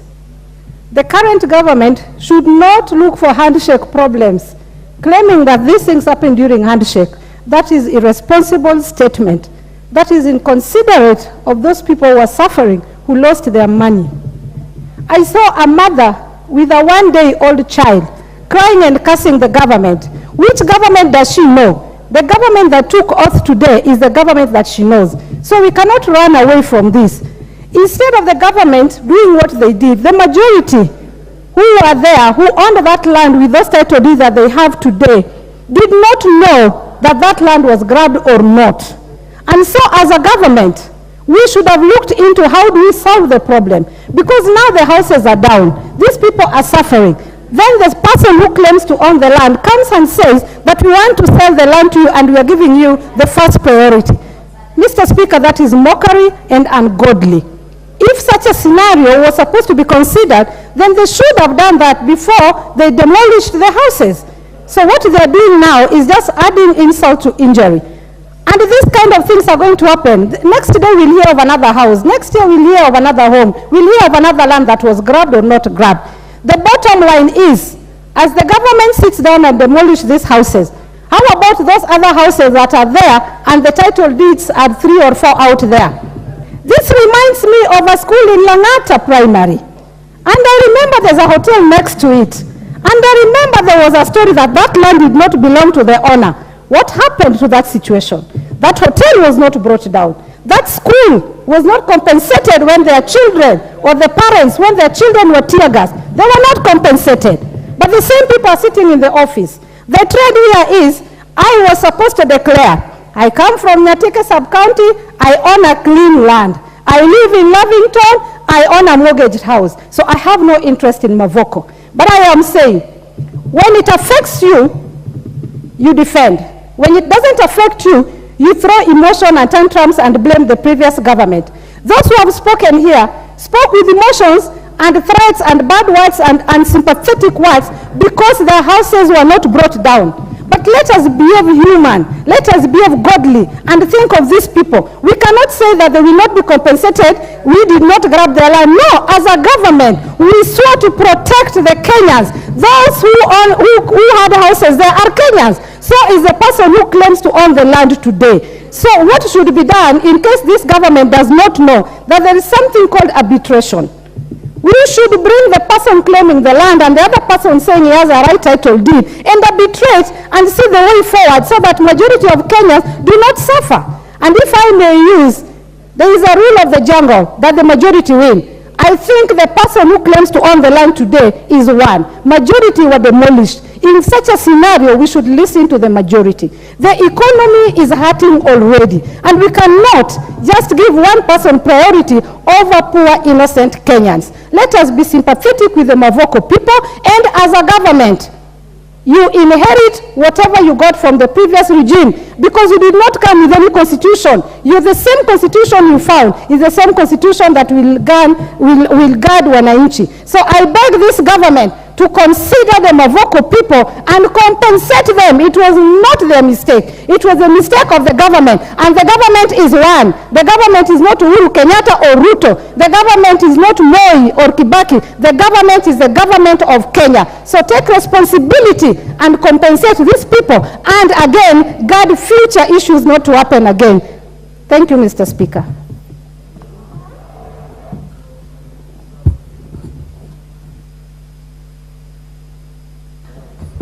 Honorable members, today we are sitting up to 9. And going by your numbers here, I can assure you, you are all going to speak. I'll even add some of you time. So don't worry. Honorable Kakai. Mr. Speaker, sir, thank you for giving this opportunity. And first, my sympathy to the affected families. What is important, Mr. Speaker, I've been seeing how casual the legislators have been discussing this matter. Having worked with refugees across the globe, first it starts with IDPs and it ends up to be with refugees. This is a real grave matter. And in the interest of public good, majority are affected. And many of us, in fact all of us, we swore to protect our people who actually elected us. We've seen schools destroyed, we've seen even churches destroyed. We as a nation, how do we expect even the Almighty to bless us if we are even bringing down His churches and mosques, an example? The many children, the women that have lost their home. It's very painful, Mr. Speaker, to get to your home where you had your bedroom and you can't even identify it. And we are sitting here with posturing, you know, some political posturing, forgetting that when we sit here we should legislate, we should debate for prosperity. Because today you are sitting on that side of the aisle, tomorrow you're on this side. So I would like us to really, in the spirit, even on bipartisan, I expected that the majority leader, when he was seated here, not to take a certain position which actually sort of despises the humanitarian component. Number two, this same government, including myself who sits on the housing committee, there is a drive to increase housing, and we are talking about affordable housing. These are Kenyans who have actually taken loans. They have put their homes there. Some of them are retiring. Where do you expect those Kenyans to go? Why kill them that early? And I think it's unfortunate that the majority leader has stepped out. There is a prominent verse that he normally uses, come reason together, especially during the campaign time. How comes this time we could not reason together? What was difficult to sit down as the national or county government with the affected persons and reason together? Now, most important also, Mr. Speaker, ignorance has got no defense. If the county government has been enjoying the taxes that have been collecting from these Kenyans, it means that there is a document that is binding the sanctity of title. So again, the persons responsible, the governor who was there then, the lands minister who were there then, we talked about digitizing the title deeds. What happened? They should be held responsible. We want to create a responsible leadership, and to me, Mr. Speaker, sir, we should use this opportunity to set an example, because this has happened in Mavoko. Tomorrow it will happen in Kiminini, it will happen in Lugari, it will happen in any other place in this republic. So we should use this to set an example such that the public good is protected. And by saying this, Mr. Speaker, I do not mean that I actually condemn land grabbing, I condemn cartels, but we must use this as an example so that it doesn't happen again. Otherwise, if we continued like this, we've created IDPs, our own country on this continent that is creating its own IDPs, yet we are respected within the continent as a country that really respects democracy, but we are creating IDPs. And historically, where you've seen refugees are created from the first step of creating IDPs. Please, let's work in the interest of the public, but let's also hold the ones who are there responsible in the interest of the public good. And what I mean is all the people must be they must be sort of compensated, all the people who are affected. And the first person is the government, the county government of Machakos, because they've been collecting taxes. This is not the time for us to take political posturing. We must come together as legislators, as leaders, with that humanity, and make sure that Kenyans don't suffer anymore from this, and we should stop it so that it doesn't happen again in this republic. Thank you, Mr. Speaker, sir. Honorable Catherine Omanyo. Thank you, Mr. Speaker. It is staggering to just watch families that have worked, fought very hard to the hilt to also own something in their mother nation. We have seen clips of some Kenyans abroad who even work on shoddy jobs and deposit or bring money at home so that when they finally, their contract is over and they finally decide to come back home, they can come home to something. But these are Minority Whip. The Kenyans who have... I hope you are not leaving. ...lost their houses in a second, having built a house for years, and the Kenyans whose houses have been brought down, the churches, every other institution that has been brought down, it is the land grabbers who sold to them. These land grabbers are connected to the land registrar. The land registrar is connected to the county planners. County planners are connected to every other person who gives that stamp called stamp duty. Even now, Kenya itself, for them to get that money, they know that this tax is coming from this parcel of land. And finally, the title deeds are issued. So it is a cartel. One person knows the other and knows the other, and if there is a commission, everybody has their percentage. The Kenyans whose houses have been brought down are not land grabbers. So where are these land grabbers? And what has happened to them? Are these Kenyans safe where they are? Are these Kenyans ever going to get back what they have built for their entire life? Are these banks that we hear some of them are still paying a loan going to give them some sympathy and not go for auction? And even if they went for auction, what are they going to? Because if they take a loan against that house, then it is the house that has been brought down. I just weep in my heart and hope that this government will quickly go dash into this and help these Kenyans who are now IDPs or refugees, because they are now like strangers in Jerusalem, in their own nation. It really is a heavy thing seeing one of our colleagues here with his sunny disposition trying to give us other things, playing around, joking around. I'm talking about our majority leader. I do not know if he has a home somewhere. If one day his home will be brought down, I think he will change how he talks. Mr. Speaker, as a leader in this nation, wherever anything like this happens, it is good that leaders don't rush into wanting to revenge. It is good that leaders sit down and talk in cohesion, in peace, so that people cannot lose. Order, it should be win-win. Honorable Manyo, your time will be added. What is out of order?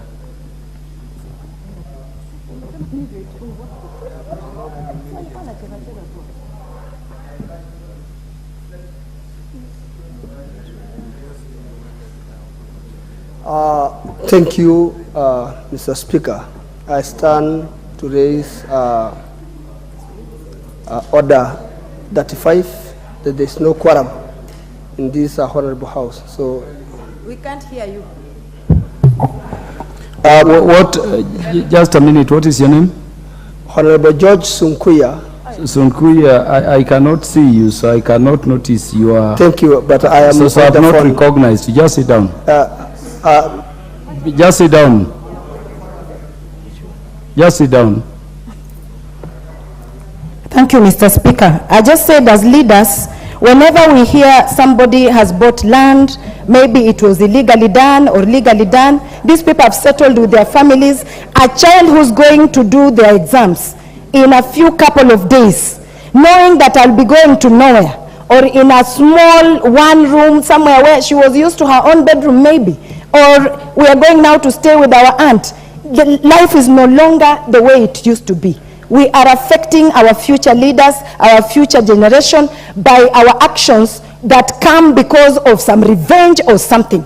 We do not want leaders with a lot of vengeance. Let us leave vengeance to God. But these Kenyans must be compensated, and a decision needs to be made to at least get them back to their feet so they can continue giving back to the nation. Thank you, Mr. Speaker.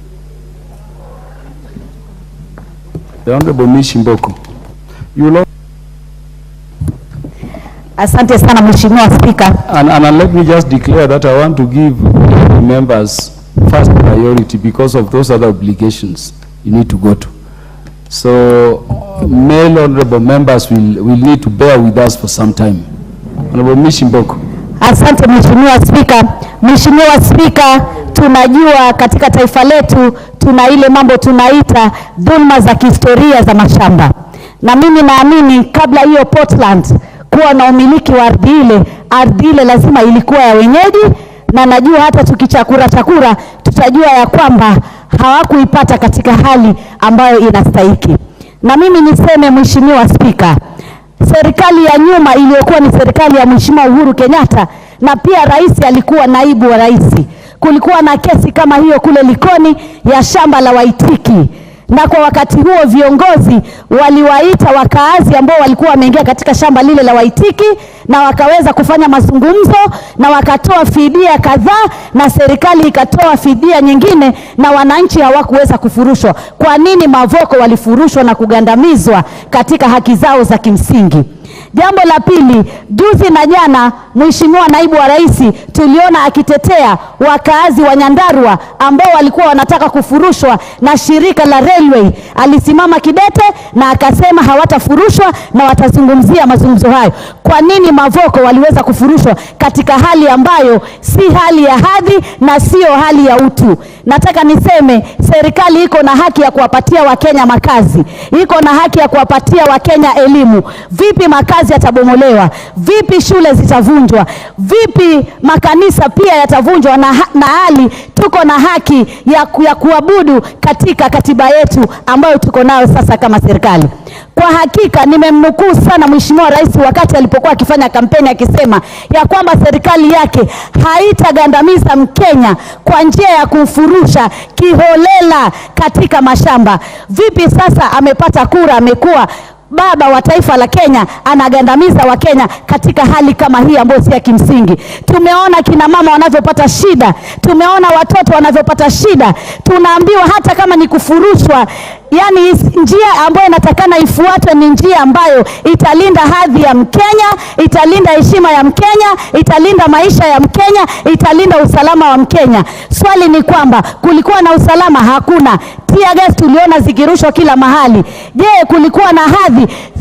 Swali ni kwamba hakukuwa na hadhi. Vyombo vilirushwa, kila kitu kilikuwa kinaangushwa kila mahali, na hakukuwa na hadhi yoyote ambayo ilifuatwa. Kwa hivyo nataka kusema Mheshimiwa Spika, sisi tunasikitika kama taifa ikiwa sasa Portland Summit wanasema wanataka kuuza ardhi wakati wamefanya hasara kubwa kama ile, kuwatia dhiki wa Kenya, ambapo hata kuna Mkenya mmoja aliweza kujitoa uhai kwa sababu ya kufikiria gharama ambazo wametumia katika kuwekeza kujenga makazi na familia yake. Jamani, sisi kama Wakenya tunazungumzia kuwapa watu makazi, alafu kwa upande mwingine tunavunja makazi ambayo wameyajenga kwa miaka mingi katika hali ngumu sana, hali ya kuchukua maloni, kuchukua ile Kiingereza tunasema mortgage.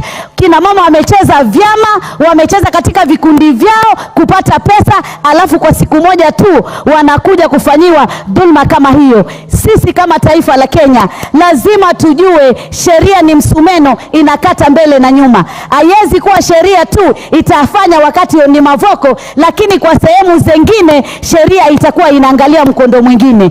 Jamani, leo ni Mavoko, kesho itakuwa ni sehemu nyingine ya taifa la Kenya. Hawa wa Kenya tuwapeleka wapi? Wakati uchumi wa Kenya ni mgumu, mwananchi anashindwa kupata chakula, mwananchi anashindwa kupeleka mtoto shule. Leo anakuja kubomolewa nyumba ambayo amegharimu karibu milioni 20 na kwenda juu. Jamani, hilo alikuwa suluhisho. Sasa wanarudi wanasema watauza hayo mashamba. Kwa nini serikali haikufikiria tangu mwanzo? Anayetoa stakabadhi za shamba ni nani? Ni wizara ya ardhi. Wizara ya ardhi ni nani? Ni serikali. Kwa nini hawakujua kama kulikuwa na utepetea na kulikuwa na ufisadi na wakafuatilia jambo hilo kabla ya kufurusha Wakenya katika hali ngumu kama hiyo na kuweza kutesa kina mama na wanafunzi walioko pale? Ni masikitiko makubwa sana, lakini mimi nasema lazima Wakenya wasome, kwa sababu Wakenya wengi huwa hawataki la kuambiwa, wanataka la kuona. Wameona sasa Kenya Kwanza ilipowafikisha. Sisi tuliwaambia ingekuwa ni Mheshimiwa Raila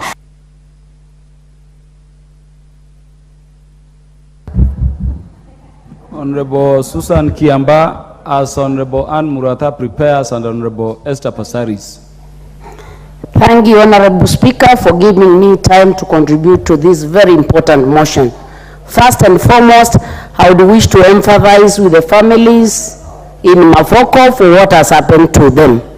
My first point, Mr. Speaker, in pre-independence Kenya, unless tuko na wazungu hapa, there is nowhere where land was empty land. Every land in Kenya in pre-independence period belonged to people. And it is important to realize that when parastatals came up, people only gave land for particular purposes, for people to use it to benefit their own people. And they never gave away land with the full rights of ownership. It is very strange when we see people using the law to own land, deny the real original people their rights to own that land. I'm even very surprised, Honorable Speaker. 2 weeks ago, the president was in Tana River, in the Tana Delta. The people in Tana River, there is the land being owned by TADA. The president gave orders that the local people be allocated that land.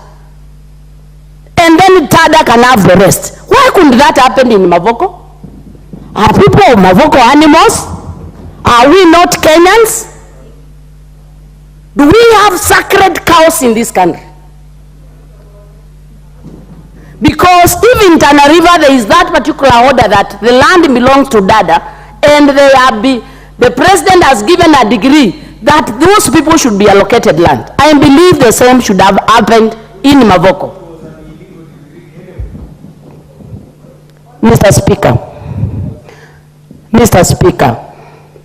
I've heard many presenters say that the demolitions happened because the land belonged to grabbers.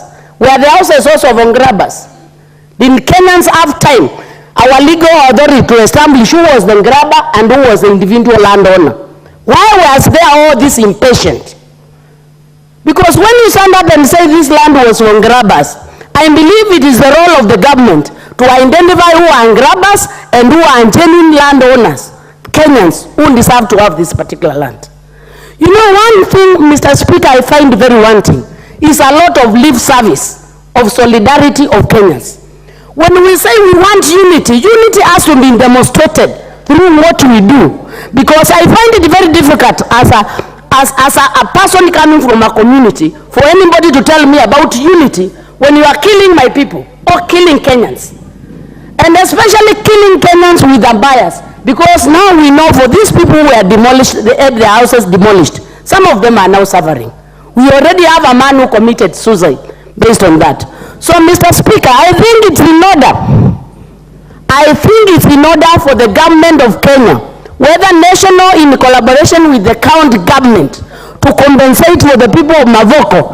And as other people, whether they are squatters or whatever the case may be, as other people are being given land, I believe it's in order for those people evicted in Mavoko to get their land. And lastly, you know, I find it very difficult. We are being treated the same way Chief Kevoi was treated. Because Portland, by the way, Portland bought the land from who? We would want to see the agreement. Or did they come here with land? We would want to see the agreement of Portland. They bought the land from who? Because if the original communities was there, how did they come to possess the title deed? Because we cannot have institutions that are the owners of the title deeds, the owners of the land, while the local people suffer. Honorable Speaker, I think it's very dehumanizing. A house of this owner to start thinking very tribal. Or very, how do I put it? With a lot of partisan party lines. There is no Kenyan who is Kenyan blood, that is Uda. Neither Kenyan house, that is AZIMIO. We all need to fight for these Kenyans. And I think if this parliament cannot fight for these Kenyans, I don't know where else they would actually get justice. So I believe this house must get solutions. We can't sit here and mourn.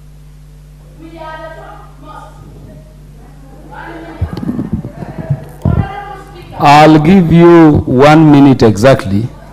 Honorable Murata, I'll give you extra minute. Don't worry. So can you conclude? Thank you, Honorable Speaker. This is one of the highest decision-making organs in this country. And we need either to have the minister here to come and give us an explanation, or we need to make a decision and inform the powers that be that these our people need to be compensated. Thank you, Honorable Speaker. The Honorable Ann Murata, you have 7 minutes. You've really waited for very long. So you should be speaking for 5, but you'll have 7 if you can speak. Please do. Thank you, Honorable Speaker. I first of all want to empathize really with the people of Mavoko just before I bring in my input. And I've listened to all of us as we share this issue in this parliament. And I think it's a time that we become honest with one another. And I think the debate that we are having now needs to change its course. That us as the leaders of this country need to be very honest with ourselves and speak the truth.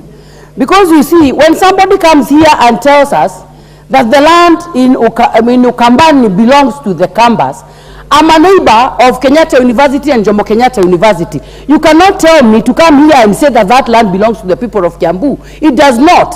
Jomo Kenyatta University is the land of the people of Kenya, in as much as it is in Kiambu. So you cannot come to parliament and start telling us the land that is in Kamba belongs to Kamba. It does not. It is a land of the people of Kenya. That one we need to be in agreement. So when we come here and start bringing issues of land belonging to who, some of us will be the highest beneficiaries. But this is not true, because what is in Kiambu belongs to the government. And now what I'm trying to say is this. We have had issues of land, and talking honestly, all of us in this country know that we have had a big problem of land in this country. And what happened in Mavoko is very clear and was put on the table, and all of us are on TV, are on social media, we are seeing what is happening. And we know all what has been happening in this country over the matters of land. And in particular now this land that is at hand. We have seen somebody speaking to these people and telling them, title ni karatasi, jengeni nyumba. So what was this guy trying to tell these people? Can we do this as fast as possible? Because when it comes to issues of demolishing, there will be people who will come to support you. Because when you keep it as land, it will still revert back to the owner. So go and sell it. We have seen the governor who was there then addressing those people, and even the company itself putting a poster there and telling people this land belongs to the Portland Cement. So what I'm trying to tell ourselves is that, can we have an honest discussion? Because here we are talking about lives.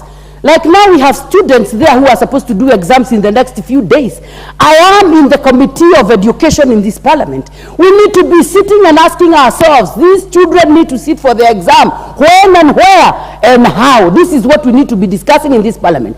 But when we come here and start putting volumes and talking, trying to buy loyalty with our people, and we actually know what is happening. When I see all the leaders from that region speaking very strongly and very highly, and at the back of their mind, they know the true story, because this one has been done by the rogue government officers that we have, who cheated our people and even made them buy land that didn't even have titles, and even went ahead and approved the constructions. These are government rogue officers, and they are there, and they are known. So when we start dragging in even the name of the president is not working in the government of Machakos. There are people who have been given work there to do. So the people we need to be addressing are people like the ESCC, the DCI. They need to rush and get the people who did this to the innocent Kenyans and make them pay for every pain that they have caused these people.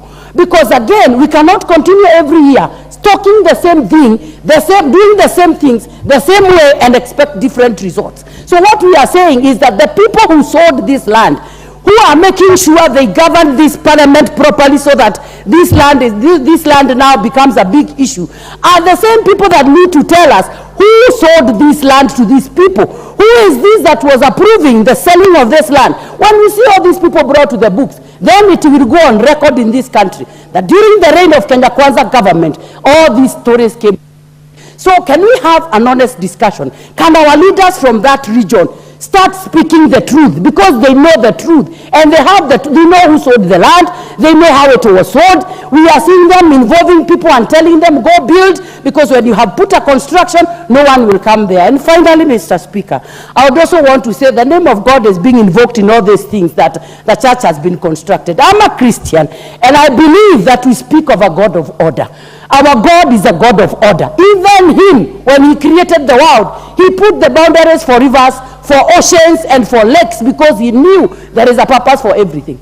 That land is for Portland cement, it's not for building a church, and I'm a Christian. So start bringing the issues of a church was demolished because the church had to be put in proper land. But then the church owners are not to blame. The people to be blamed is the person who sold that land to that church, and that person needs to be condemned with the strongest word possible. And the people to give us this answer are the people from that region, the DCI, the EACC. They have an answer, and they need to answer this question. So the likes of Robert Mbui, my friend, need to come out clean and tell us who is this in that region that sold this land to these people, knowing very well where it belonged. Thank you, Mr. Speaker.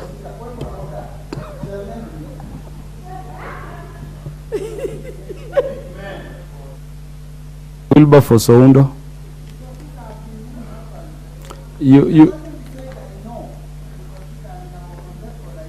I didn't hear anything out of order.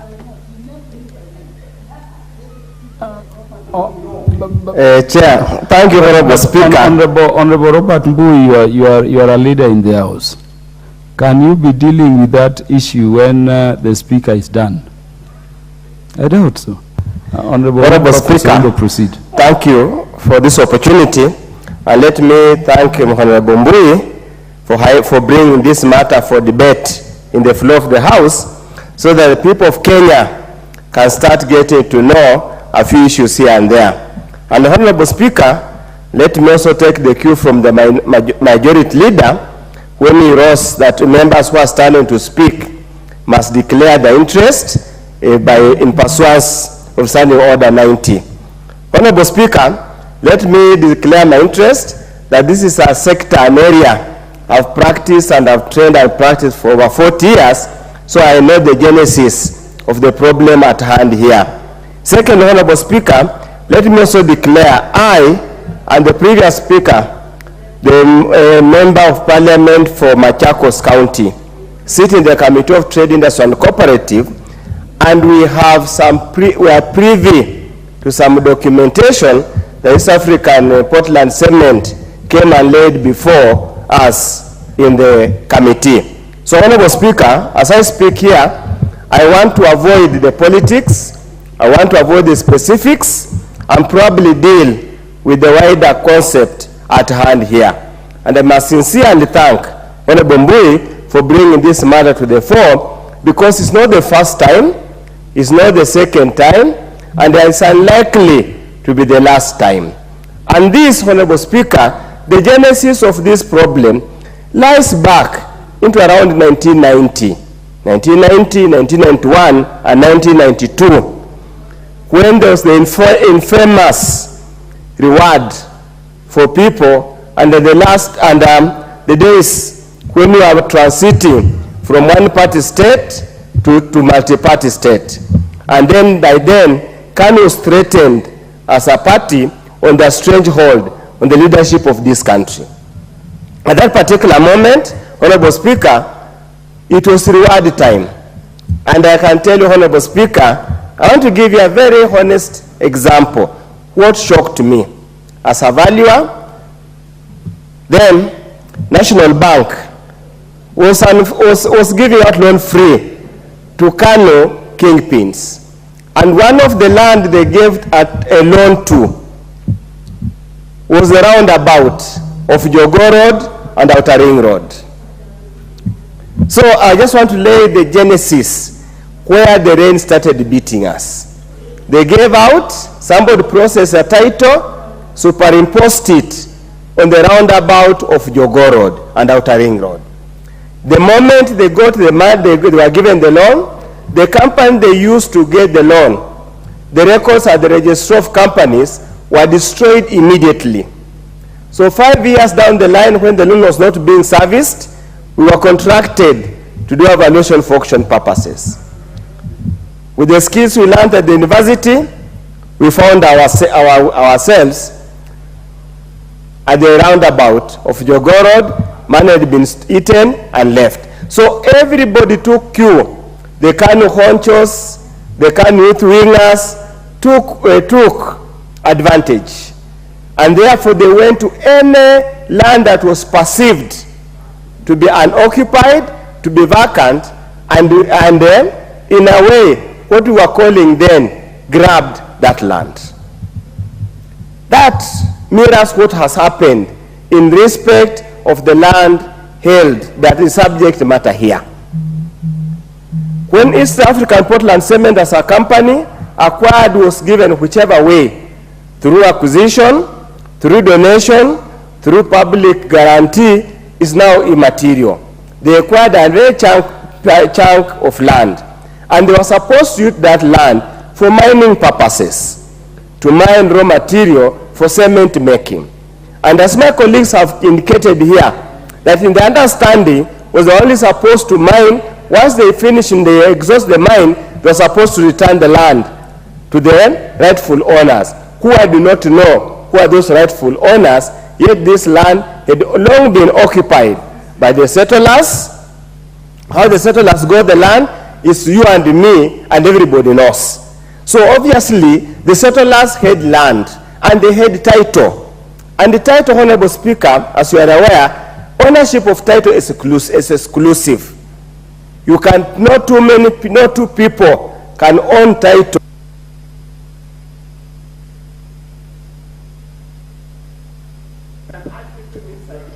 Honorable Dr. Undo, because you are an expert in the field, I'll give you 3 more minutes. So, Honorable Speaker, that's why it is important. So that's why I was saying, the way the white settlers acquired land is a story everybody knows. Nobody challenged that title then. When they were leaving, they had the right to transfer that title to any other party that was willing to meet their demands. And that's what happened.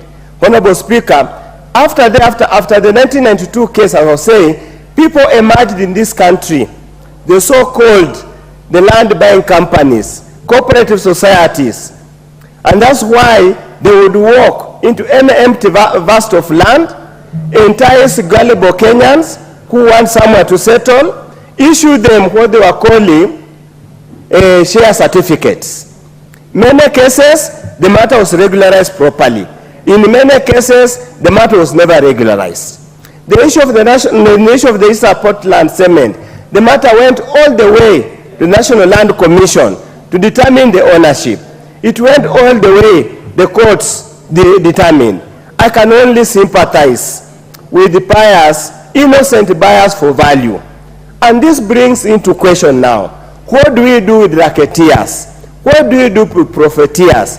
What do we do with those, because of the social influence they wield, the political influence they wield, they're able to entice and have people purchase land knowing that there's no genuine title. That's why the people now, as a country, we must deal with ruthlessly, perpendicularly, and once and for all. And this presents a case example. That's why, Speaker, I've sat here today patiently because I was doing research. As you listen to people talk, it's like an interview. It's a questionnaire they're filling for me. So, Honorable Speaker, this is where now we need, this is where all the security agencies, this is where the government now needs to weed out this group. We have the other parcels of land, the criminal land. We have so many other such cases in this country. I therefore urge soberness. And I want to ask the Committee of Lands and Physical Planning, now this is the time. They need to show their expertise in land matters, land administration matters, land information management system matters, to resolve this matter once and for all. Finally, as I conclude, government is a government in perpetuity. Government is a government in perpetuity. The current government cannot remain blameless. These things were done in the name of the government. During the campaign, we were very categorical that the suffering of people through enforced eviction we need to address. And I thought, Honorable Speaker, there was actually an act of parliament on how to deal with eviction, whether it is through illegal eviction, lawful eviction. If there is in such an act of parliament, I want to throw upon, again, the Lands Committee to develop that bill so that wherever we even have disputes, there must be a humane way to evict people. We are talking about housing. Any houses, any structure that houses people demolished, that's reducing the housing stock in the country. We cannot run away from that fact. So, Honorable Speaker, I want to urge my colleagues, this should give us an impetus to change the law, should give us an impetus to strengthen our land administration system, must give us an impetus to debate what constitutes title, what constitutes sanctity of title. What is it are you looking for? It's not just the space that matters, it's what is the interest you hold in respect of that space that matters. So for all those who want to go and buy land, failure to consult a consultant, an expert at that particular moment, might be cheaper for you, but cheap is expensive in the long run. There can never be any substitute in consulting a consultant in whichever way, and an expert in whichever way you do.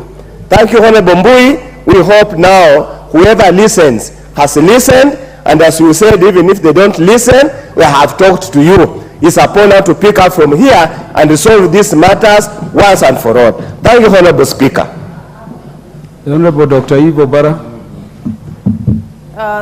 Thank you very much, Mr. Speaker, for giving me this opportunity to also contribute to the motion. Mr. Speaker, at onset, I want to condemn in the strongest term the destruction of property. I'm not calling it demolition. I'm calling it destruction. Because what I saw, I would not wish it on my enemy. Mr. Speaker, yes, I've listened to the expert, but the question is, the kind of infrastructure that we saw being demolished in Mavoko, surely you could not put in all that money, knowing very well that it is not yours. Members here have told us that they paid taxes, they paid rates to the county council, to the Ministry of Lands, everything. They were doing the things which is supposed to be legally binding. But nevertheless, properties were destroyed. Mr. Speaker, I cannot reconcile myself with what I saw. The broken people, broken men and women, looking at their life savings going down into ashes. Mr. Speaker, up here in Upper Hill, whose land is that? All those buildings that we have in Upper Hill, whose land? They were given by the government. Railway here, whose land was it? Government land. Go to Eldoret, ADC, whose land was it? Government land. My question is, who is Portland Cement? Portland Cement belongs 52% to the government of Kenya through Treasury and NSSF. 52%. 42% belongs to Lafarge. 6% belongs to Kenyan. Therefore, 58% of that land belongs to Kenyans. Who is government? What do you call it? Of the people, for the people. The government has the moral authority to solve the issue of Mavoko. They have the ability to solve the issue of Mavoko. They didn't have to wait for those properties to be pulled down and then talk about arbitration. When do you arbitrate? How could the judgment have been made, Mr. Speaker, today, and the following day we have the bulldozers on site? It means that somebody had the script of the judgment. Somebody had it. And somebody was waiting to do what they did. Mr. Speaker, as I finish, this is the time that we call for compassion. It was lacking. This was a time that people should have looked at their consciousness when they were pulling those down, those houses down. The schools, the timing, exams are about to start, schools are being pulled down, churches are being pulled down, the timing, people are going for Christmas and you are homeless. Being a predominantly Christian country, we celebrate Christmas. And we are pulling down houses 3 months to Christmas. Where are they going to go? Mr. Speaker, I did not see the compassion. I did not see people's conscience being pricked. Mr. Speaker, I saw cold-hearted Kenyans destroying homes of other Kenyans. Mr. Speaker, my question is, what happened to our value system as a country? What happened to our value system? It's a time for reflection. And as my colleagues have said, we need to look at this matter soberly as leaders of this country. Thank you very much. I call for arbitration and I call for people to be compensated for loss of property. Thank you very much. Honorable David Mboni. Honorable Esther Passaris, you will follow. Honorable David.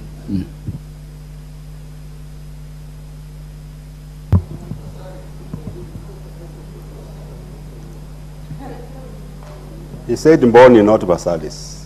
I said Honorable Esther Passaris will speak after Honorable David Mboni. Thank so you. Proceed. Your time is running out. Yes, thank you, Mr. Speaker. Let me also join my colleagues in sympathizing with the situation in Mavoko. Mr. Speaker, we all know that land acquisition in this country is very risky. Most of the land, actually in the eastern part of Nairobi, has no title deeds, and there is a lot of double allocation. Mr. Speaker, Minister of Lands, I think, is the most corrupt ministry in this country. And if this government really want to fight corruption, the way they are saying, they should fight corruption in the Ministry of Land. A lot of people have lost money because of what's happening in the ministry. In fact, I'm our victim. I bought some land, put up a building. Later, I realized the land did not belong to the person who sold to me. But the person was very needed to me because he came back and told me to buy the land, and we agreed on the price. I'm actually still paying. The Minister of Planning, Minister of Lands, a few years ago, there was a government attempt to digitize land records. But because of land cartels, this process failed completely. And this is a process which we thought is going to clean the land registry. The records were supposed to be digitized, put in a computer software form, and if you want really to check any title deed, you could be able to verify. Let us face the facts.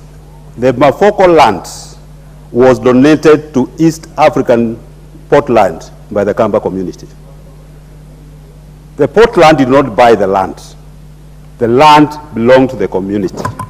Now the agreement was the factory, the East African Portland, to mine the limestone and revert back the land to the Kamba community.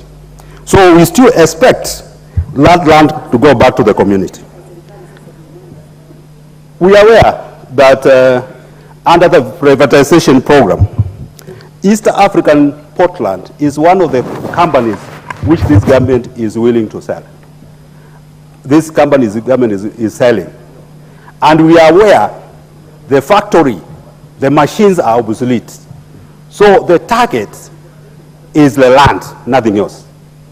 But we are saying as a community, the land belongs to us. In 2014, the then Governor Mutua wrote to DCI and asked the DCI to investigate what was happening in Mavoko land. But the DCI did not do nothing. In fact, I'm surprised. Now they are calling people left and right to come and record statements and accusing people who are very innocent that they stole the land. What did the DCI do at that point? Because at that point, if they intervened, what we are seeing, the story we are seeing in Mavoko should not be happening. Because they should have been able to stop the land division, that whatever. Who approved the plans, housing plans? Is it the ministry? Is it the county government, where the Governor Mutua, who was complaining the land is being divided? Is it the county government which approved the land? Those are the questions we need to ask ourselves. And instead of looking for few small people, we need to get the big people into this.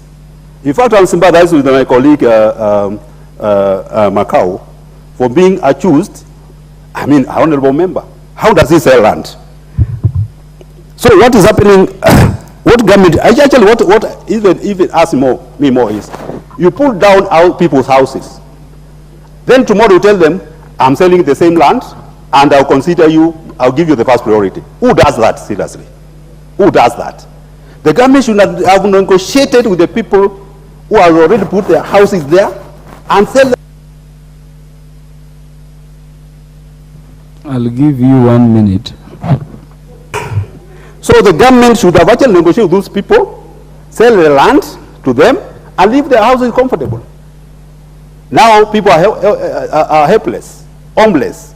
People have put their money, their lifetime savings, got loans to put houses, and now they don't have houses. Seriously, which government does that? Therefore, Mr. Speaker, these people need to be compensated so that at least they can live a decent life. Thank you very much. The Honorable Mark Mwenje. Oh.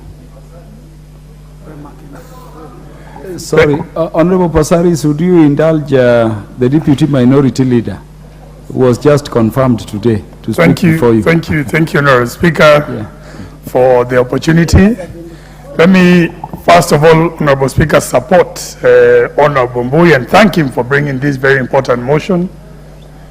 Honorable Speaker, when this government was elected, during the inauguration speeches, especially of note by the Deputy President, he promised to Kenyans that the days of inhumane demolitions and evictions will come to an end. That was quoted. That was him speaking. Honorable Speaker, there was nothing humane about what we saw in Mavoko, Honorable Speaker. It is also important that I remind those in government that claim that 47% of those who voted came from Mount Kenya. Quite a significant number of people who were demolished were from Mount Kenya and voted for this government. So that is something we must always remember, Honorable Speaker. Honorable Speaker, there was a court case. This court case did not run to its natural conclusion. Normally, there is an eviction order, there is a notice, there is a period that is given, Honorable Speaker. This did not happen. And Honorable Speaker, whenever we've seen this kind of orders, there is always some form of notice, some reprieve, a chance to go to a higher court to be heard. This was not the case, Honorable Speaker. And more importantly, Honorable Speaker, these kind of matters create a security risk, because what you've done is destruction of wealth. One day you have people living in a home, have electricity, the basic necessities. You have water, food, shelter, clothing, a livelihood. And the following day, all that is thrown away. This creates a risk to even security, to our own security agencies there. That is something, and Honorable Speaker, I want to expand beyond Mavoko, because these kinds of court orders for evictions, they are all over. especially from where I come from in Embakasi. But Honorable Speaker, we've been able to resolve some of these issues. Tasia of note is an area where people settled. There was a land dispute, it was determined, and the people there were given an opportunity to regularize. We have an area in Mailisaba known as Mwengenye, Honorable Speaker, that people were given that chance. This issue of people coming, especially where they were misled by our own government and ended up buying land because they were conned. Kenyans have been given a chance to regularize that. Our own majority leader today spoke of a similar instance because that is the common, especially in Embakasi. People have acquired land through certificates and through other means, but eventually they've been given a chance to sort some of these issues. Honorable Speaker, the failure here is by government, by the land officials, by the administration, and you find it even in our areas in Embakasi, where there is collusion through the government, through the county, through the administration officers, and Kenyans end up getting defrauded. So most of these people who acquire this land, Honorable Speaker, acquire it believing genuinely they are acquiring a genuine title where they can build their lives, Honorable Speaker. And that is something that must always be considered, Honorable Speaker, especially in matters where you are going to destroy the livelihoods of Kenyans. Honorable Speaker, this government has been talking about low-cost housing. How can we talk about low-cost housing and we are going to destroy the very houses Kenyans have saved to build with their own money that they've saved for, especially for retirement? So, Honorable Speaker, some of these issues, some of these court orders must be interrogated. Some of these court orders cannot be implemented, Honorable Speaker. The issue that happened in Roy, the court case that determined the matter in Roy, has given an opportunity for those residents there to try and sort out that issue, Honorable Speaker. As I conclude, Honorable Speaker, it is important that we recognize we must regularize, allow the position for regularization of land so that those members who find themselves in trouble can be given an opportunity to sort their issues, Honorable Speaker. For the case of Mavoko, I believe innocent.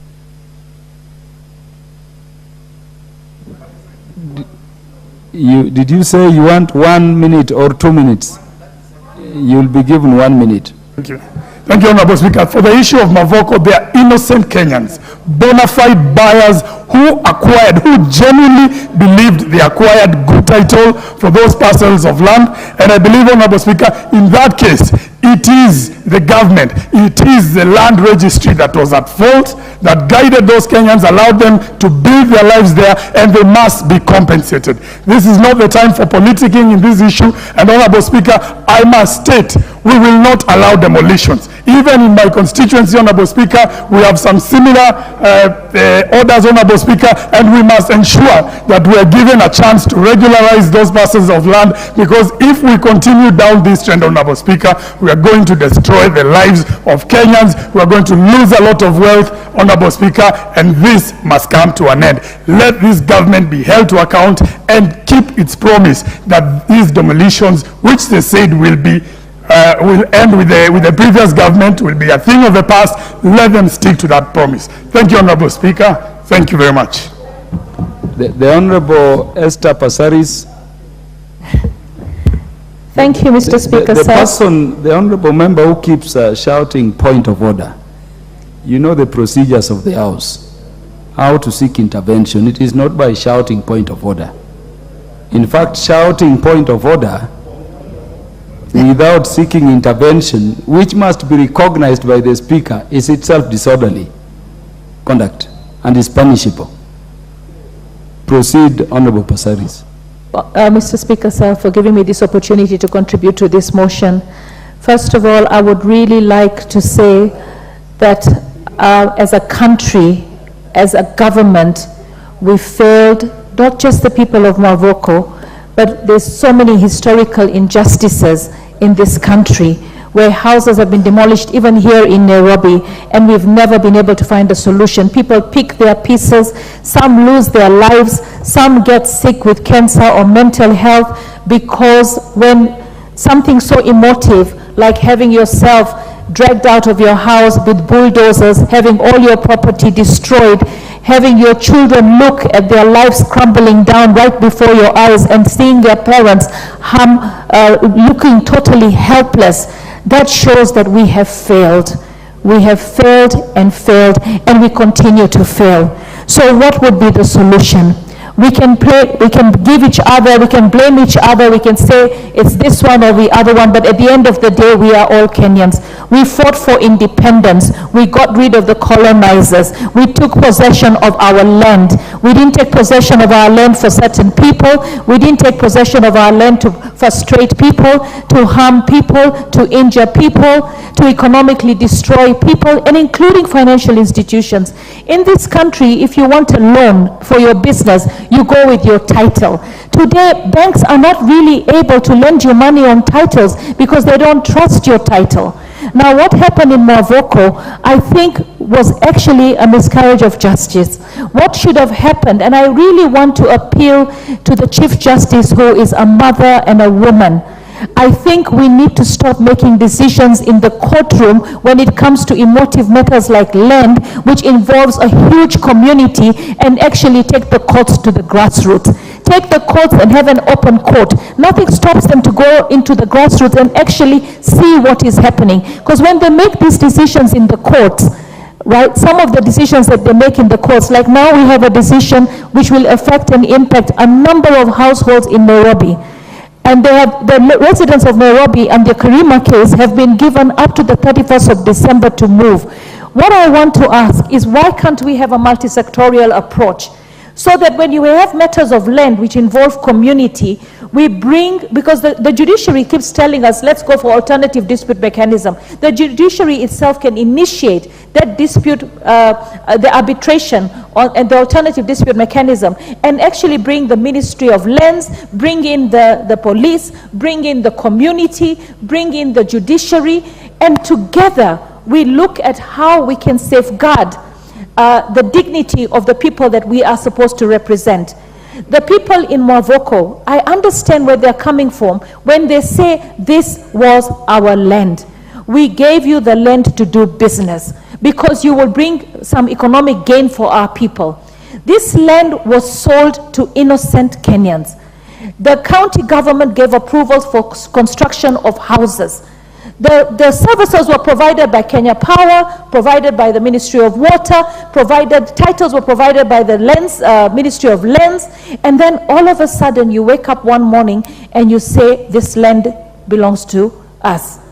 So I was thinking, with all those 4,000 acres of land that East African Portland has, surely couldn't they have actually figured out how to compensate the people, or to actually give these 200-300 acres of land and say, this is your land. We have actually survived and made profits out of this land. So we will give you this land. We will end this court battle, so that the people can actually live in peace. The land that is in Nairobi right now that we're talking about with the Karimas, I really would like the government to seriously look at the Dungu report.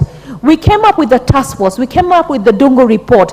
This was supposed to cure the injustices that came up with land. And up to today, we've never implemented the Dungu report. So I want the government to have a humane face. As we're saying, we want to build houses for the people. We want to give dignity to the people. How do we give dignity to the people and the promise of dignity when today we erode that dignity by bulldozing houses and schools and churches? Even if those churches were built in land that was not theirs, how was that church built with a title? How was that church built with approvals? So all of us are culpable. And I think it's important, as a member of the Committee of Lands, we shall do what we can, but we need... You need more minutes? Mr. Speaker, adjournment motions go for 5 minutes, except with the leave of the House. And I assume the House is the Speaker. So you have 2 minutes. Thank you, Mr. Speaker. Mr. Speaker, sir, this is an item. The land issues are emotive, and we need a multi-sectorial approach. We need to get to the grassroots, and we need to stop actually harming our Kenyans. Our Kenyans need to be engaged in a manner that is dignified, because that is what the government has promised, and we are all part and parcel of that promise because we are part of the government. So we need to make sure, whether we're opposition or we're in government, that together we uphold the dignity of the people, because it's not enough to come and say we feel sorry for you, because the pain that they're feeling is continuing and is growing, and mental health is real. We're going to have a lot more challenges if we continue being so harsh and rough on the citizens of this country. So I pray that the president and the various cabinet, when they meet, they address this issue, because really business cannot actually thrive when the people of the community are actually being destroyed. Thank you, Mr. Speaker. Honorable Engineer Paul Nzengo. Thank you, Mr. Speaker, for giving me the opportunity to contribute into this debate. From the onset, I want to empathize and sympathize with the people of Mavoko constituency for that barbaric action that was taken upon them. It's a pity that a lot of people may have lost their lifetime earning through this act of carelessness. And Mr. Speaker, I want to condemn the whole act on the strongest words possible.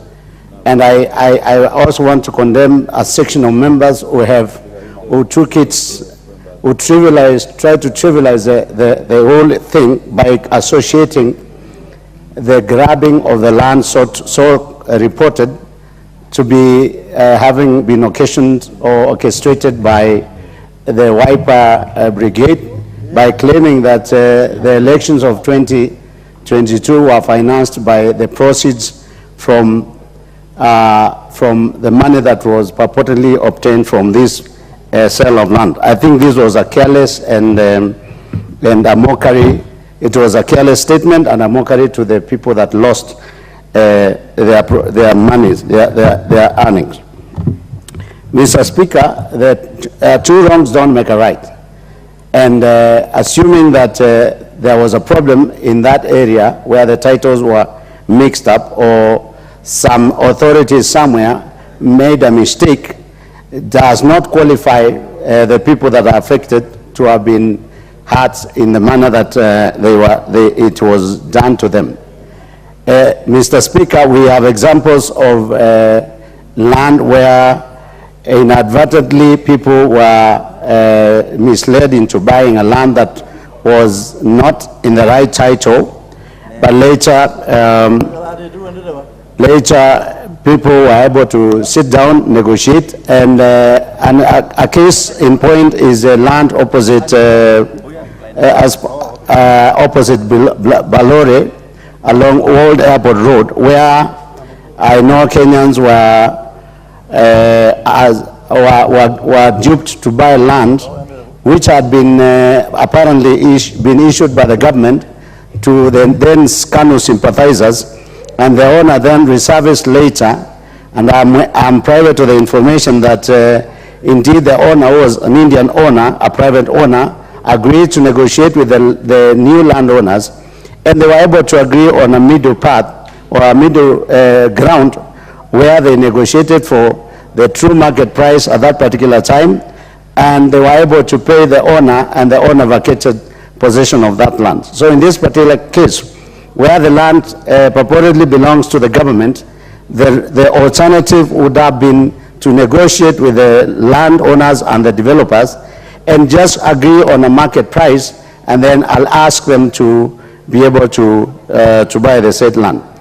Mr. Speaker, the idea of a government demolishing property of its own people, for whatever reason, is in itself scaring the investors, because the individuals don't issue titles. Titles are issued by government, and the government cannot recede on titles that they have issued themselves. So that, in that case, I want to say that this government is proving to be insensitive to the fact that when you own up and say that these titles that the government issued are not true titles, then an investor who wishes to invest in Kenya is definitely going to be scared, and therefore we are not going to be able to attract investors in this way. And lastly, Mr. Speaker,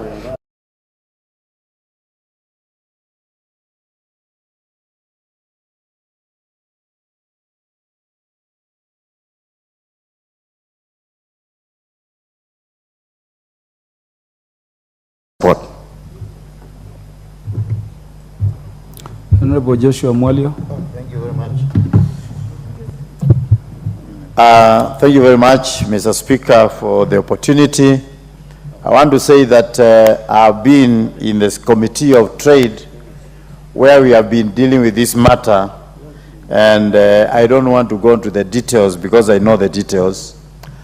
I want to say that it could have been better if the people that houses were being demolished could have been treated like the way Abraham was pleading with the angels that that were going to destroy Gomorrah.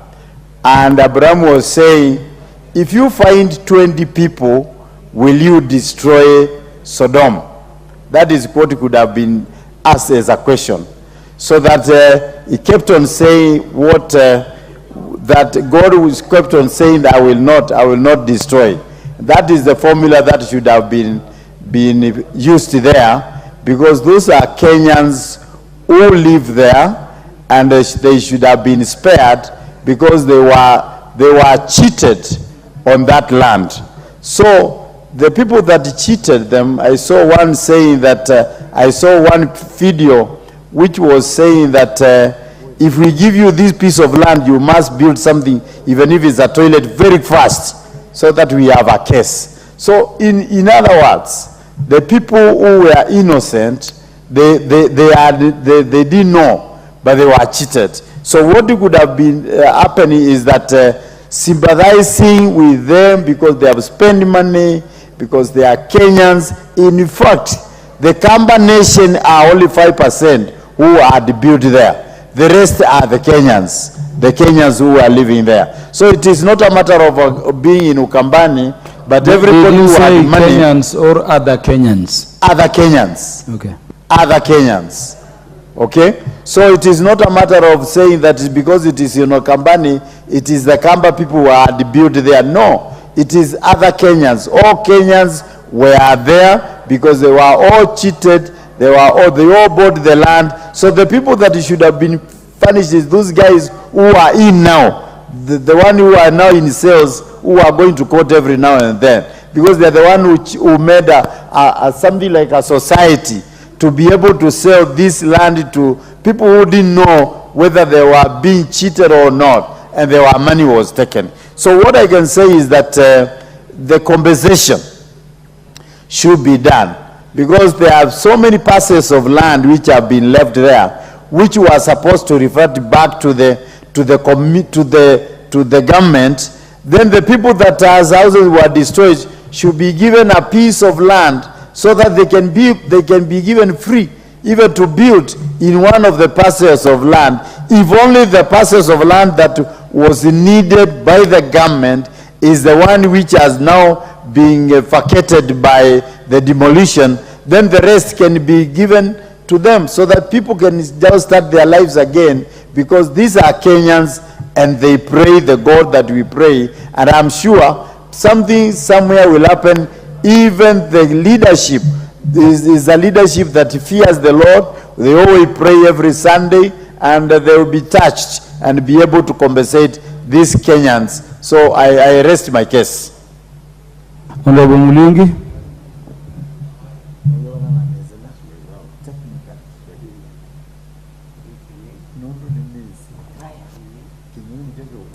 Thank you, Mr. Speaker. Mr. Speaker, I rise to stand with the people of Mavoko during this difficult time.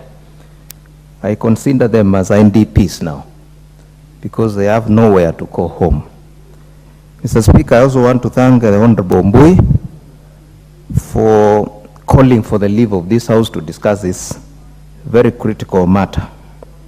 Mr. Speaker, I sympathize and empathize with the people of Mavoko because this is a matter that has come as a surprise from a government which they trusted, a government which assured them that it is going to build affordable houses for them.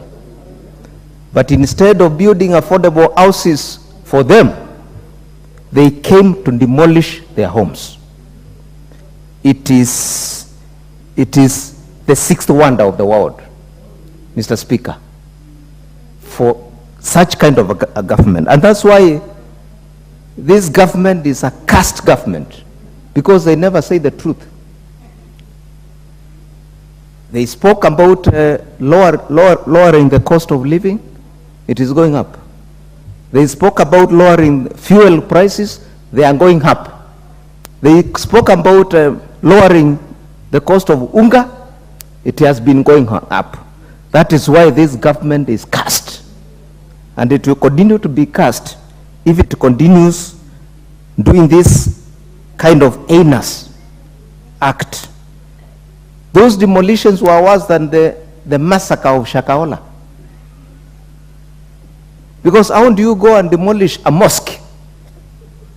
How do you go and demolish a church? How do you go and demolish a school when children are preparing to do exams? It is worse than Shakahola. So, Mr. Speaker, I consider these demolitions as purely orchestrated, planned by Kenya Kwanza government. They had planned all this, and Mr. Speaker, the moment we just started speaking about succession politics in AZIMIO, the moment we started talking about Kalonzo being the heir of AZIMIO, now Kenya Kwanza decided to hit the homeland of Kalonzo Musyoka. And that is Machakos. I'm therefore telling Kenya Kwanza, don't be scared. Please, don't panic. We are not a threat. 2027 is coming. We shall be a threat in 2027. Why on earth?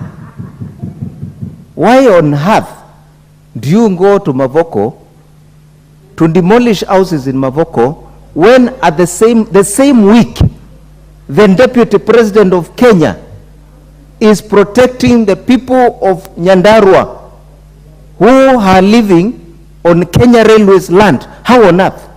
Those are playing double standards. The same week the President of Kenya is in Rift Valley compensating Shunga cartels.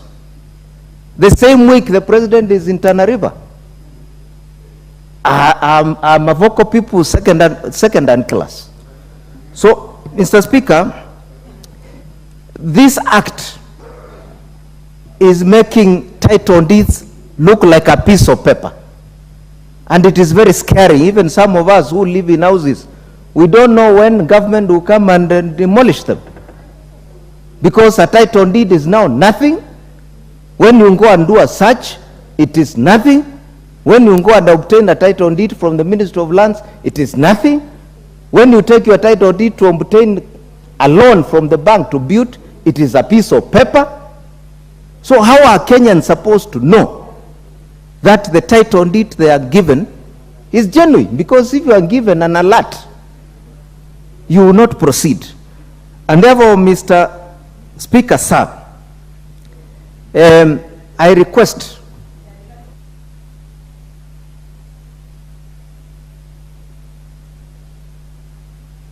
I'll give you 1 minute. We need to be done with this motion.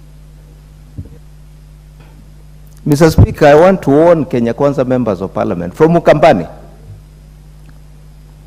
who planned a press statement and then dragged Kalonzo Musyoka into this land scandal. This is a land scandal by Kenya Kwanza. We know land grabbers in Kenya. If we are given the opportunity to name them, and the tape on documents here, we shall bring them and then name them. So, Mr. Speaker, I support that Mavoko people should be compensated, and the Parliament should investigate this matter and come up with a solution. Thank you, Mr. Speaker. Thank you, Honorable Nabim Napora.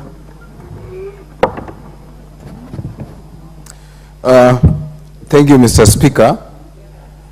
I want to start by, first of all, associating myself with the views of majority of colleagues who ostensibly agree that, one, the issue of Mavoko is beyond being a regional issue. A Machakos issue is a national disaster. Mr. Speaker, I keep on asking myself two questions in this, during my stay in this parliament. Question one, what did we mean by taking an oath to defend the Constitution? Because, Mr. Speaker, in the national values as enshrined in the Constitution, one of the values is human dignity.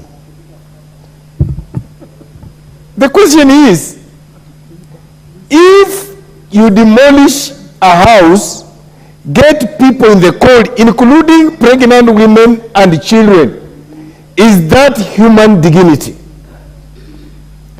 Secondly, Mr. Speaker, I keep on asking myself a question. What is common good? Does what is common good in Kakamega, Lugari where I come from, become common good in Kiambu or in Machakos? Why am I asking this question? Mr. Speaker, for God's sake, all land that sits any government-owned institution is held in trust on behalf of the people of this country. So the question is basic. If the land in Miwani or the land in Nzoya Sugar, which we were in this house defending and saying we cannot allow it to be privatized, how different is it from the land of East African Portland Cement? Mr. Speaker, there was a law in this country, or there's a law in this country called public acquisition.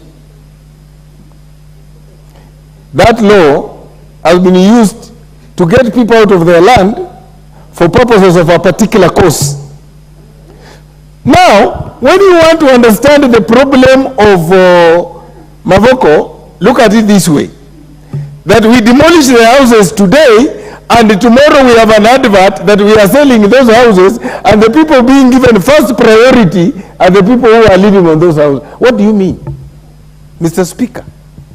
Actually, the management of Portland Cement must be held to account on this. And when you want to understand that this was orchestrated by Kenya Kwanza government, they know very well they made those people poorer by demolishing their houses. So offer them, they will be unable to buy that land. Then the shenanigans of Kenya Kwanza government will go and buy that land. Mr. Speaker, today we were addressing a presser with Honorable Mukabe. When we were addressing a presser because surveyors from the Ministry of Land, working with Account Commissioner called Nyale in Wasingishu, were in terrible forest, which is in Lugari and Dikuyani, purporting to survey the land to give to people without public participation, without this parliament exercising the forest. That is what Mavoko is. Mr. Speaker, I'm requesting for an extra 2 minutes. Mr. Speaker, as a country, we must come to our senses. Why am I saying we need to come to our senses? There are actions we take that will have far-reaching socioeconomic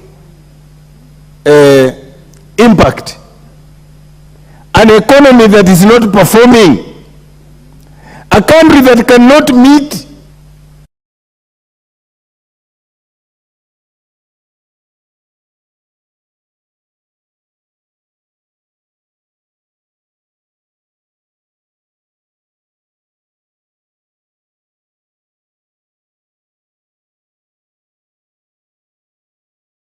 Mheshimiwa Spika, kunipa nafasi mimi pia niweze kukemea na kulaani ubomoaji wa majumba uliofanyika Mavoko.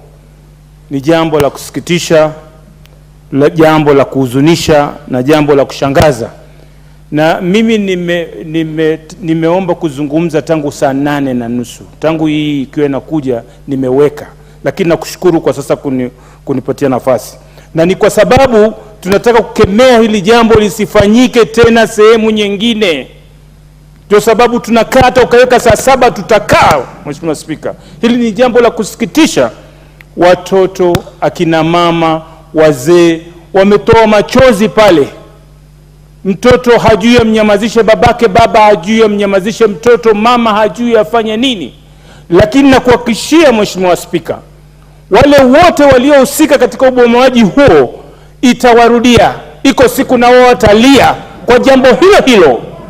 Na kama hawakulia wao, watalia familia yao, watalia vizazi wao, lakini watalia kwa sababu ni jambo la kinyama sana wamefanya.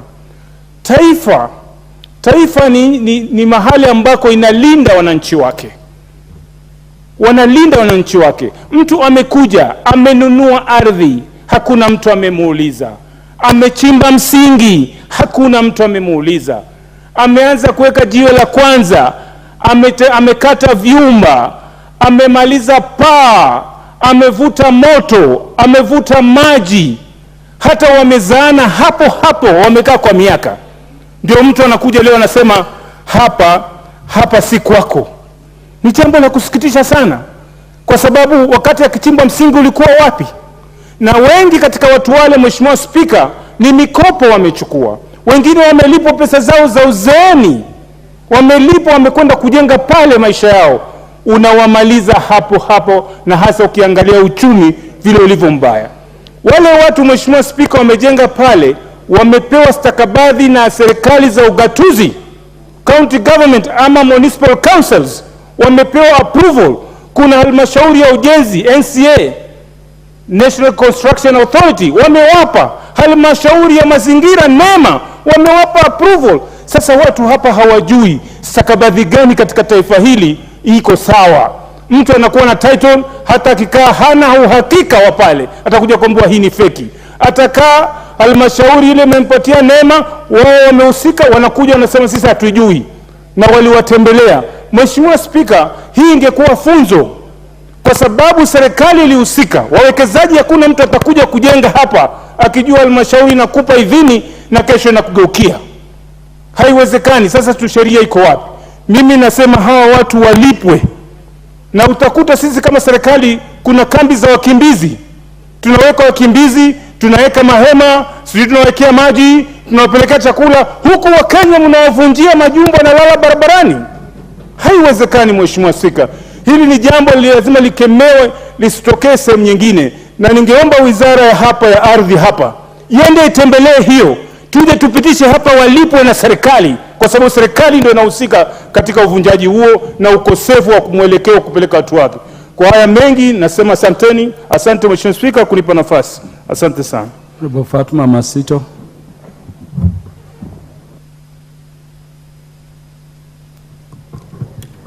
Basi asante sana Mheshimiwa Spika kwa kuweza kunipatia nafasi hii, na mimi niweze kupiga pondo au kuongezea katika hoja iliyoko mbele ya bunge hili.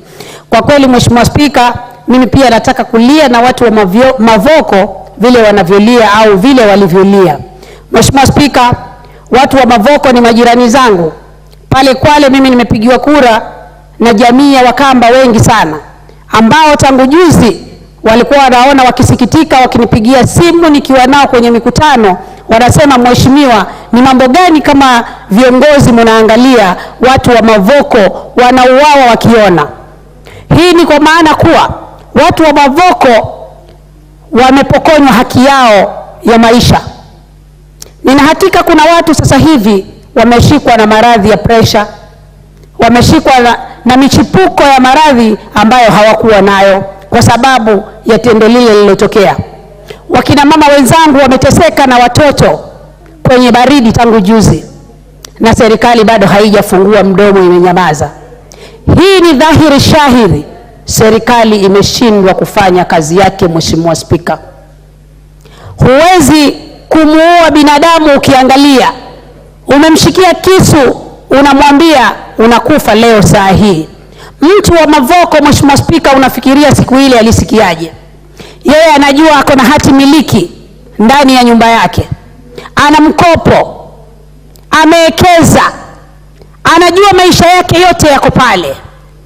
Leo hii unamwambia wewe huna makao. Mheshimiwa Spika, serikali ya Kenya Kwanza imeshindwa. Na ndio maana saa nyingine natamani hii serikali tungechukua sisi watu wa Azimio chini ya Mheshimiwa Raila Amolo Odinga.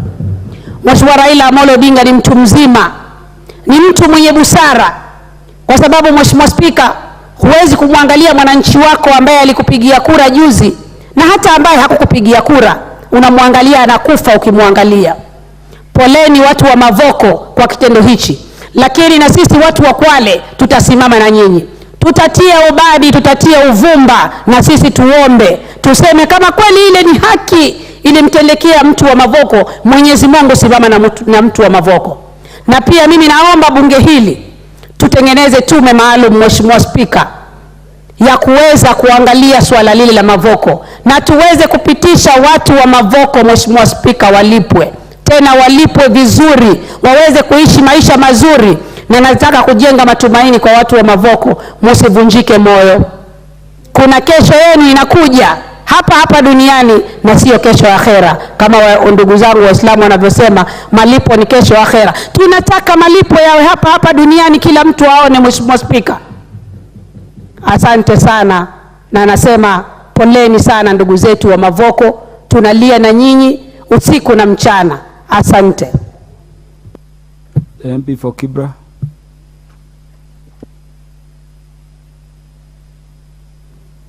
Thank you, Mr. Speaker, for giving me this opportunity to contribute to this very emotive motion. Now, in the history of Kenya, we have not seen such an act. This government is led by rogue officers, a people who do not know the morals. In our own culture, where I come from, I am very reluctant to talk about land matters, because in our days, when you pass somebody's kill, I cannot translate that in English, but Mr. Speaker, maybe you can translate to them. When you pass somebody's kill, you cannot reach 1 week before you die. Yeah, Kiao, if I were to help you, Honorable Rero, is a Latin word for border or land boundary. That is it. I thought it was the same in Cumberland, because these people would have not lived by now.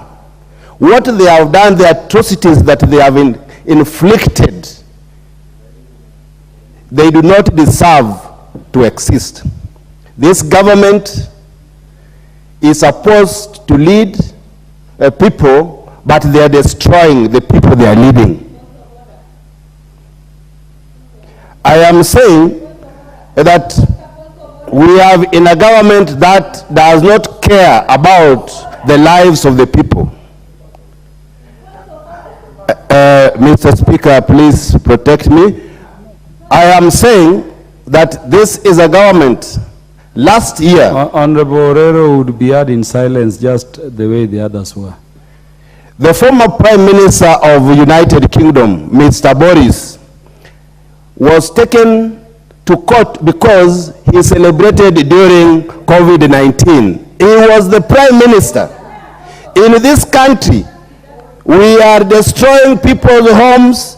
The minister for lands should have resigned by now. But if it was a mature democracy, the whole government should have resigned by now. We are saying that we cannot. There are many people now in Mavoko. This motion of adjournment today has brought both sides of the house.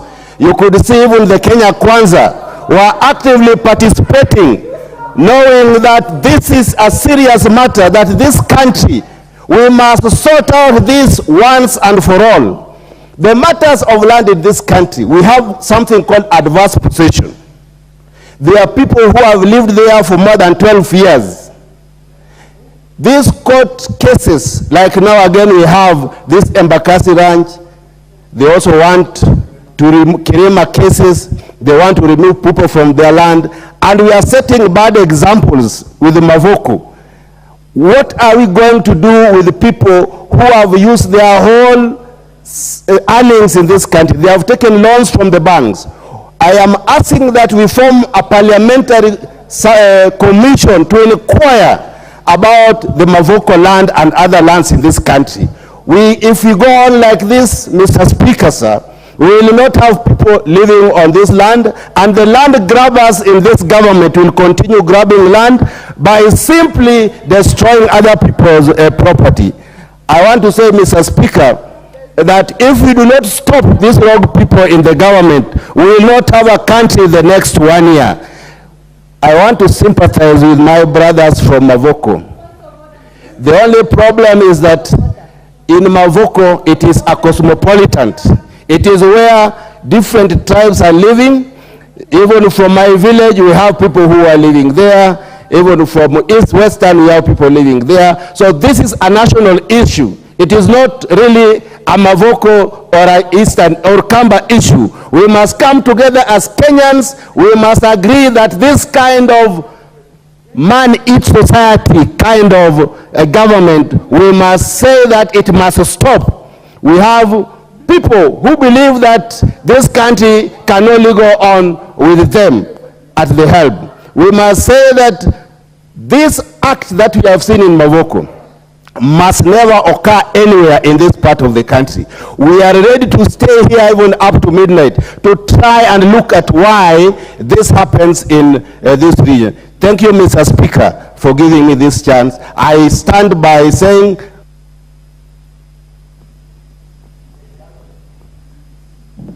that is in Zambia will be the last to speak to this adjournment motion. I would request the members who have stayed up to this time to wait so that we can close the business we had under Order 12. Honorable Thaddeus. Thank you. Thank you, Honorable Speaker. Order, Honorable Zambia. Honorable Omar Mwinyi, you wanted to speak to this adjournment motion. So then you will be the last to speak. Thank you, Honorable Speaker, for granting me this noble opportunity to join my colleagues in sympathizing with the people of Mavoko. Honorable Speaker, what really happened was an heinous act.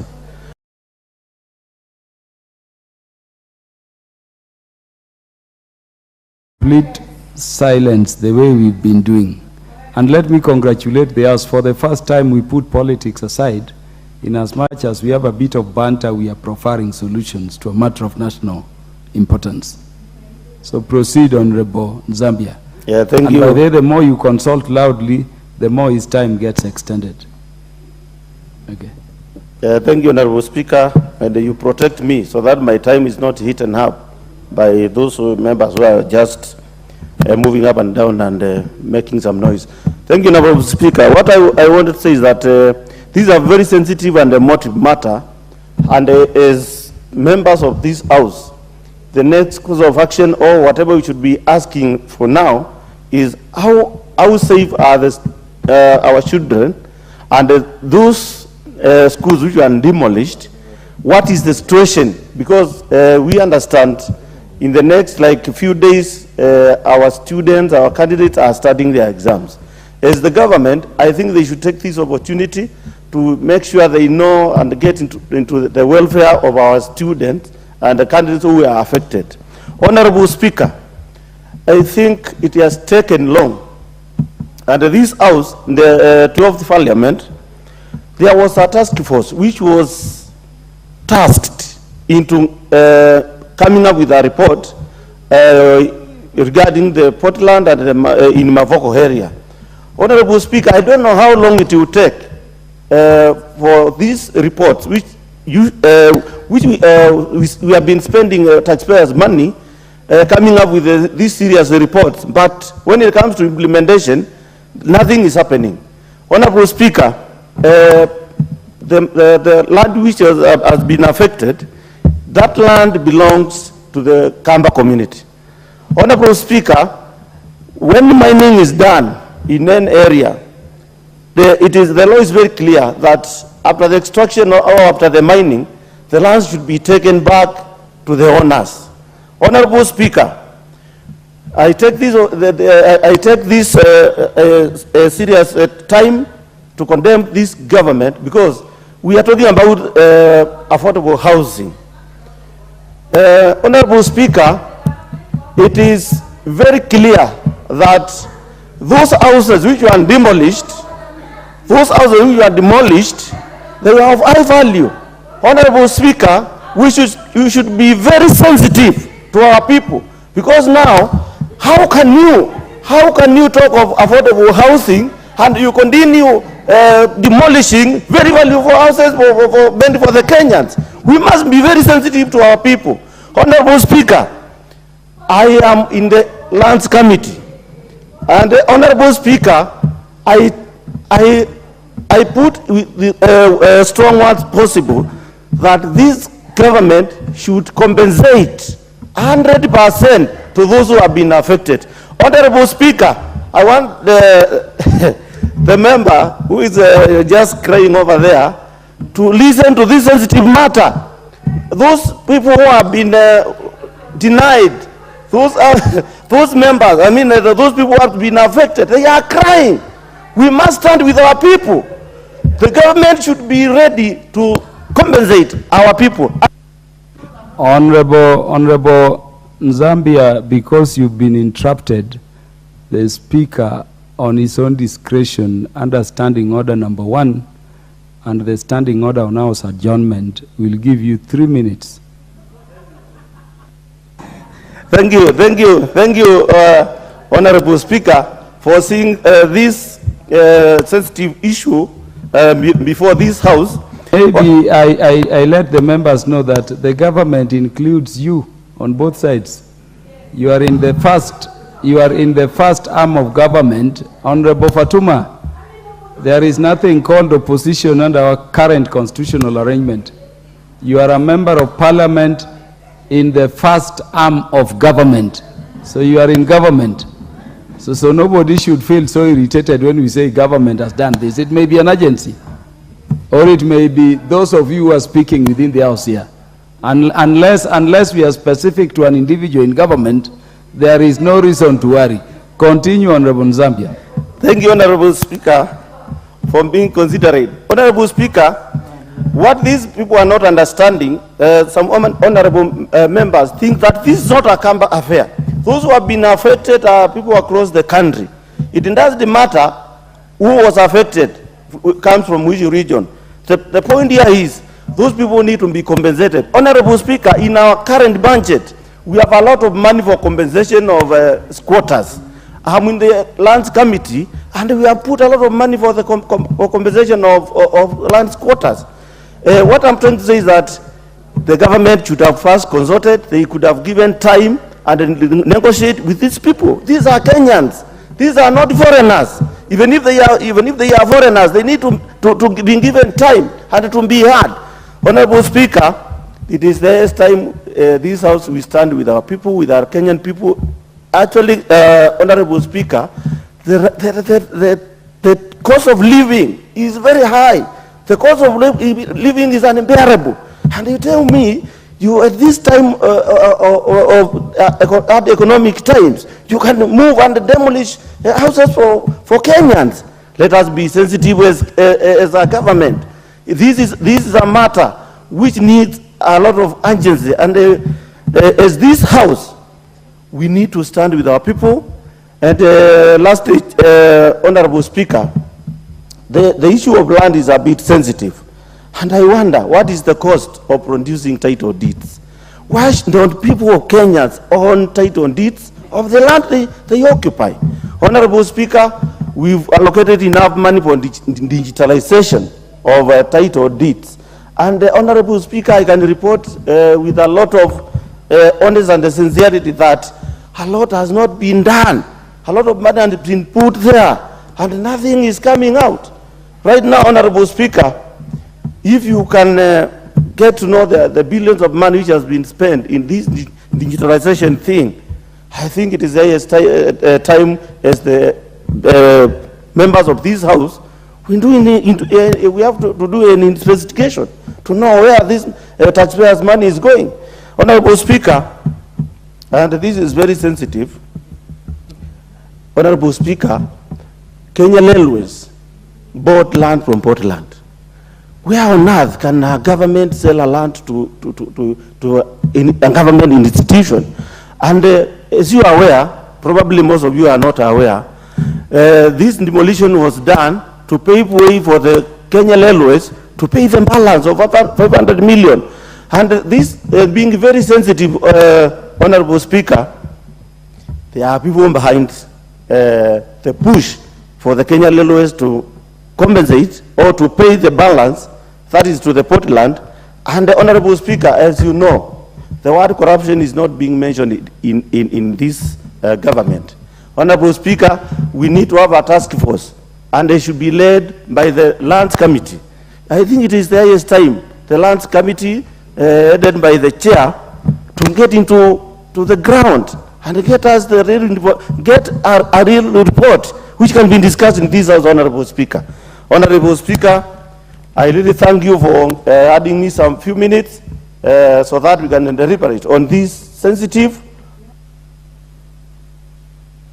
The Honorable Omar Mwenyi.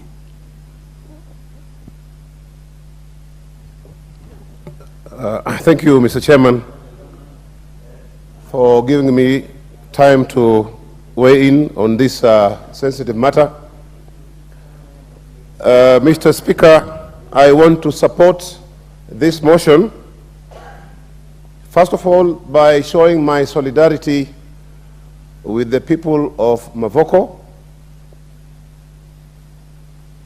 I also want to support this motion by condemning the act that was done by the government. We are not talking about Kenya Kwanza government here, we are talking about the Kenya government. The action that the government has taken is actually barbaric, and it is no different from what the Israel government is doing to the Palestinians. I'm also joining my other colleagues in condemning the trivialization of this matter by any MP. Because we as MPs, Mr. Speaker, we are actually national leaders. We do not belong to this wing or the other wing. We are all national leaders. When it comes to such matters, Mr. Speaker, we are supposed to forget our parties and speak and stand to the occasion, to be counted that you are actually a national leader standing on the ideals of this country. Mr. Speaker, I also support this motion on condemning anybody who wants to settle a political score by harming innocent Kenyans. Mr. Speaker, the onus of settling people is actually on the government. Our successive governments have failed, Mr. Speaker, to arrange on how the people are going to be settled. And that is why, Mr. Speaker, you find when people see a piece of land lying idle anywhere, they start building. Wazee Nyumba Kumi, are actually elected. There was Mta, the assistant chief. Then, of course, the DC is also aware, because he also takes part of the money when people are coming there. And then later on, you find the DCCs and the government leaders coming with bulldozers to bring down these shelters. This is very unfortunate, Mr. Speaker, and it should actually come to an end.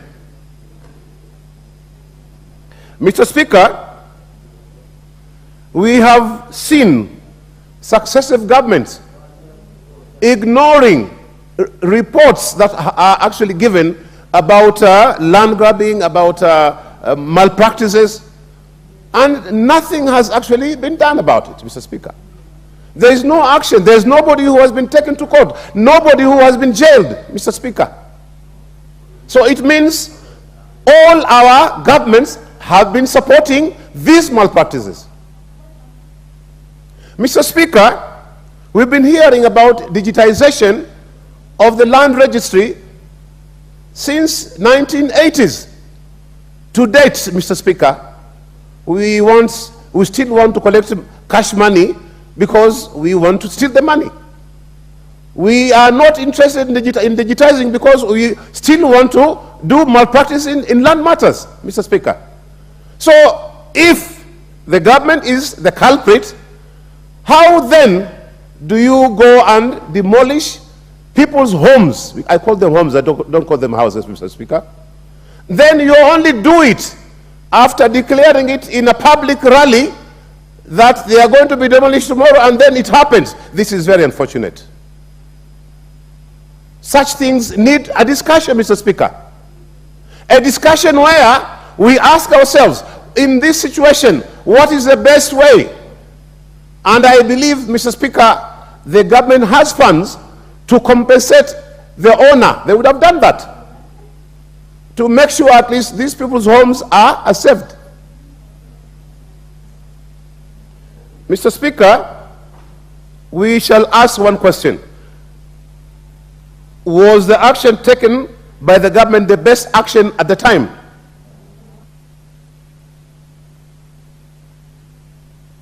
You'll have 2 minutes. A better way or option than what actually was done? Was the action taken by the government a way of perhaps a vendetta? And if we saw, to who?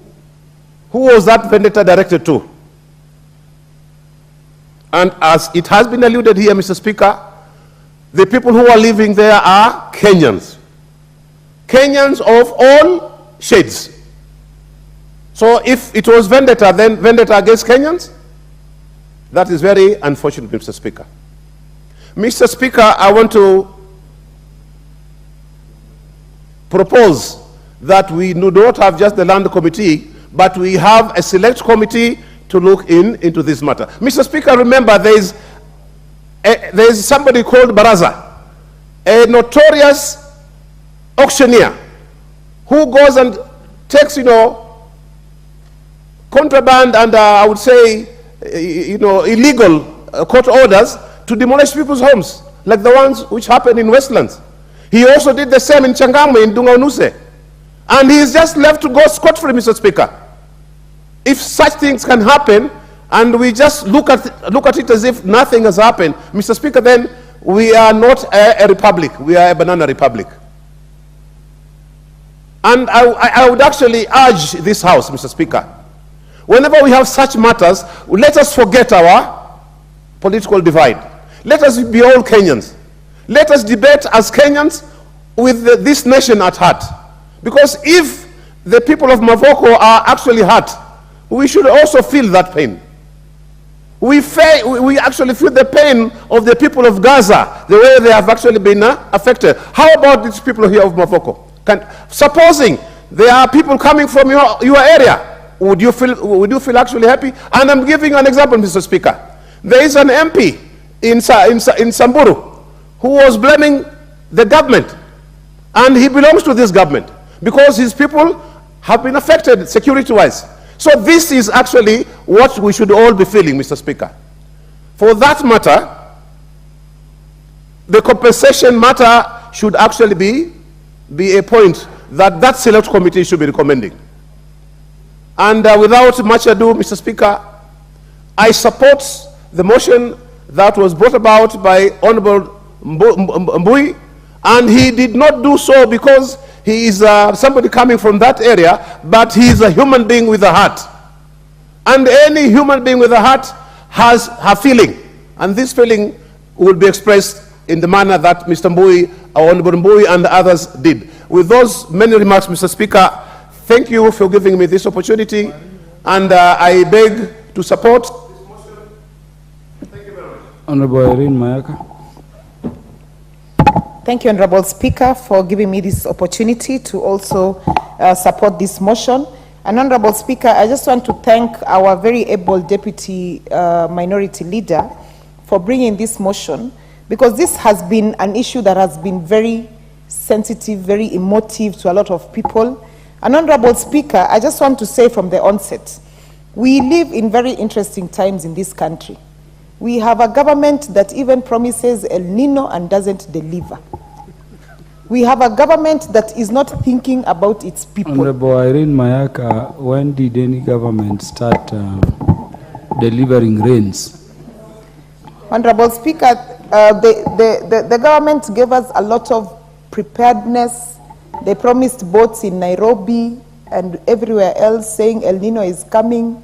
And then the other day, they told us there's no El Nino. So, Honorable Speaker, that is lack of delivery of something that they've already promised. But Honorable Speaker, I digress. And let me just say this very clearly, Honorable Speaker, that the people in Mavoko, you know, legal due process was not even followed. Because by the time you want to displace people from where they live, you first ensure that you are actually relocating them and compensating them.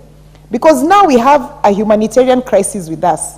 We have children who have been displaced. We have seen children crying on social media. We have candidates for class 8 and form 4 who suddenly are living in makeshift houses. Honorable Speaker, Athi River is an area that, first of all, does not have a lot of tree coverage. So you can imagine at night the kind of cold that those children feel.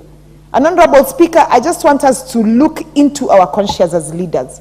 Because when we sit here and allow that someone can make declarations in a public rally and say that they're going to do destruction, and they actually do it. Honorable Speaker, it is no surprise that the other day on Sunday, when the Right Honorable Prime Minister Raila Odinga and His Excellency Kalonzo Musyoka were just passing through Kitengela, and they were actually stopped by people, by force. They had no plans of stopping, but Kenyans stopped them because they were crying out. Because they're feeling like should they have had the leadership of these two gentlemen, together with Honorable Martha Karua, we will probably not have been in this situation. Because, Honorable Speaker, we must have leaders who are compassionate. And Honorable Speaker, I just want to say, especially to the honorable members who are shouting that it will never happen, that you don't know about tomorrow. The government can eat its own children. It can eat you as well. So you'd better not make declarations that you cannot justify, because nobody knows about tomorrow. Honorable Speaker, secondly, I just want to talk about the issue of urban planning. Before we go ahead and do what was done the other day, you ought to start thinking about urban planning. Honorable Speaker, back in 1963, Kenya and Singapore were at par. Right now, Singapore is so many years ahead of us because we've had the wrong leadership, because we've had leaders who are not thinking about tomorrow, because we've had leaders who are not thinking about what do we need to do to ensure that, number one, besides everything else, the basic needs of our people are guaranteed. Honorable Speaker, by the time someone is building a house in Athi River, they've had their family living there for so many years, and then you suddenly want to come and destabilize them. And yet in this country, we keep saying that we have issues to do with mental health. We are having a lot of issues to do with people feeling destabilized. First of all, already we are dealing with an extremely high economy. We are dealing with high taxes, and then you add on to people more problems that ideally they could have avoided. And Honorable Speaker, I just want to say that the first thing, even us as legislators, and it's very good that I had a couple of honorable members suggesting this, that we need to sit down and start having actual reviews of our laws. We need to have actual reviews of even our penal codes that criminalize some of these things, that we should be able to come back, sit down and say, how about we start thinking about humanity first before we think about chest thumping? Because, Honorable Speaker, a lot of chest thumping goes on in this country. And I just want to urge the leaders, especially those in government, that you don't know about tomorrow. Can you please stop chest thumping and start thinking about Kenyans and their lives and their children and how ideal.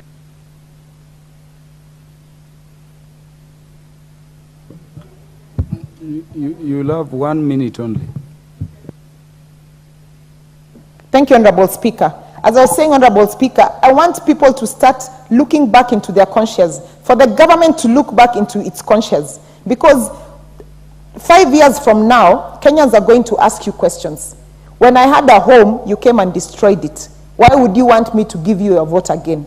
And Honorable Speaker, having said that, I just want to say once again that I support this motion and that this conversation should actually not end here. We should have in place longevity measures, regulations, and laws that are sustainable and that can help our people in the long run, so that we don't have a repeat of this action and that we can eventually stop having knee-jerk reactions to some of these issues. I submit. Honorable Member, there is no further interest in this motion. Let us thank the Speaker for according it time and for restoring it.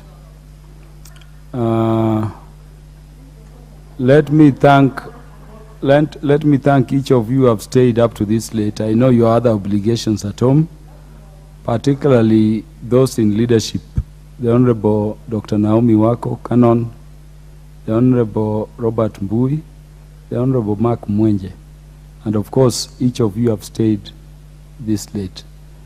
Let me also appreciate the members, including those who have left, for ensuring that in as much as we talk politics on a matter as serious as this, we also come up with some solutions. So I was very pleased to hear the need for digitization so that we cannot have multiple titles, and so that even online you can check and see whether land is available. The need to, of course, ensure our government agencies always act right, and the need in any event to stop land grab always. So thank you very much. Order, honorable members. Honorable members, the time being 9:00 p.m., this House stands adjourned until tomorrow, Thursday, 26th day of October 2023 at 2:30 p.m.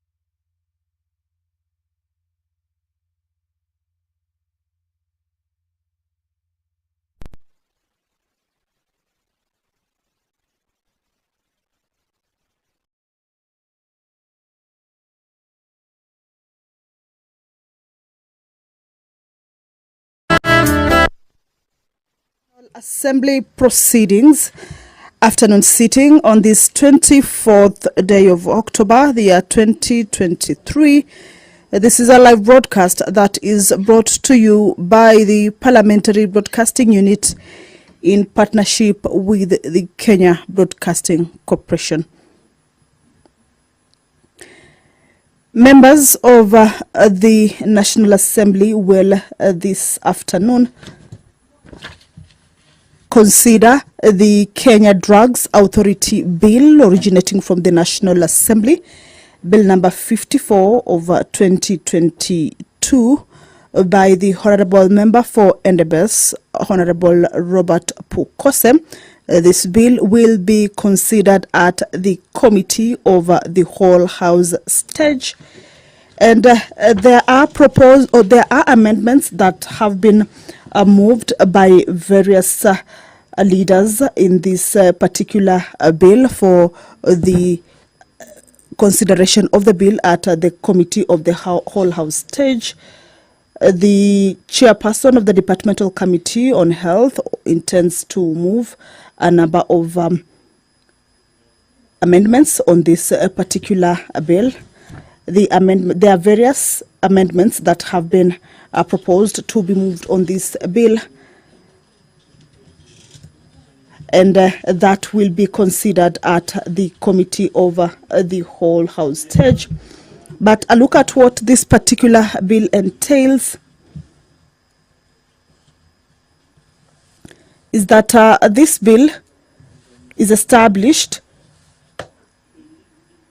or rather this bill establishes the Kenya Drugs Authority as a corporate body capable of suing and being sued, taking, purchasing, acquiring, holding or disposing of movable or immovable property, and doing or performing all such other things or acts for the proper discharge of its function under the Act, which may be lawfully done by a body corporate.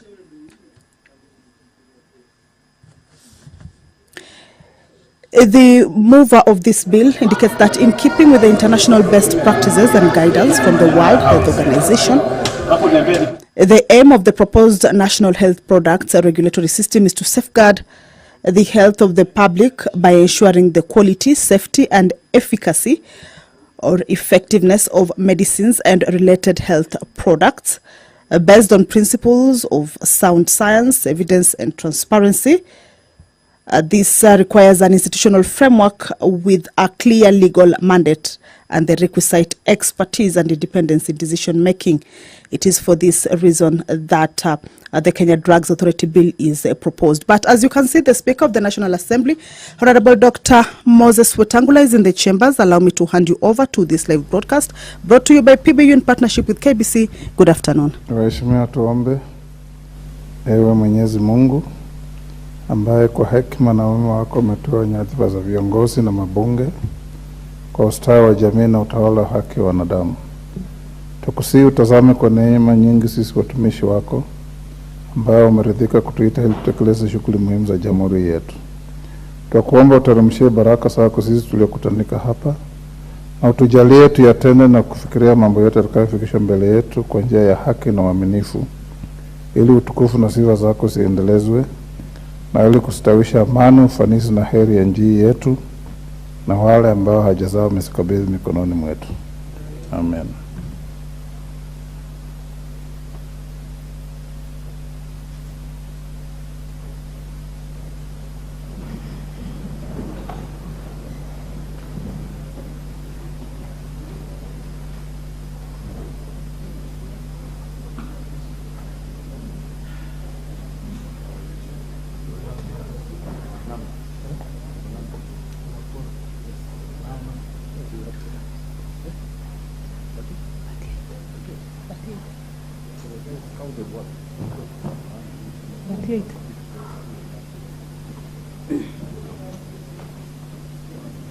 Sergeant, we don't have numbers yet.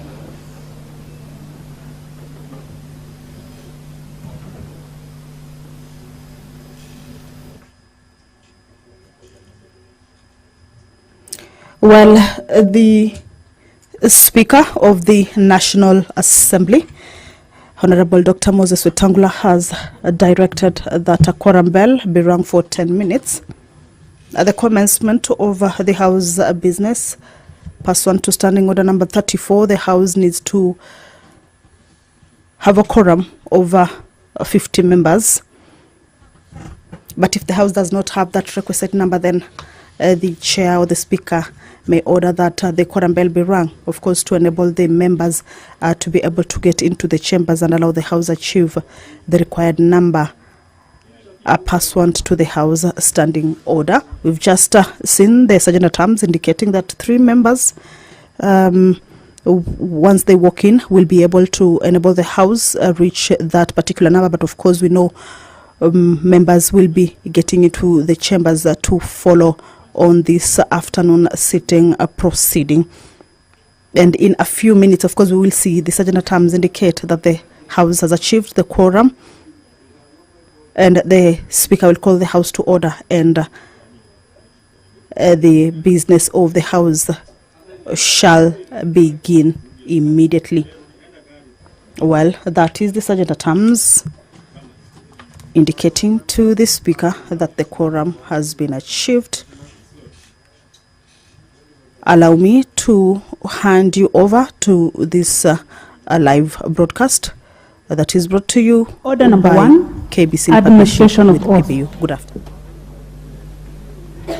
Order number 2, communication from the Chair.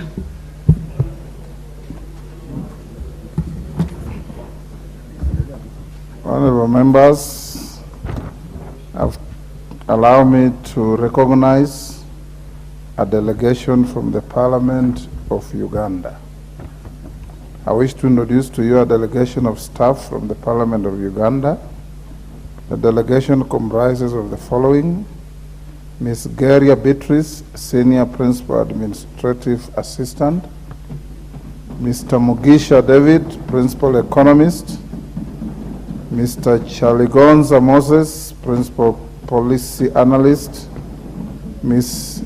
Ajilong Eacho Betty, Legislative Counsel; Ms. Mary M. Athieno, Office Assistant; and Mr. Moses Lubwama, Office Assistant. The delegation is on a visit to the National Assembly of Kenya to learn about the execution of strategic programs undertaken in the Office of the Speaker, the Parliamentary Service Commission, and other offices in the National Executive. Honorable members, on my behalf and that of the National Assembly, I welcome them and wish them a fruitful engagement in the country. Second, to Honorable Robert Mbui, in the matter of SABINA, CHEGES, David Mwenje, Jubilee, and AZIMIO, I'll deliver my ruling tomorrow at 2:30.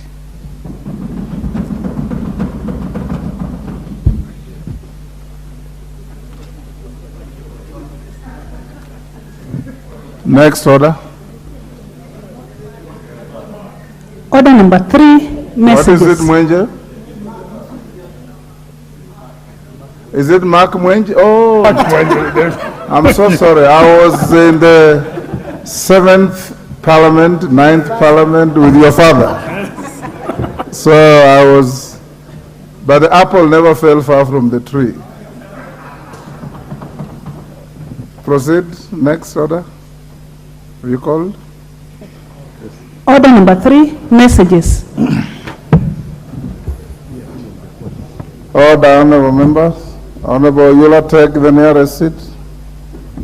Honorable members, I have a message from the Senate on the extension of the mandate of the National Dialogue Committee. Honorable members, pursuant to the provisions of Standing Order 41-4 of the National Assembly Standing Orders relating to messages from the Senate, I wish to report to the House that on 23rd October 2023, I received a message from the Senate regarding the approval of the motion on the extension of the mandate of the National Dialogue Committee. The message conveyed that on Wednesday, 18th October 2023, the Senate considered and approved the motion on the extension of the mandate of the National Dialogue Committee without amendments. Honorable members, you recall that on Tuesday, 17th October 2023, the National Assembly approved the motion on the extension of the mandate of the National Dialogue Committee by a further 30 days from 28th October 2023. The approval by the Senate in the same form as approved by the National Assembly concludes the bicameral consideration of the matter. The House is accordingly guided. Next. Order number 4, petitions. Order number 5, papers. Majority Leader. Honorable Speaker, I beg to lay the following papers on the table of the House today, Tuesday, 24th October 2023. 1. A report of the Auditor General and financial statement on Upper Tana Catchment and Natural Resources Management for the year ended 30th June 2023 and certificates therein. And 2. The National Government Constituencies Development Fund NGCDF Board report on project proposals, approvals, disbursement and status and restrictions imposed on constituency account for the first quarter of financial year 2023-2024. I thank you, Honorable Speaker, and I beg to lay. Thank you. The Chairperson, Select Committee on Regional Integration.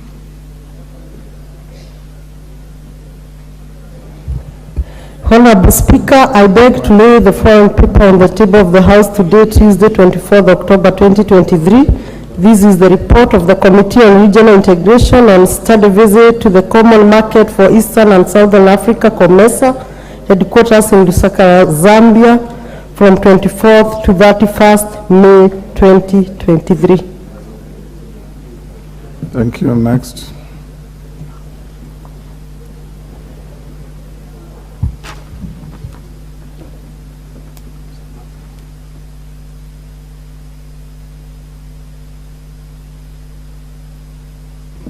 Okay, sorry, honorable members, we'll go back to order number 5, and at number 5, 1B, I'm told the chair of the NGCDF committee had some comment to make.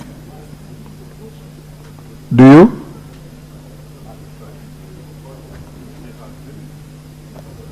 If you are not, then it's okay. Yes, I don't have. Okay, fine. Members, next order.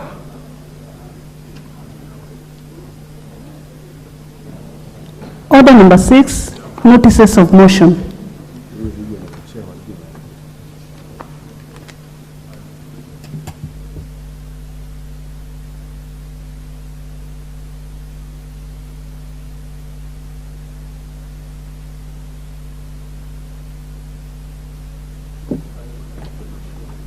Select Committee on Regional Integration.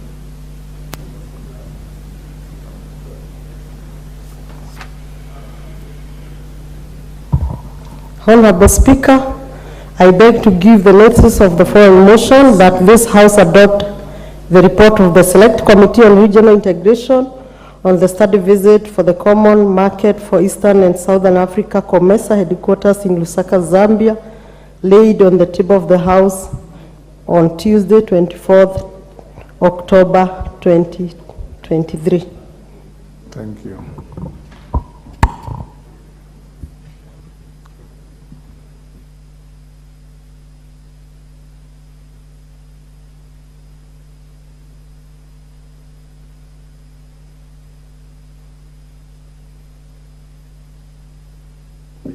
So, Honorable Sirma, I'm told I stay your matter, both on laying the reports and giving notice of motion.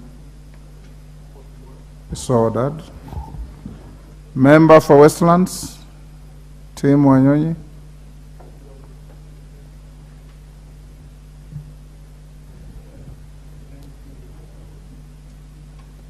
Can you give him the mic? Thank you, Mr. Speaker. I beg to give notice of the following motion, that aware that land is a critical but limited factor of protection that supports human habitation and food production, noting that agriculture is Kenya's main economic mainstay, appreciating that the Central Bank of Kenya, CBK, Monetary Policy Committee Agriculture Sector Survey 2022 estimated that the contribution of agriculture sector to the country's gross domestic product, GDP, to be 22% directly and 27% indirectly, through its linkages with other sectors, further appreciating that the survey showed that the sector employs over 40% of the country's total population.